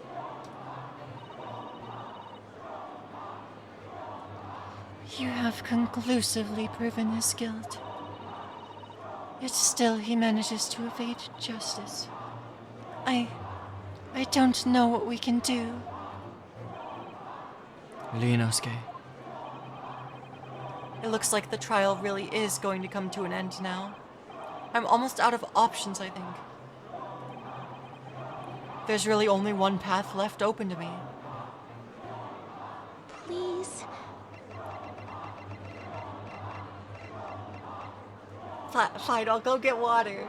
I'll actually do it. I'll be back.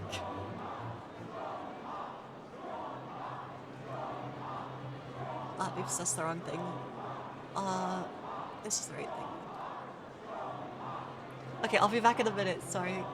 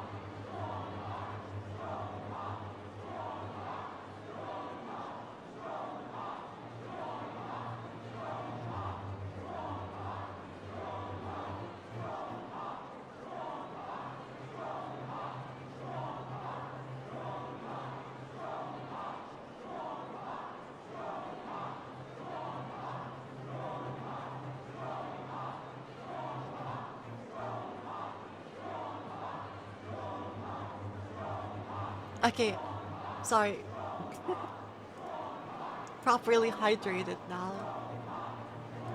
I had to drink a good amount of the water and then refill it again. So I know I was pushing it a little bit. Okay. There's really only one path left open to me.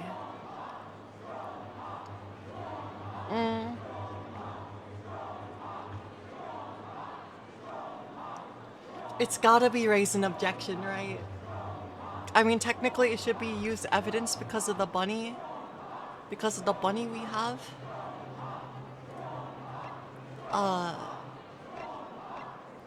But like...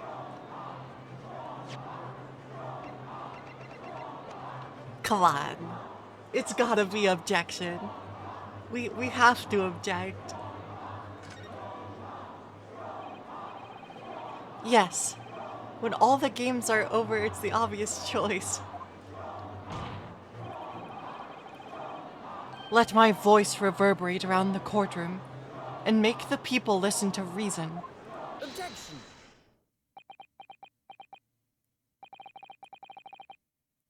That was the easy part. But what do I say next?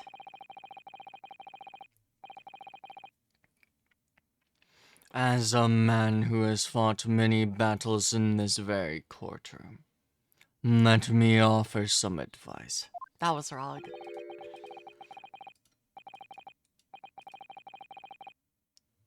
Dang it.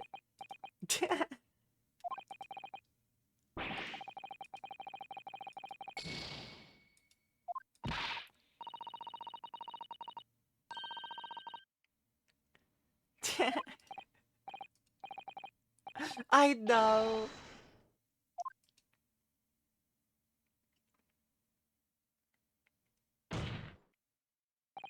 I understand.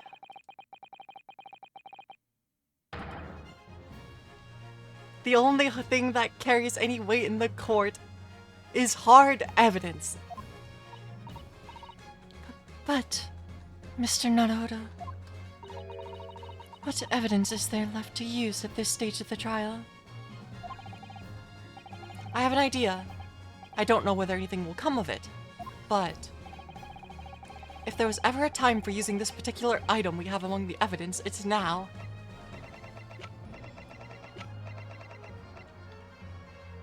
Take that! Oh my. Yes. Mr. Sholmes asked if you had that with you earlier. We've exposed all of Lord Strongheart's wrongdoing now. I have no doubt that Mr. Sholmes has already deduced exactly how the truth would unfurl. So I think that it must be the time for the great detective to take center stage. Don't you? Yes, absolutely. Let us take the hair by the ears then, and heave. Alright, here goes. Heave! Ow, ow, ow, ow. My dear fellows, must I remind you every time? A gentle tug would suffice? Mr. Sholmes, You're looking in quite the wrong direction, Mr. Naruhodo. Because I am over here. Mr. Naruhodo, he's...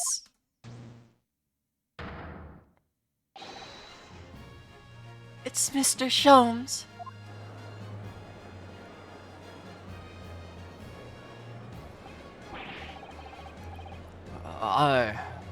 I was not expecting you back, Mr. Sholmes. Delighted to be here again, Lord Strongheart. What is the meaning of this? Bailiff, seize him. put that man in irons. This is a closed court. You've already been warned once, man. What the? We can't get a hold of him, my lord. We just go right through him.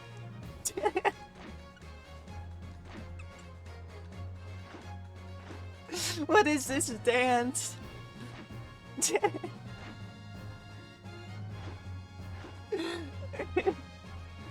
This is good. This is good.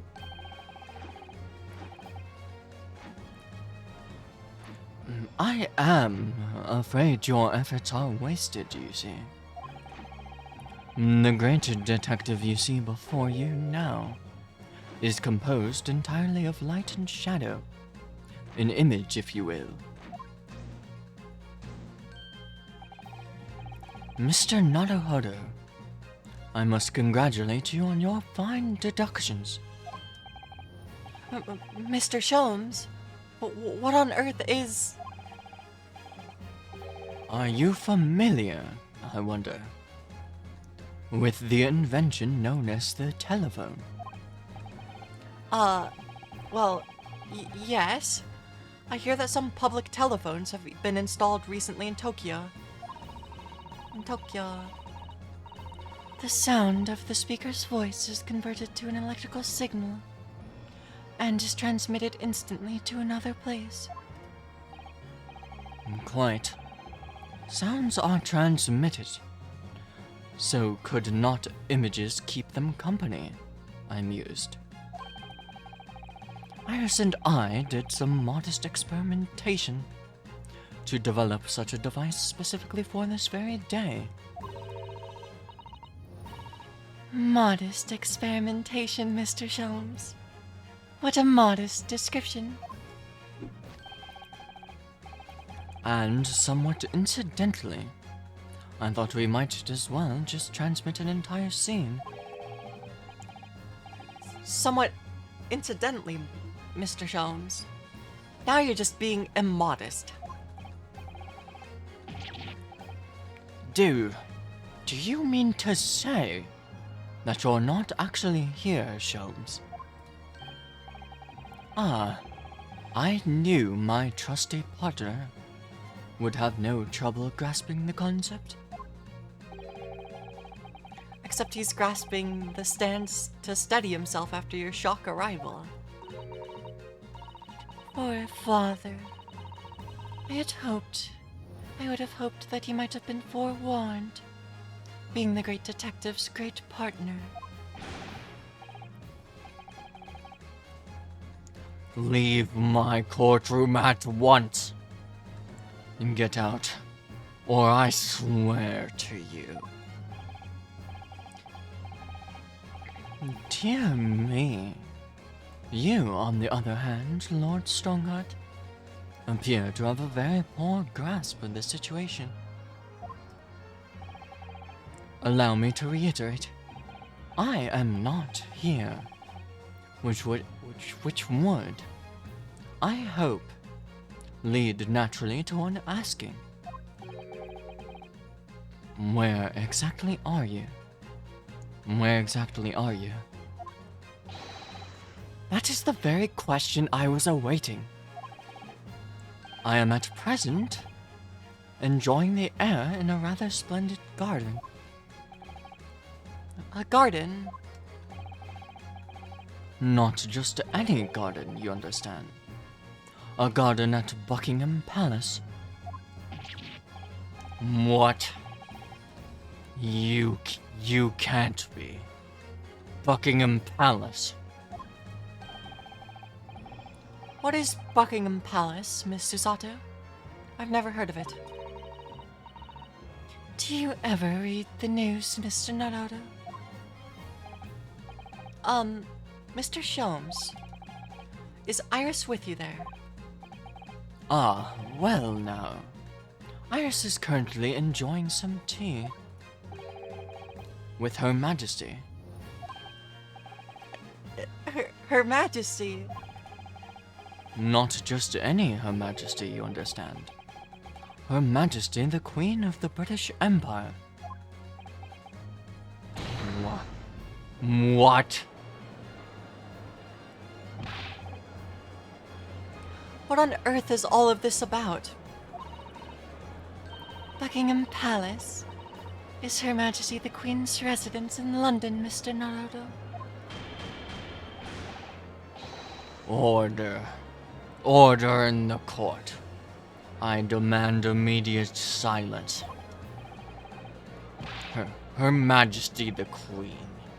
You can't be. I mean, no. This is some sort of unforgivable, distasteful trickery. By a third-rate detective, that is all. Unforgivably distasteful trickery? What an apt description. A closed court session attended by elite members of the judiciary is a rare event. I presumed that Her Majesty would be more than a little curious about the proceedings. So I decided to show her everything from start to finish. What? You showed her? Indeed. By dint of the Herlock Sholmes remote cinematograph.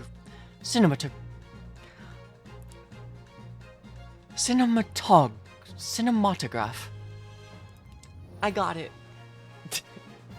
That certainly is a word to say out loud. You meddling. This is some kind of nightmare.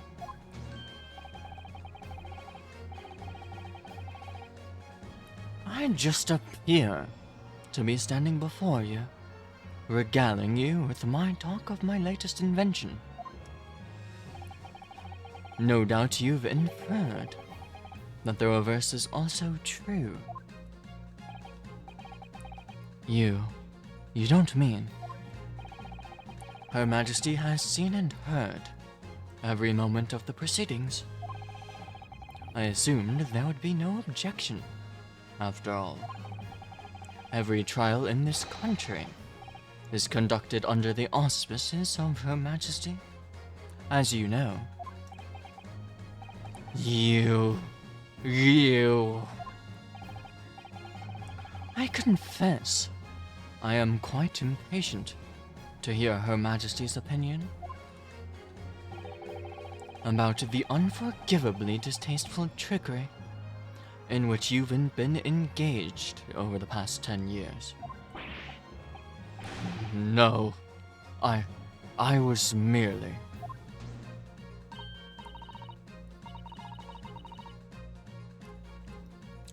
Oh, so sorry to keep you waiting.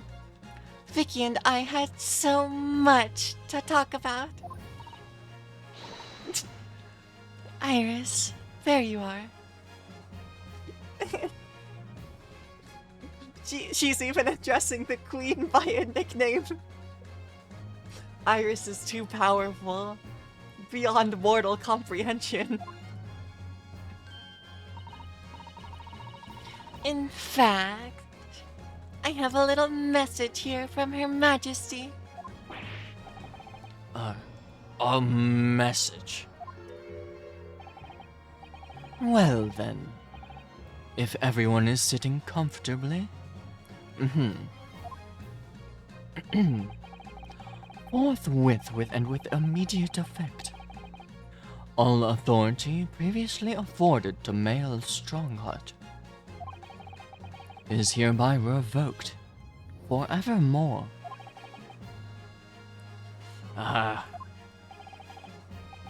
Furthermore, he will be prosecuted for his crimes against his country in a public trial by a jury in the coming days.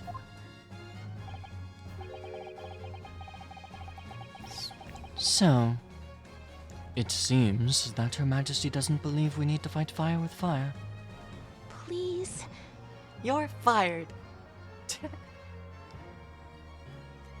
Yeah, have a good night, emo kid. Thanks for hanging around. Yeah, I'll drink some water, thank you for the hydrate.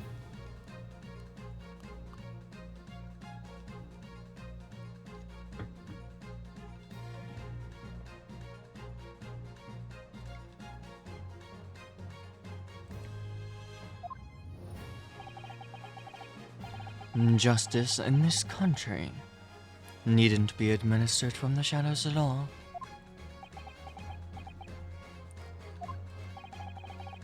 Male Strongheart. The darkness you fostered to conceal your despicable actions these last 10 years is a thing of the past now. After today, your brand of law and order has no future, because no longer are you the Lord Chief Justice. In the eyes of the law and Her Majesty the Queen, you are nothing but a criminal.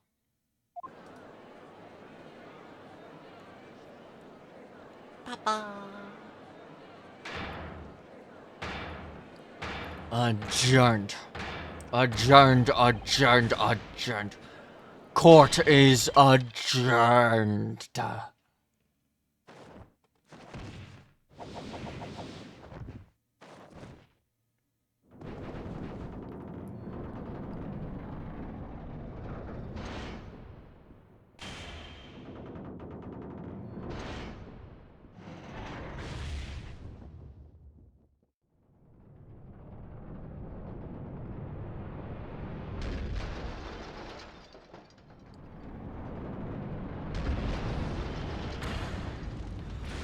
Ah!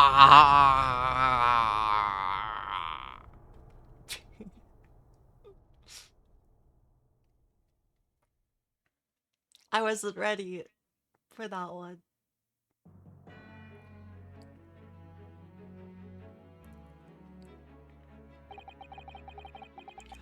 Lord Clint von Zeeks left a will in which he confessed to everything. When those words came out of Asogi's mouth, it deranged me completely. I knew I must do anything and everything in my power to contain the situation.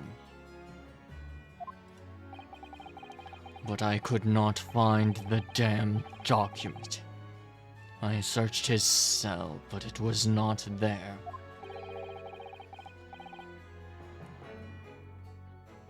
Which precipitated the jailbreak plot, I presume.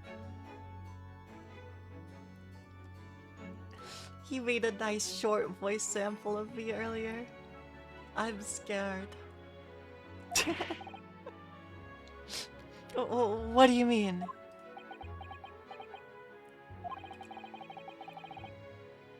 The need to obtain the will was all-consuming.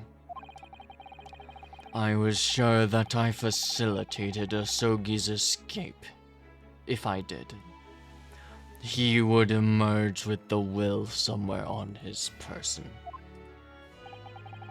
But despite searching his limp body in the cemetery that night, it still eluded me. It never crossed my mind that it was concealed in the sword's hilt.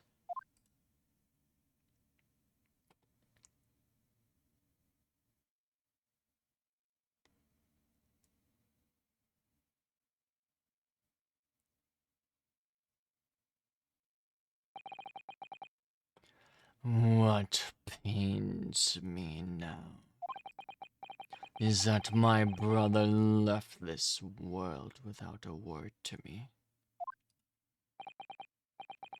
I'm sorry, Lord von Zeeks. Well, that sounds good.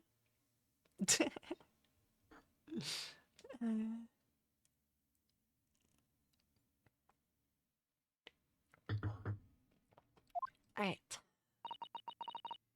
In point of fact, I think perhaps that isn't the case. Sorry. How can that be? There is more to his last will and testament. What?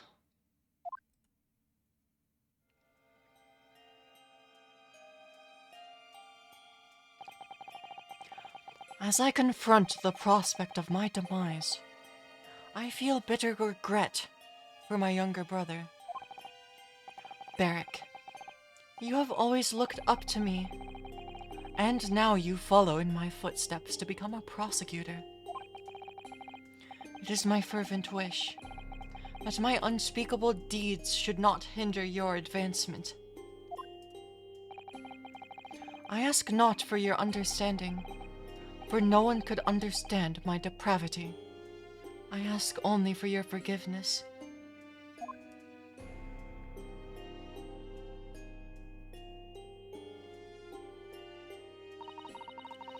Asogi is a fine detective, and a hunter worthy of respect. He has agreed to honor my final 2 wishes. The first is that this document survives. The second, I cannot commit to paper. I have confessed my sins to my wife. May she find resolution in my death. With my eternal gratitude for my Japanese friend, I rest my quill. Clint von Zieks.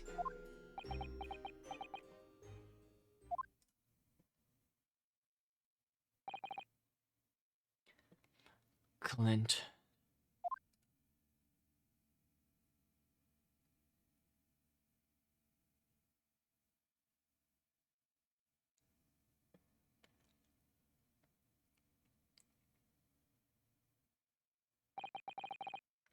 Male Strongheart. You colluded with Seishiro Jigoku in a criminal plot so immense it spanned the oceans. And you cold-heartedly murdered all those who knew the truth about what happened 10 years ago. But why did you set about that now? A whole decade later.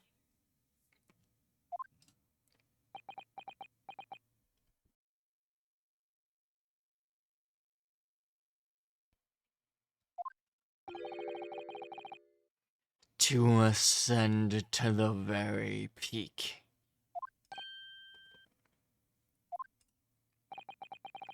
These last 10 years made me realize being the Lord Chief Justice was not enough, short of becoming Her Majesty's Attorney General. I could have no real power to effect the changes needed in this country. And for that promotion, I needed to ensure no remnants of the past remained. How could you? I like everything to run smoothly, in the exact manner that I prescribe, like a well-oiled machine. And I was just a step away. And for your ambition to succeed. Did you even bother to count the number of brilliant people that you had killed?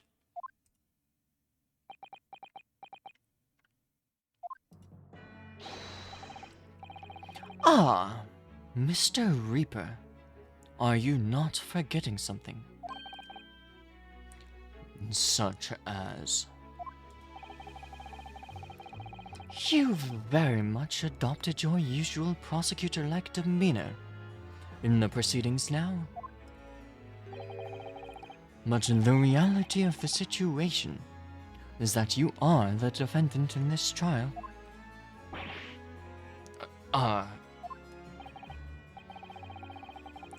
However, the presiding judge would appear to have fallen from the bench, as it were.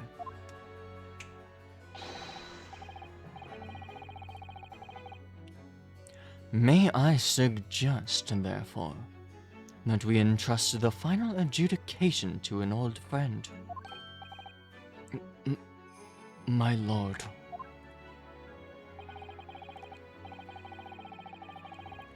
As a member of the judiciary, I have been following the proceedings from the gallery. And I must say, I shan't ever forget the extraordinary battle between good and evil that I witnessed here today.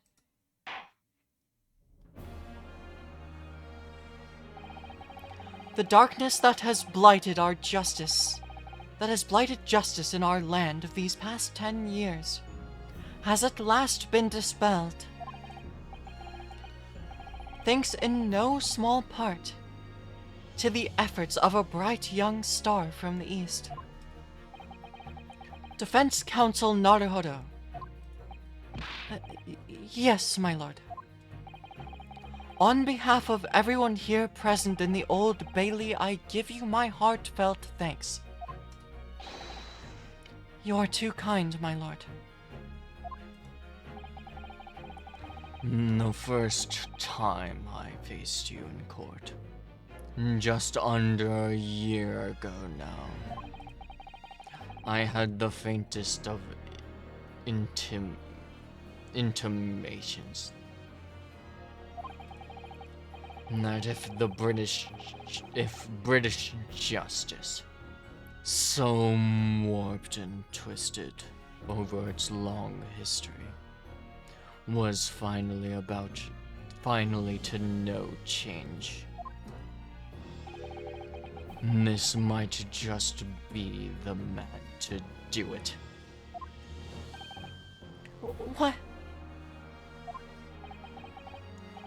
But at the time, I would not allow myself to acknowledge the possibility. I could not overcome my hatred of the Japanese after the circumstances of my brother's death. Mr. Naruhodo, allow me to apologize for countless discourtesies on my part. You are a lawyer of boundless talent. Oh, Lord Von Zieks.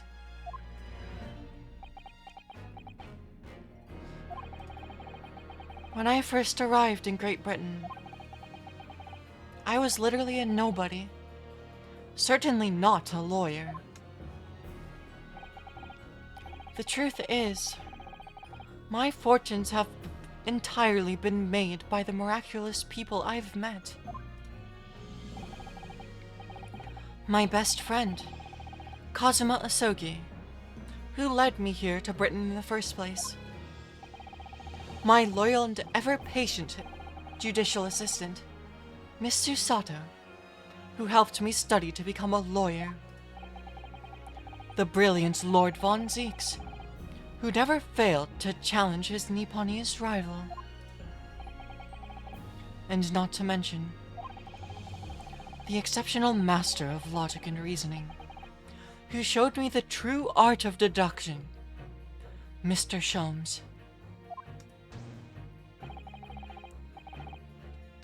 Saving the best for last, Mr. Naruhodo.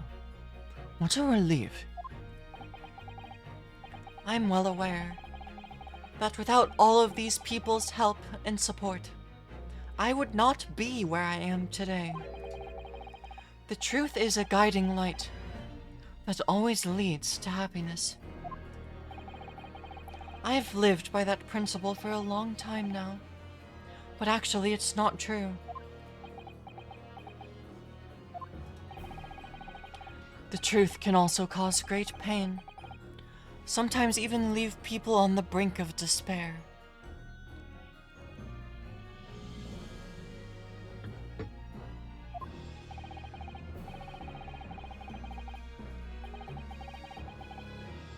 And for that reason, there are those who feel the need to hide the truth, who do it instinctively even.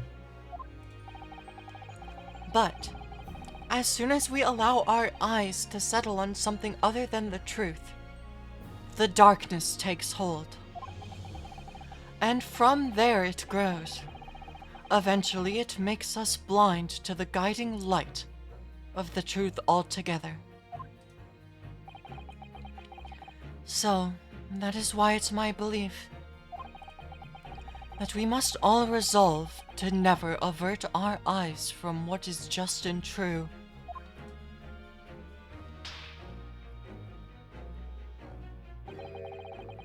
So that we can continue to walk the straight and narrow path ahead.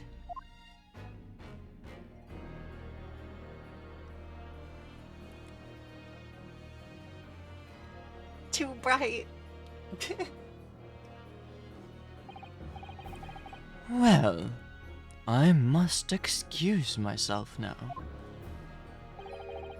But before I go, Mr. Naruhodo, let me compliment you on your grand opus. What? Without your beautifully composed case against Lord Mael Strongheart, Her Majesty would have been unable to act. Thanks to you and your fellows, the haunting undertones corrupting Britain's justice system have been silenced.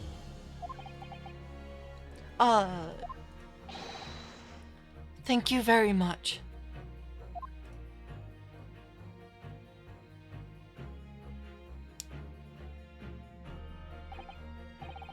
So, until our paths cross again somewhere.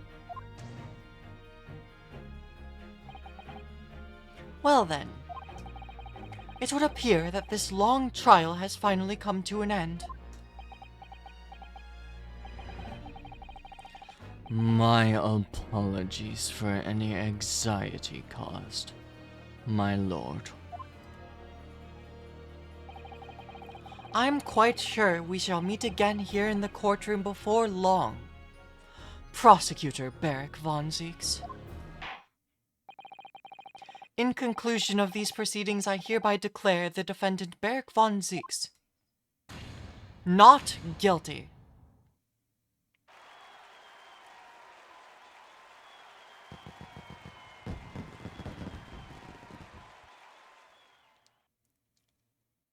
We've done it. That is all. Court is adjourned.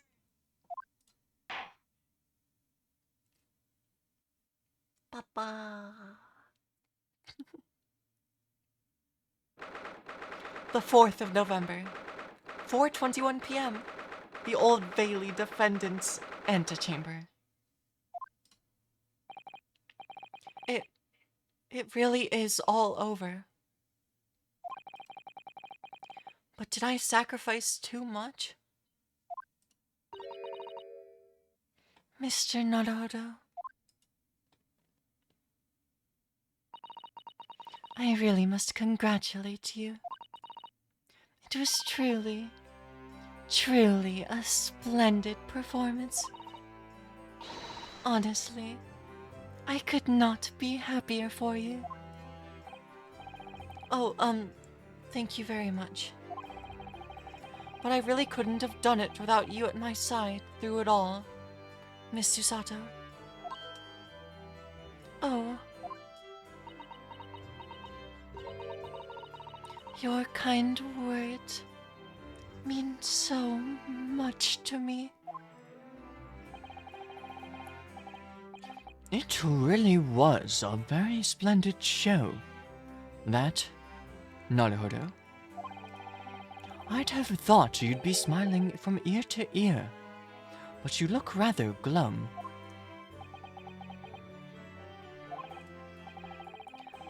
Well, of course I'm delighted about the verdict. But in exposing the truth, I'm afraid I've caused my client a great deal of pain. I'm really not sure that's what a lawyer ought to be doing. Oh well. In that case, I'm quite sure that when you see Lord Von Zeke's smiling face, everything will seem much better. Of course.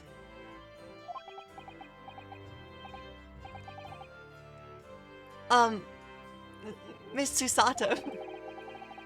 Everything seems worse. He has a face like thunder. Oh dear. I really should not have presumed. Mr. Naruhodo. Yes. Almost a year it has been now, since I first encountered you here in this very courthouse. For you to have risen to this level of excellence that you have demonstrated today, well, it is quite remarkable. But I exposed the most unpalatable truth you could ever have imagined in court today. I feel as though I've robbed you of something you held so dear. What was it that he said? To fight those that dwell in the darkness requires at least some of us to occupy the darkness ourselves. But that was just the feeble excuse of a coward. Only those with a steadfast eye for the truth have what it takes to fight the dark forces of crime. You made fine work of establishing that fact in court today. Oh.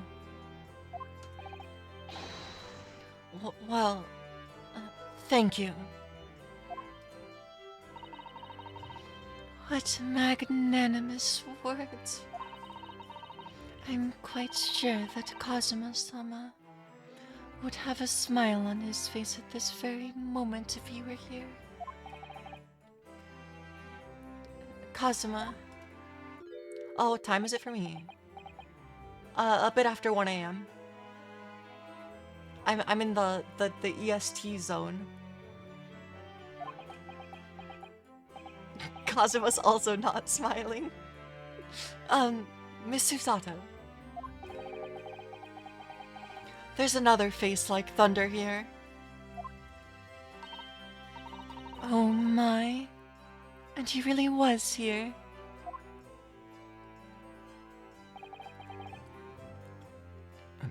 Lord Von Zeeks. Allow me to congratulate you on your acquittal. Congratulate me, or curse me. You failed to bring down the Reaper.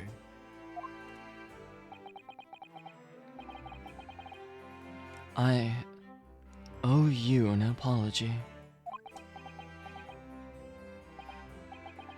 No, it is I who should apologize. Your father, Genshin. If I had been stronger, then perhaps.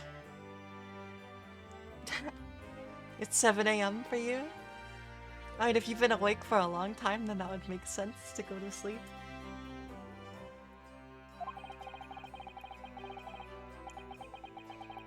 But yeah, good luck. Hopefully you don't have anything too important to do today if it's 7 a.m. for you. I made an unforgivable error in judgment. I can offer no excuse. And I can offer no forgiveness. That said, I suppose you fought for justice and the truth. For that, at least, I can't withhold respect.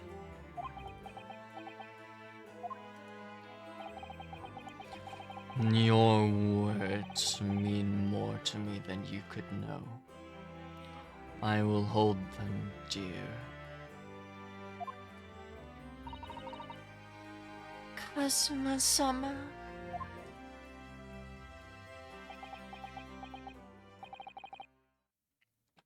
I must say, Thank you for hanging around. Hope you have a good rest, Stas. uh, I must say, there's one thing that's still bothering me. What is that? The will that Lord Clint von Zieks wrote before his duel with my father.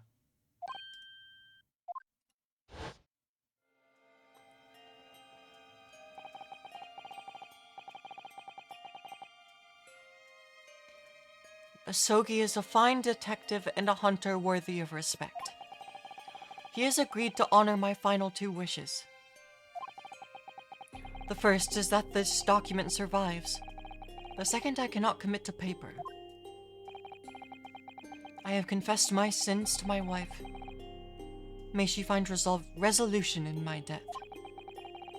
With my eternal gratitude to my Japanese friend, I rest my coil. Clint von Zieks.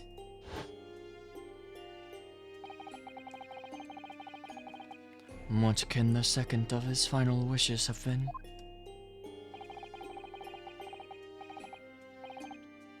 That your father agreed to honor. You mean...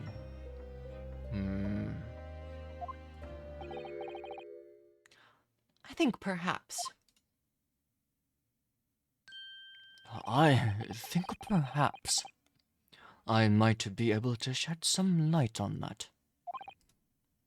What? Father. It was 10 years ago now. The day before the execution was scheduled. I went to the prison to say my farewells to Genshin.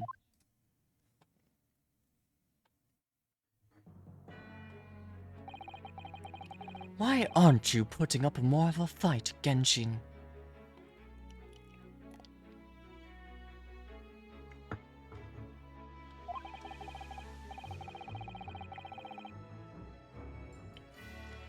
If you would only agree to it, Seishiro and I would gladly petition the government. We have been through this already. You do not need to worry about me. Anyway, Eugene, I have a favor to ask of you. Something of great importance.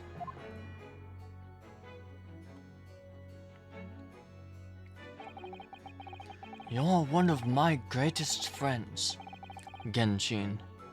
Whatever it is, consider it done.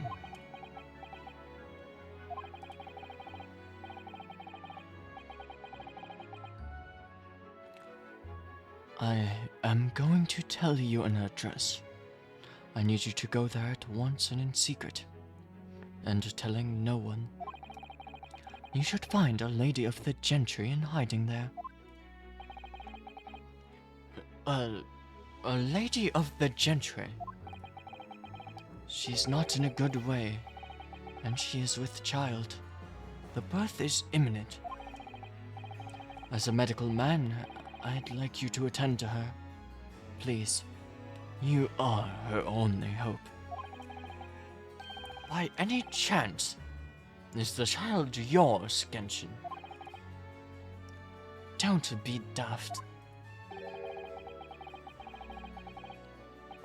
It's a favor I was asked of me by a man I knew, as his dying wish. My goodness.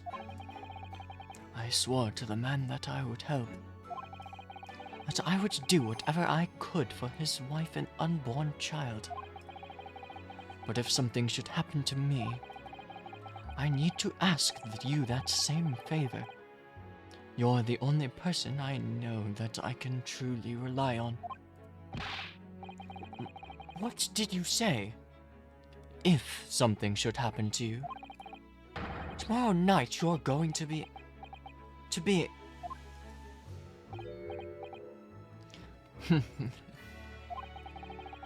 You never know though, do you? What life will bring? Alright then, tell me the address. I'll head there at once with Seishiro and... no, not with him.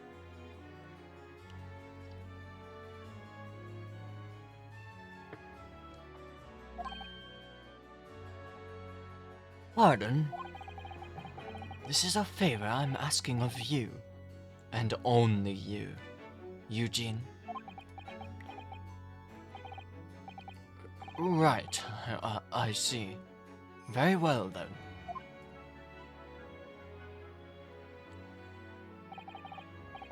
That very night I caught a train from Paddington to Dartmoor, in Devon. I found the old house, in the middle of nowhere. It was an old hunting hound lay asleep in the grounds.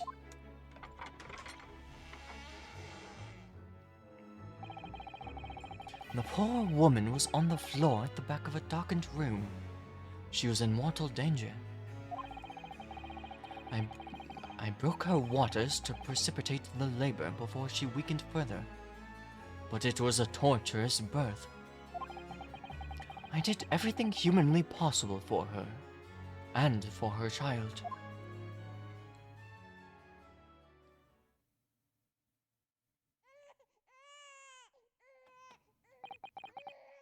And in the end, I was lucky enough to welcome a new life into the world.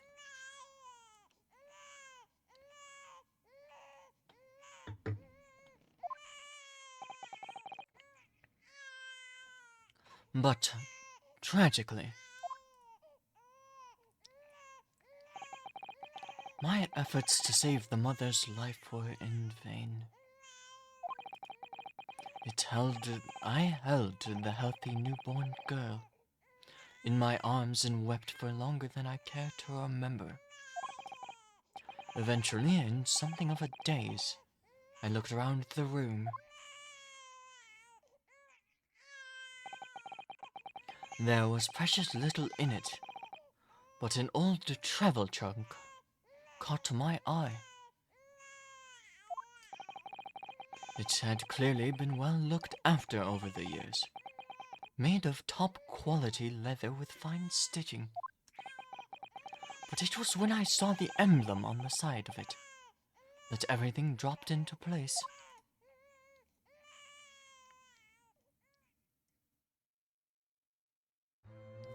B for Baskerville.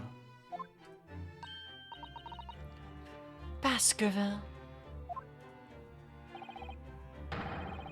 You mean the woman was the wife of Clint von Zieks?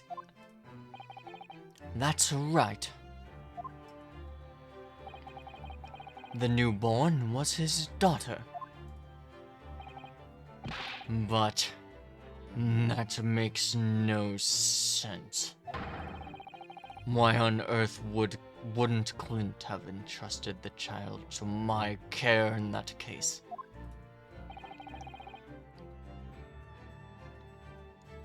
I was completely unaware that he even had a daughter.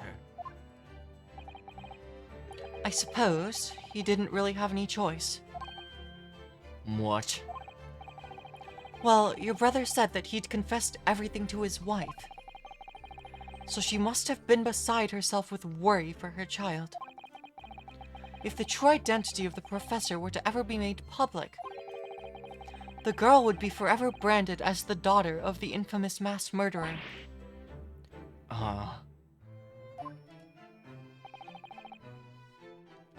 So, the only solution was to distance the young girl from the Van Zeek's family as much as possible.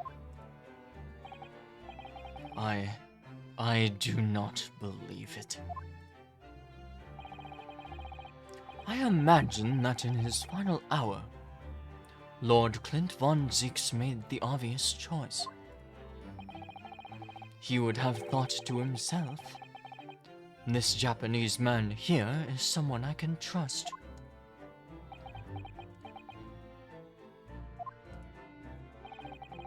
I honored my promise to Genshin, of course. However, only a month later I was summoned back to Japan.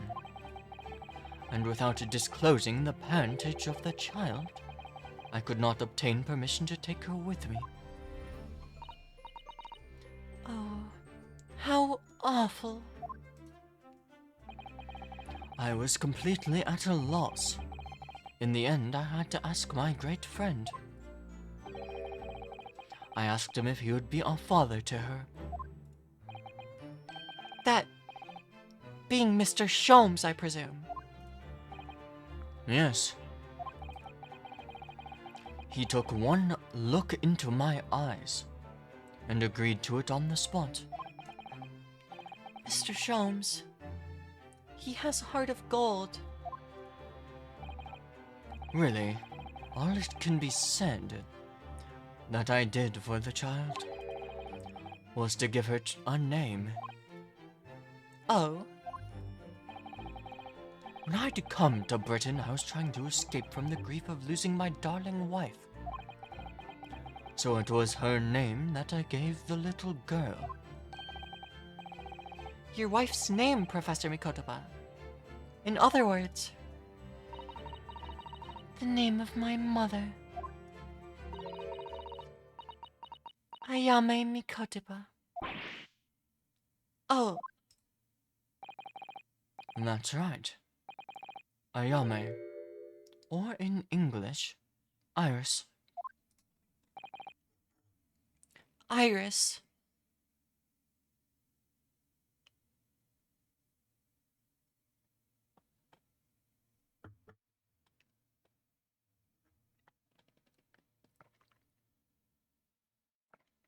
Yeah, that's actually so good. Yeah, I guess being named for Susato's mother is the next best thing to them actually being sisters.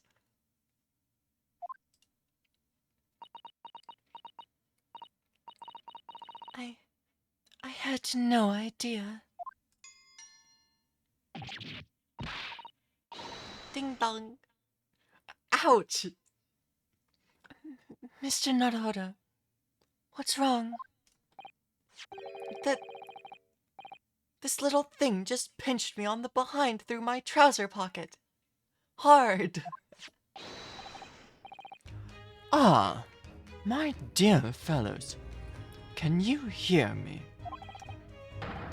Mr. Sholmes, is that you? Ow! Yes, we can hear you. You see what excessive tugging can do. Let that be a lesson for you.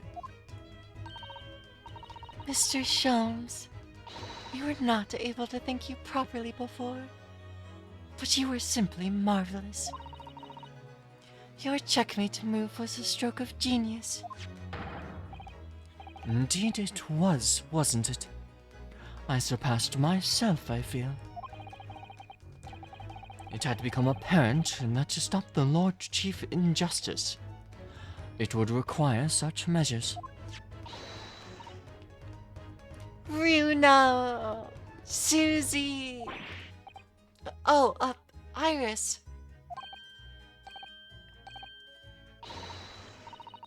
Oh, I am so pleased. What a wonderful outcome. Her Majesty Queen Vicky said that she thought my special blend was delicious. Oh, I'm sure she did. After all, no one brews a more delicious tea than you do, Iris. Let's have a party to celebrate. And Mr. Reaper, you simply must come too. What? I'm afraid I couldn't. The Reaper of the Bailey flustered by a 10-year-old girl. Again. No, really. Oh, Pooh. But I give you my word that I shall present myself at your residence in the near future to express my gratitude. Oh, how lovely.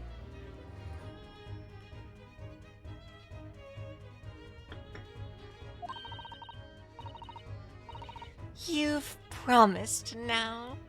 I won't let you forget. Bye for now, then. Alright, Iris. Thank you for all your help earlier. Oh, that was nothing. Just come back home soon.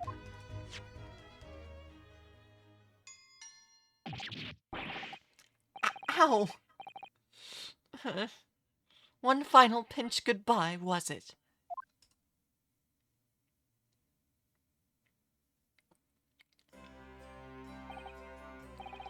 Well, I think we ought to be. I ought to be leaving. Lord Von Zeeks, would you care to accompany me?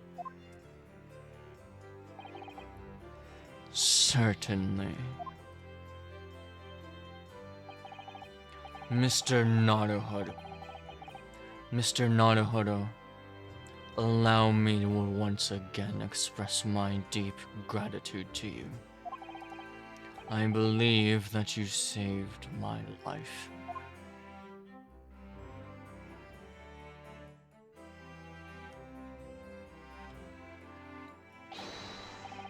Wait, Lord Von Zeeks.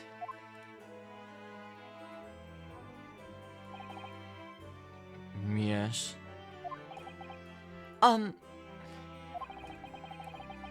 What are you intending to do now?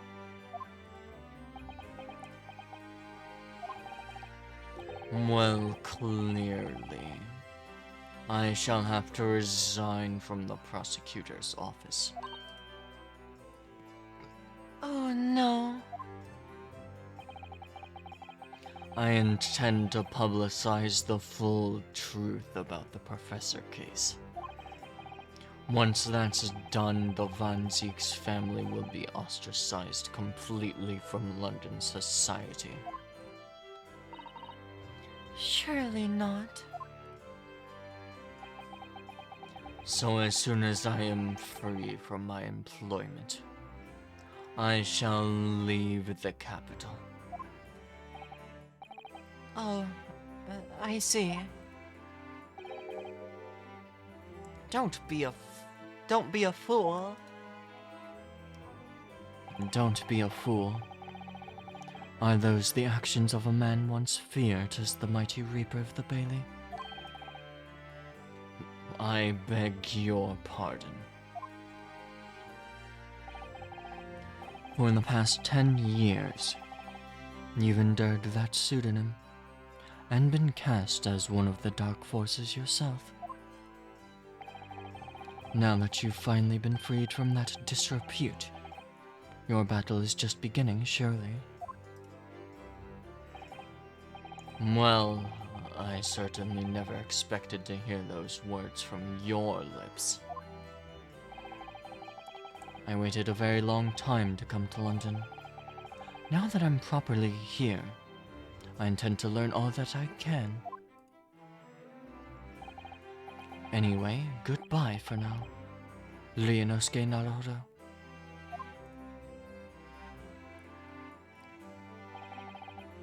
Kazuma Asogi.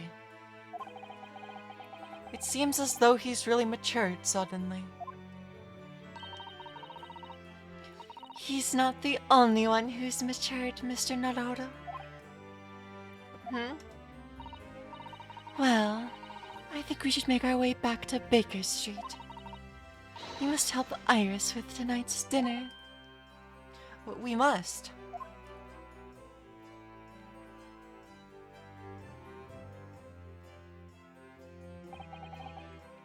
It was then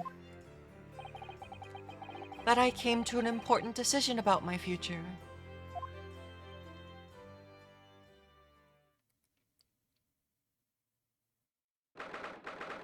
The 4th of November, 6:25 p.m. Sholmes' suite. I'm home.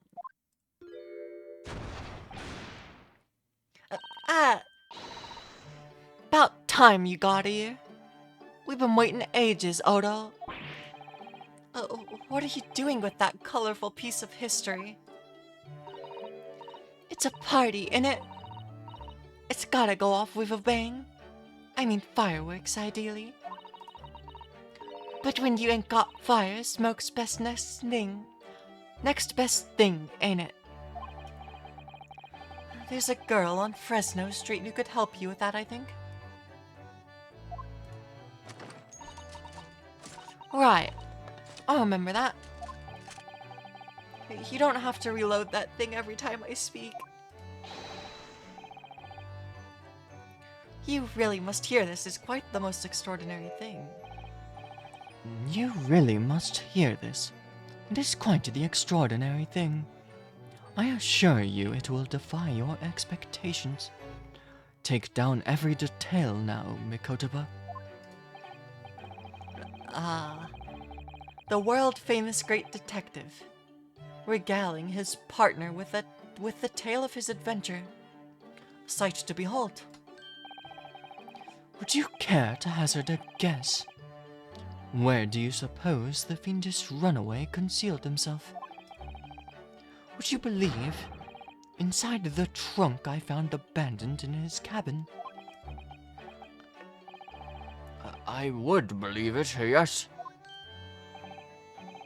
I say, Mikotoba, I detect not a hint of surprise. I wonder why that is. Maybe because I was there at the scene as well, Sholmes. What? You were? Then why the deuce didn't you say so before? Not quite the sight I was expecting to behold, but still. It's hard not to feel privileged to see it. Hello, Mr. Sholmes, Professor Mikotoba. I'm finally back from the Bailey. And not a moment too soon. A feast prepared by Iris and Miss Susato awaits. I must say, I haven't seen Susato looking so happy in a very long time. Ah, Ryuno. There you are. Dinner is on the table, everyone.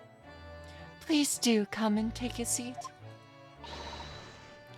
Time to fill me boots.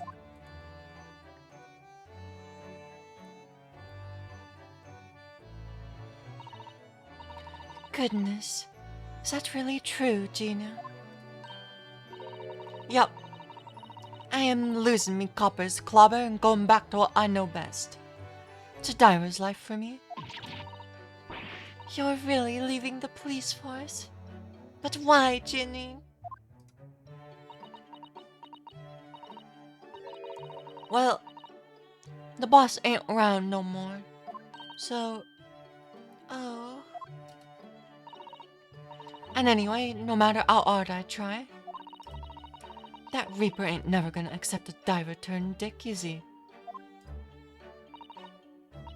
Well, people can change, you know. Ah, yes. That reminds me. I rather thoughtfully offered to relieve the bailiff of this now defunct piece of evidence. Eh? It's the inspector's watch. And the crown has been reattached. That watch was his pride and joy, a symbol of his great achievements at Scotland Yard. For 10 years without fail, it measured every second of the man's remarkable career. But now, it has stopped.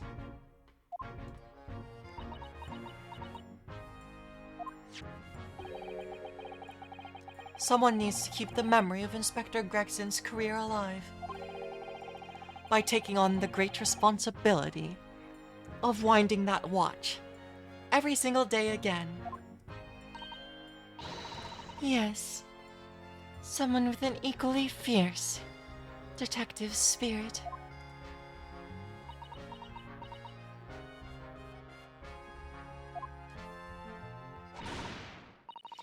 It's gotta be me.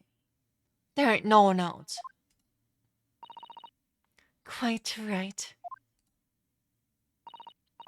I mean, after all, boss was... Well, he was my boss. Yes, Jenny. Yes, he was.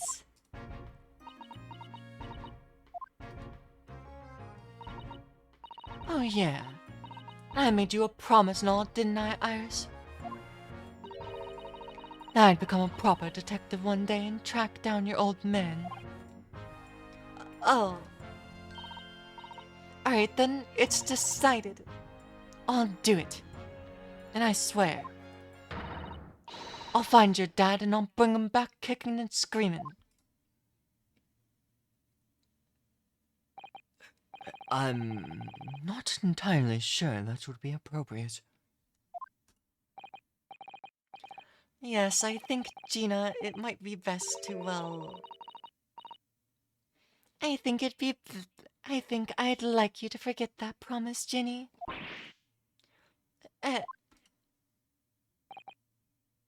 Iris? Well, obviously I'd always wondered about who my real daddy is. Of course I have. I wanted to know where I've come from. I thought it might tell me something about myself. But I've caused such a lot of trouble, trying to find out for so many people. Hurley, Runo, Professor Mickey. Oh no, not at all, dear. Really, you owe no apology to anyone. Well, anyway, I've decided to give up on it. Because I've realized my daddy is the greatest in the world. I don't think it matters what his name is or where he's from. Don't you agree, Hurley?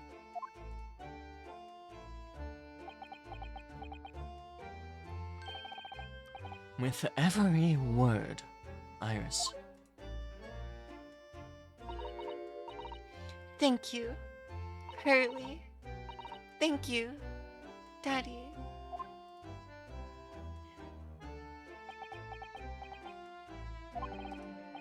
I think, Mikotoba. Yes, Sholmes. I think that I ought to express my gratitude to you. Oh.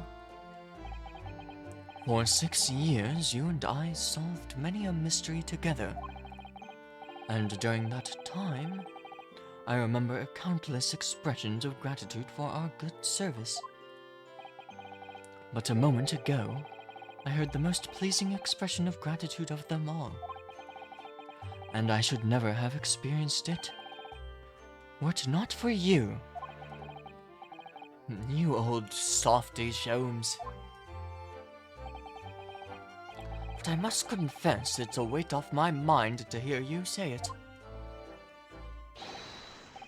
Well then, I think this calls for a lengthy violin recital. Wouldn't you say? Oh, well.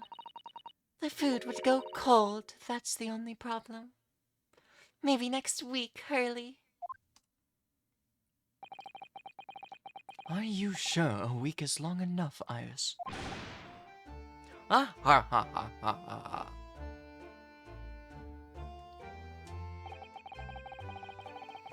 Even amidst the most troubling of cases, even reeling from the most shocking of revelations, returning in the evening to this suite of rooms, there's always warmth and happiness to be had. The home of the world's greatest detective, and my home too, with my greatest family.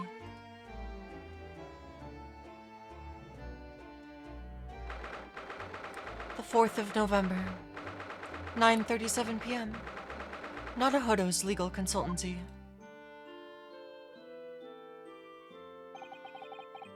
This attic room has been my home and office for almost a year now.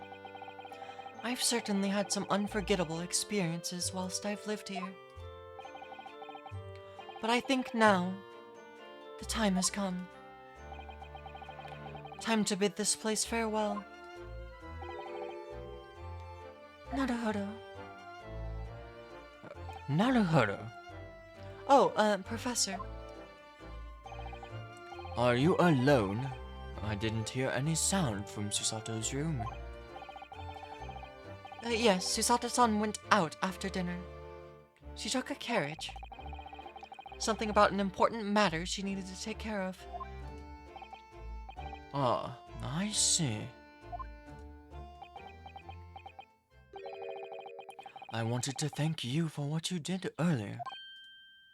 Oh, With Iris, I mean.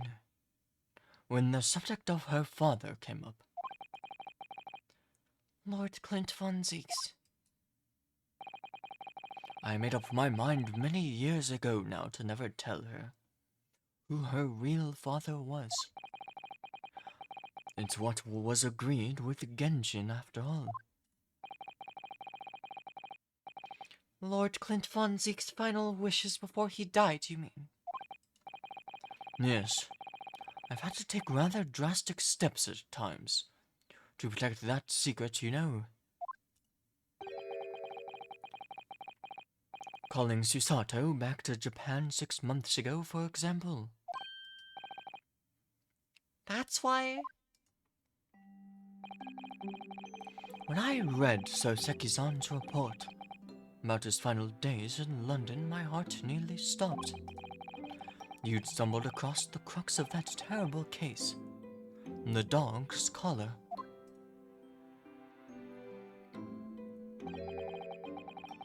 The description of the Baskerville insignia left me in no doubt. Baskerville. If you'd decided to investigate that insignia, sooner or later you'd have made the connection with the Van Zeeks. And to make matters worse, Susato knew of the published story as well. The story that Iris had written about based on my notes from the time. Ah, yes. The Hound of the Baskervilles. Exactly.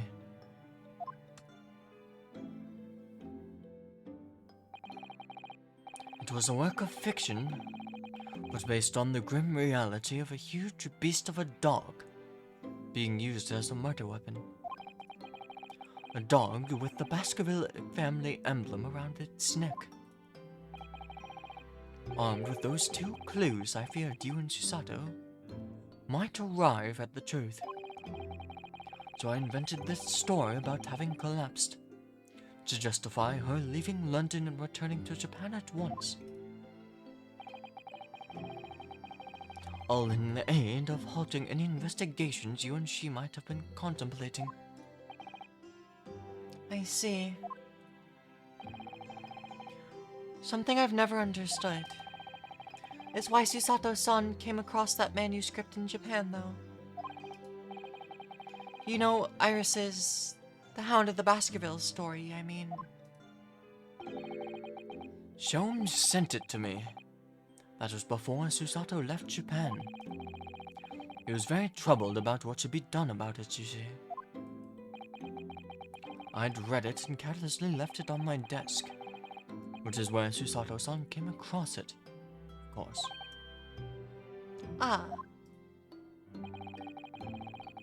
It was the only case Sholmes and I ever pursued that I didn't record in meticulous detail. So I was stunned by the discovery that young Iris had pieced together so much from my paltry note. Sholmes and I discussed the matter and decided we couldn't allow the story's publication. At that point, I returned the manuscript by post to Sholmes for safekeeping. so you did all that to stop Iris from finding out the truth about her father? And that's right. Because Sholmes had told me how astute she'd become.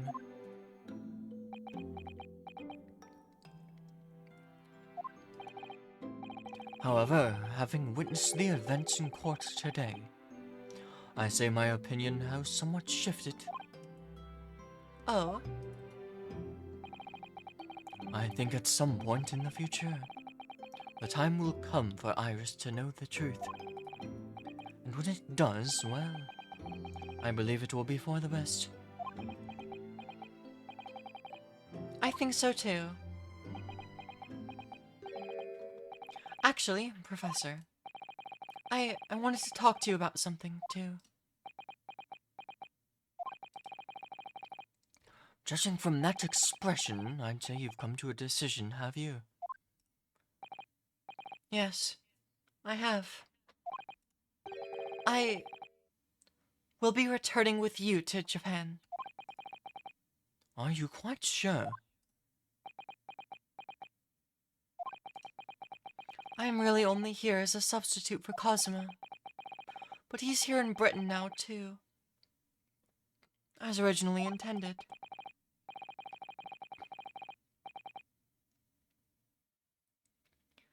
Locum student Naruhodo doesn't really have a right to stay, I think. I see. Looking back now when I first arrived here in February.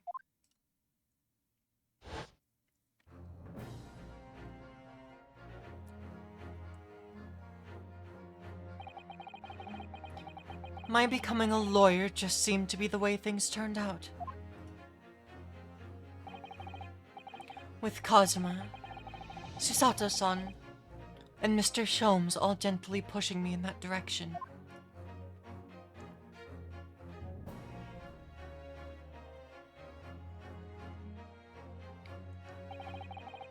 I spent the best part of a year immersed in this world, but always aware of a seed of doubt inside me. Until today.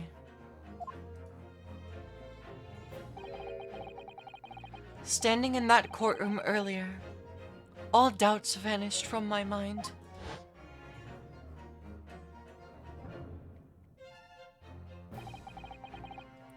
I was totally focused. I was sure of my belief in my client. I was sure I could see the trial through. And at the end of it, I finally realized. No one else chose this path for me. I chose it myself.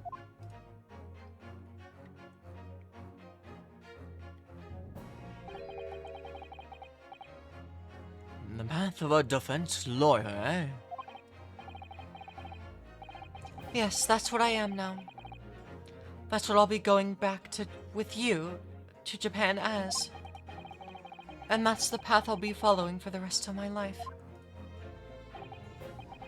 Well, it sounds like you've made quite a resolution there. I have.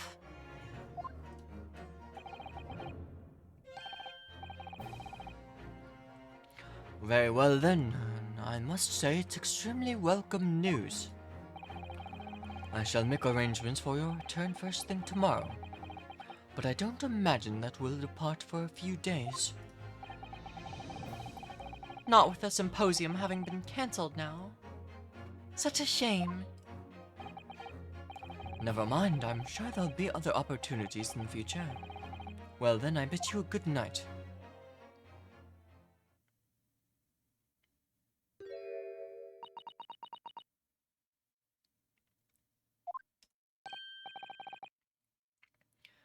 Susato-san,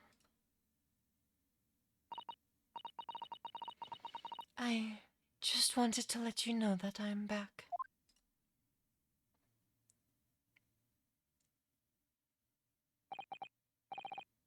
Did you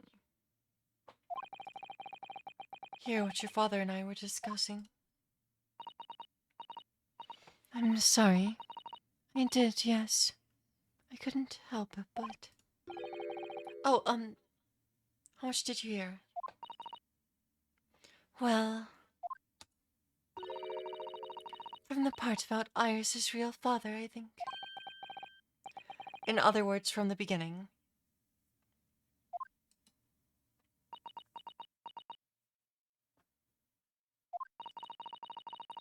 So you've made up your mind. You'll return to Japan and continue working as a defense lawyer.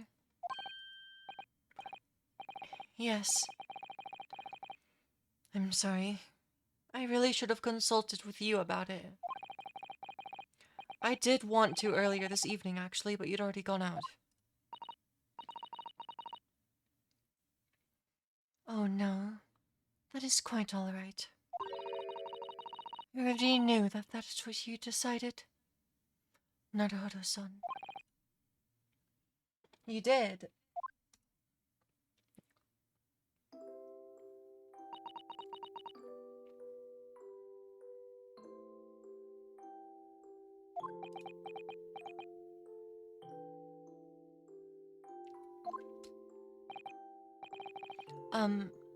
Susato-san? Yes. I suppose this means it has to be farewell soon. I suppose. You'll be a great help to Kazuma going forward. I mean, I know he's a brilliant lawyer, but he's new to the British courtroom. He'll certainly benefit greatly from having a brilliant judicial assistant at his side.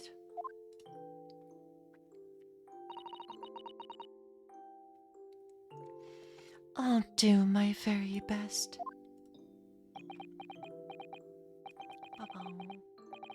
I wish I could say it, but I just can't. I can't ask her to come with me. After all, she was always supposed to be coming to Britain as Kazuma's assistant.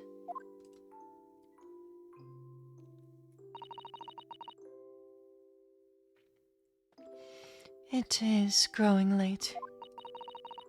We should both try to get some sleep. I'm sure you must be exhausted after today. Yes, you're right.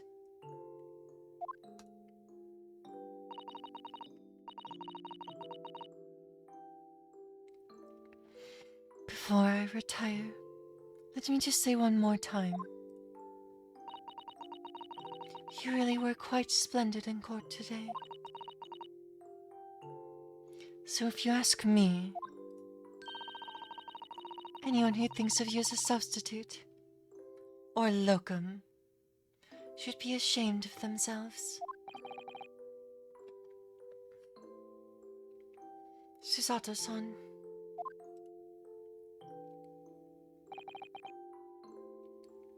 Thank you.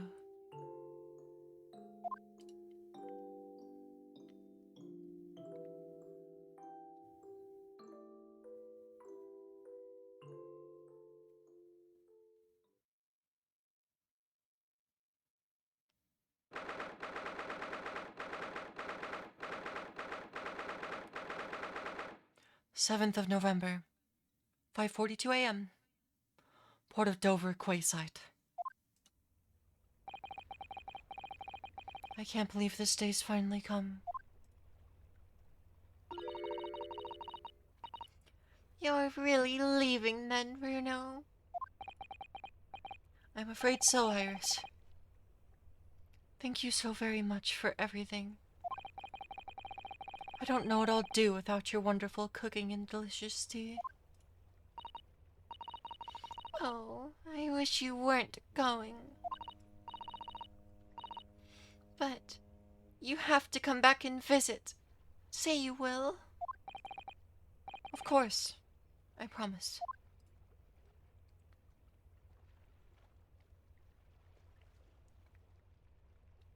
Well, it was a very brief reunion, but it was a pleasure to pursue a case with you again after so long. For a while, at least, it felt like old times. Yes, I suppose, on reflection, there's something to be said for it. Having a little fun once in a while. I'll just go and say goodbye to the professor as well, I think. Alright, Iris. You do that.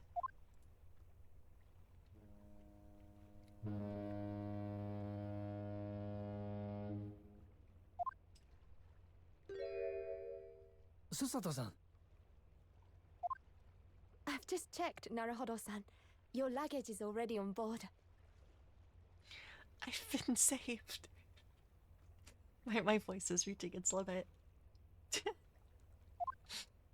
Such a beautiful morning. Perfect for embarking on a journey, isn't it? Before I set off, I'd just like to say how thankful I am for everything you've done for me. And give my warmest regards to Kazuma, please.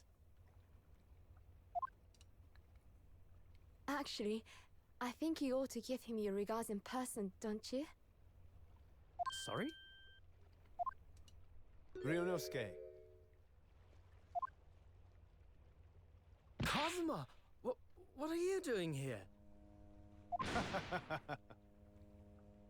Do you really think I'd miss my best friend's departure?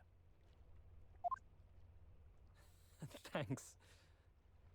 To be honest, I'd been looking forward to our wild time tearing up the streets of Her Majesty's capital, but, Well, we'll have to save that for another time.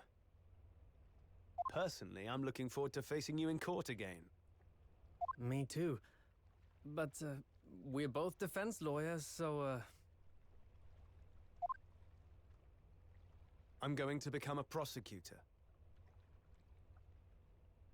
I'll stay in Lord Van Zeek's tutelage for the time being, but before long, I intend to be just as formidable as the Reaper himself.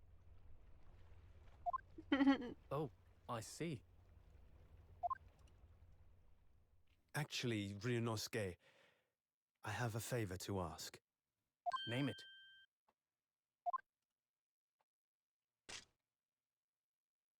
I'd like you to take care of this for me for a while. Karuma? Why? Because I've seen it now. I've seen what's inside me, the demon that reared its ugly head that day.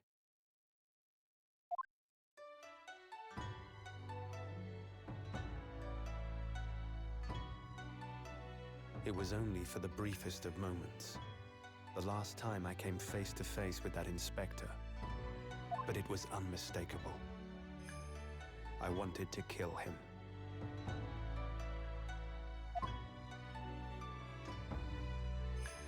I've always known there are demons that live inside people. And now I know there is one in me. The fact that it very nearly consumed me is something I'll carry with me until the end of my days. While I devote my life to fighting those whose demons have got the better of them. As a prosecutor. So, that's what you've resolved to do, is it? Until I'm ready to face the demon within me. To slay it once and for all. I leave this in your care. If you'll take it. Of course I will. I'll keep it by my side. always. So good. Until we meet again, then. You have your path to follow, and I have mine. Naruhodo-san?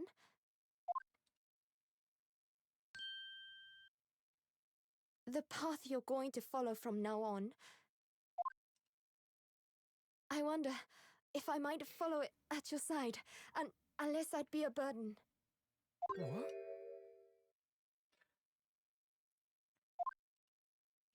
I mean, I would very much like you to come with me.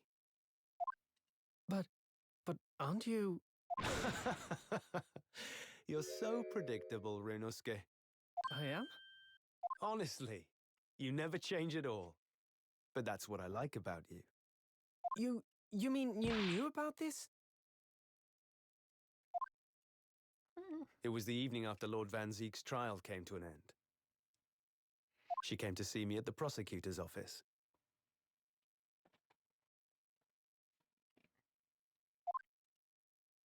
Really? Oh, when I had that conversation with Professor Mikotoba.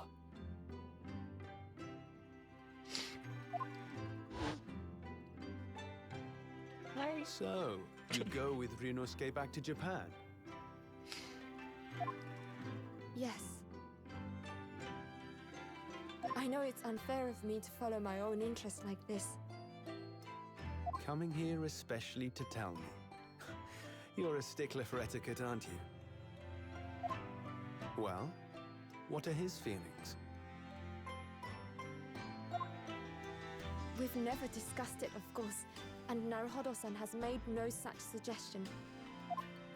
I worry that perhaps I'd be a burden to him. He's just as much of a stickler for etiquette as you are. He'd never say anything before he was asked.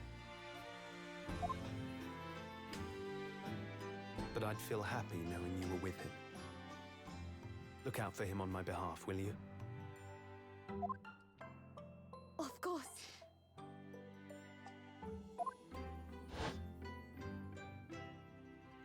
Susato-san. What do you think, Naruhodo-san? With you by my side, no trial would seem too daunting. So if you're willing, I'd be honored if you'd come with me. Together we can take on the world.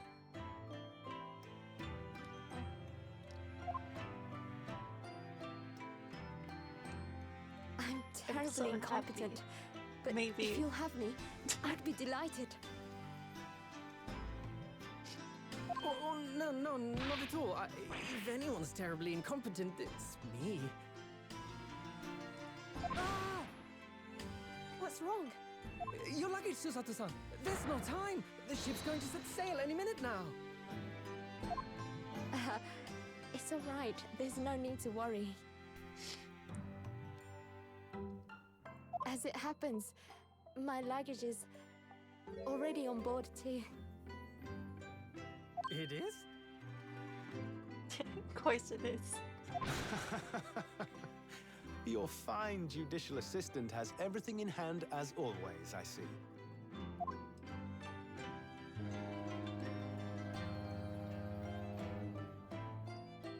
Bruno! Your ship's about to leave! Time to go then.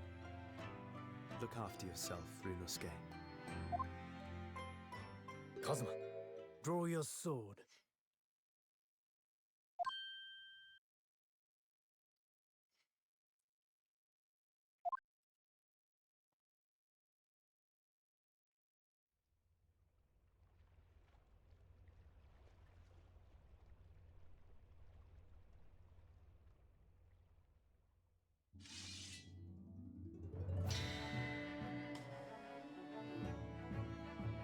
One day, when our paths cross, once more, we'll fight a duel of words across the courtroom. A day I eagerly await as a lawyer. I've been waiting to hear you say that, partner.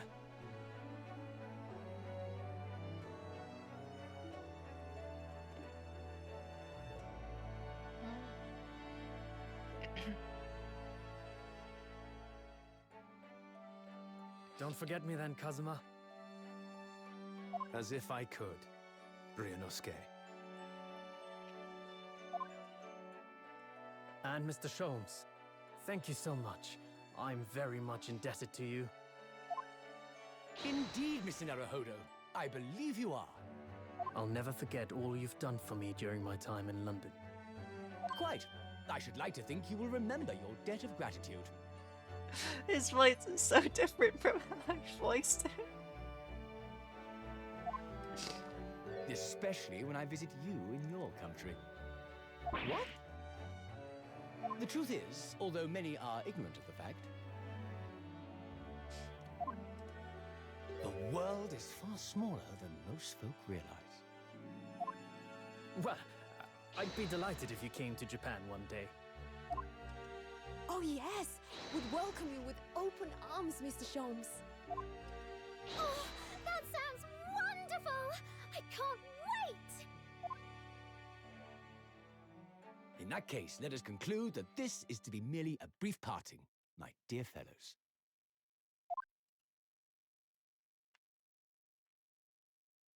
And that brings us to the end of my adventures in Great Britain.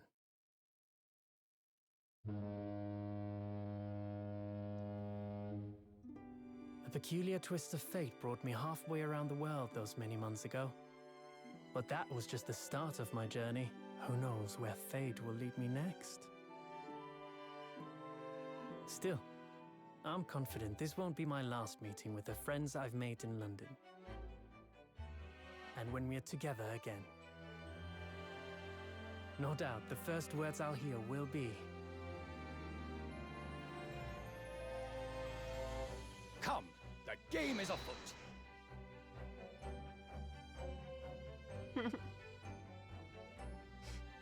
The ship, with our friends from the east, sailed steadily towards the distant horizon. But Sholmes' face was alight with joy. The times may change, but a steadfast friendship will remain true, Wilson. We have but to gently close our eyes, and we are with our companions once more.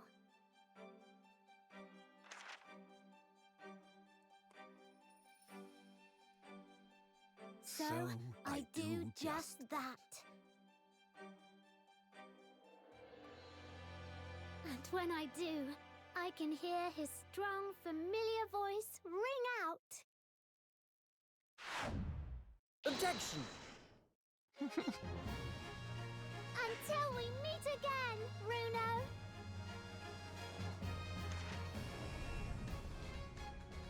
We've done it.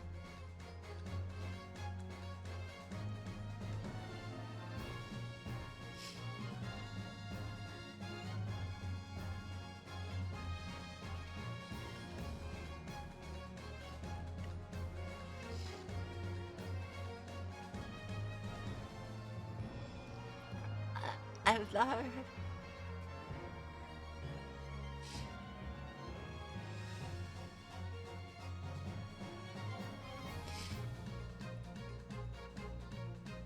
Wardrobe class.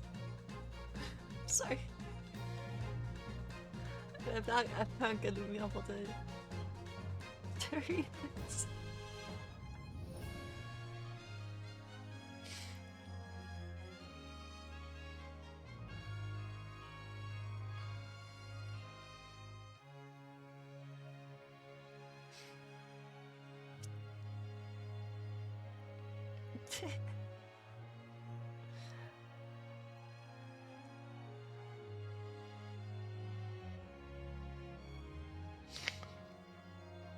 Excuse me.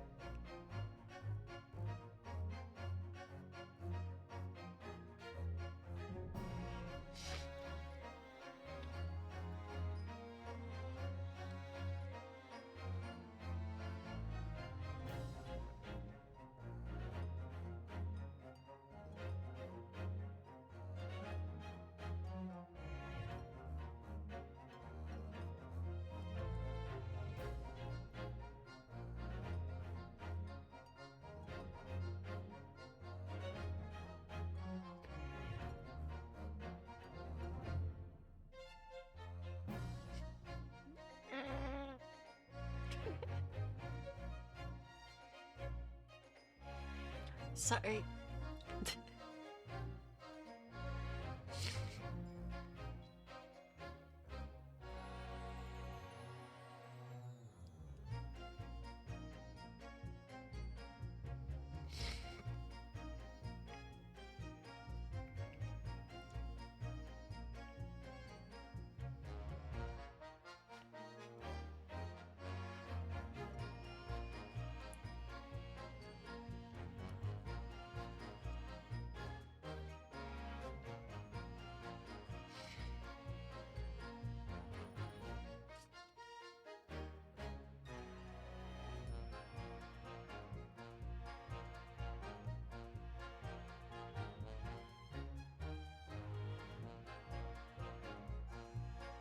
What is that? Why not Natsume very hard defending?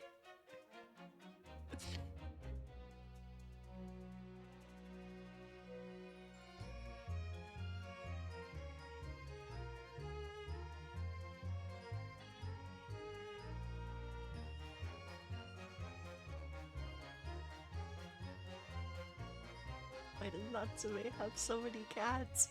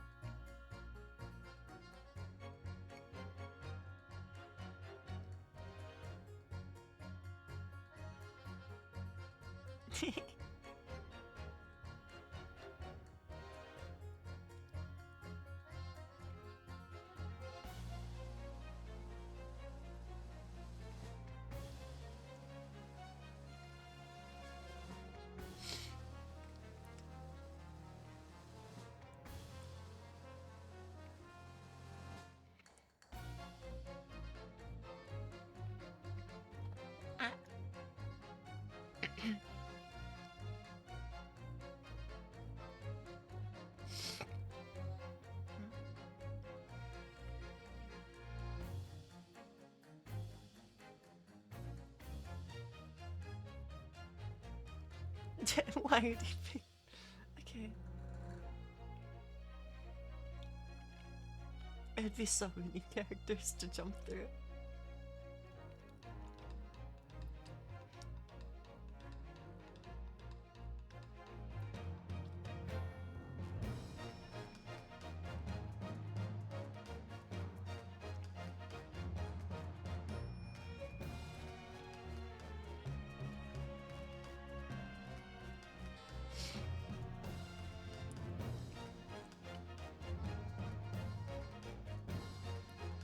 So she, in order to keep her waxwork, she had to make that deal.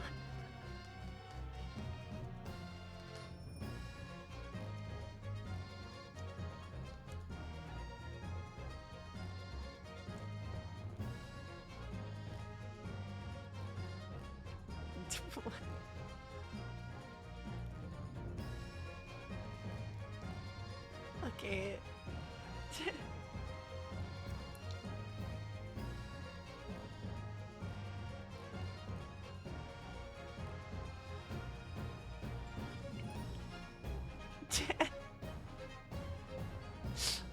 Okay, well.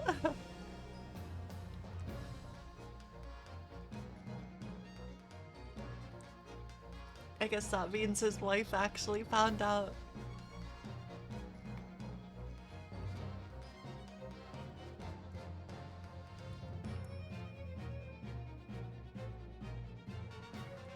I don't know if it's a good idea for him to work with criminals.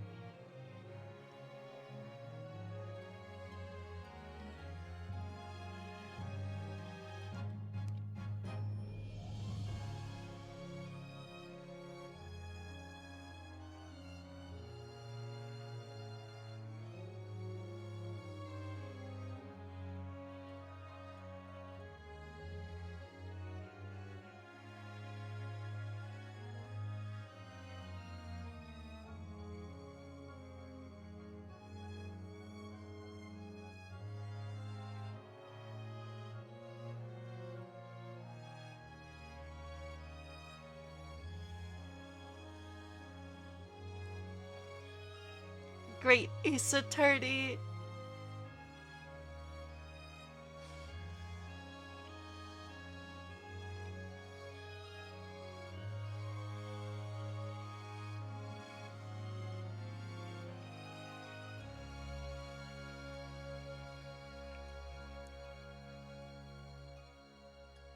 Shum still has Waka High.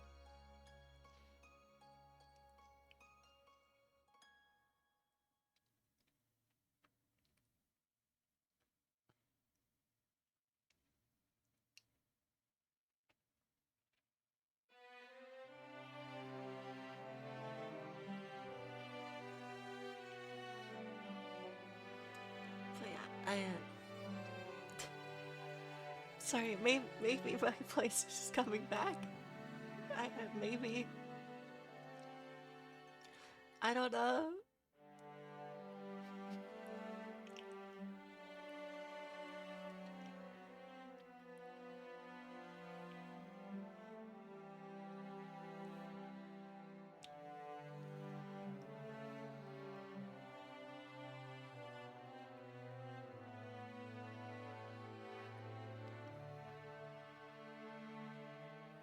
All the cats.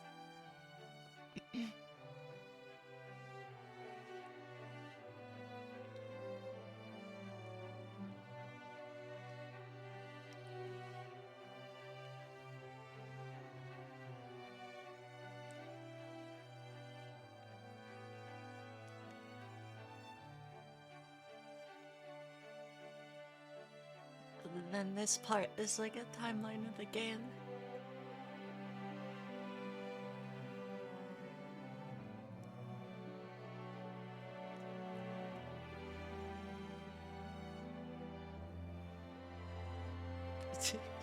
Natsume is there again.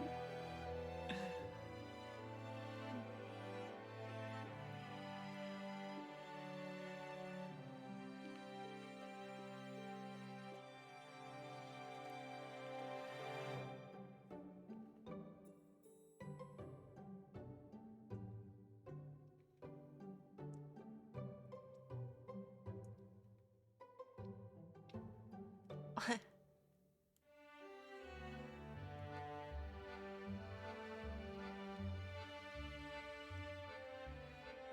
Oh my god.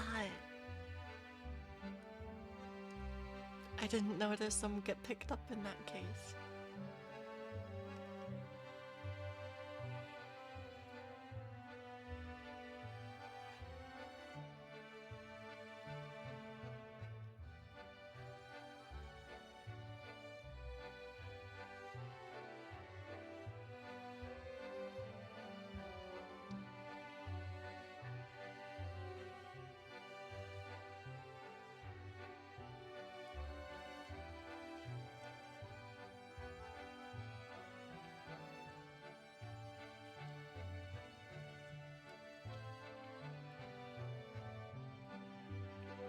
The tap dancing.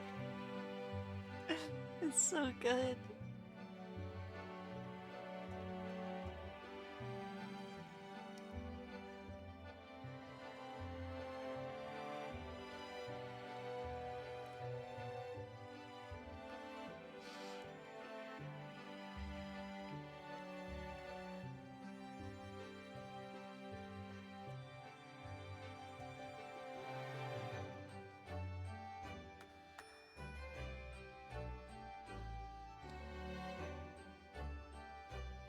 We've actually done it.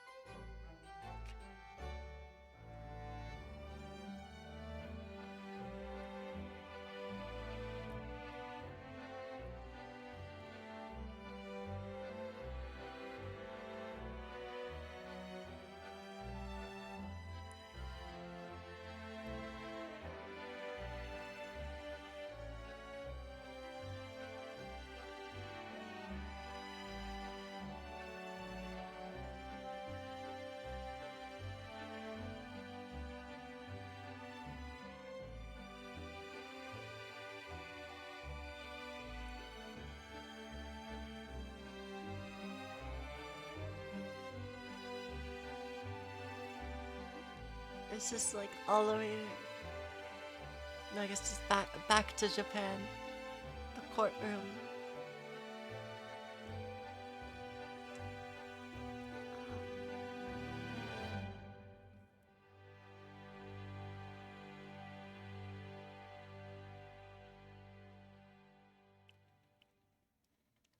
Finished.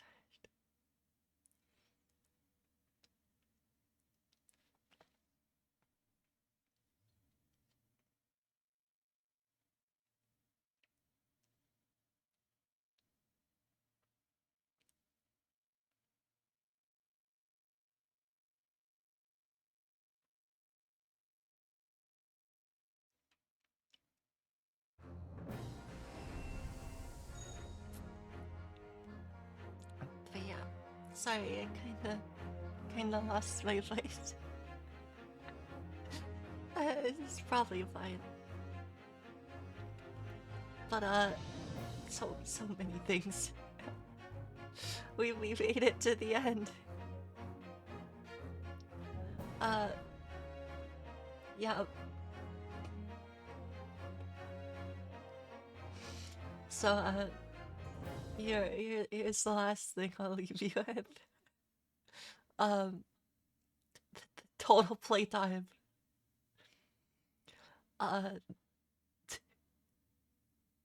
137.7 hours.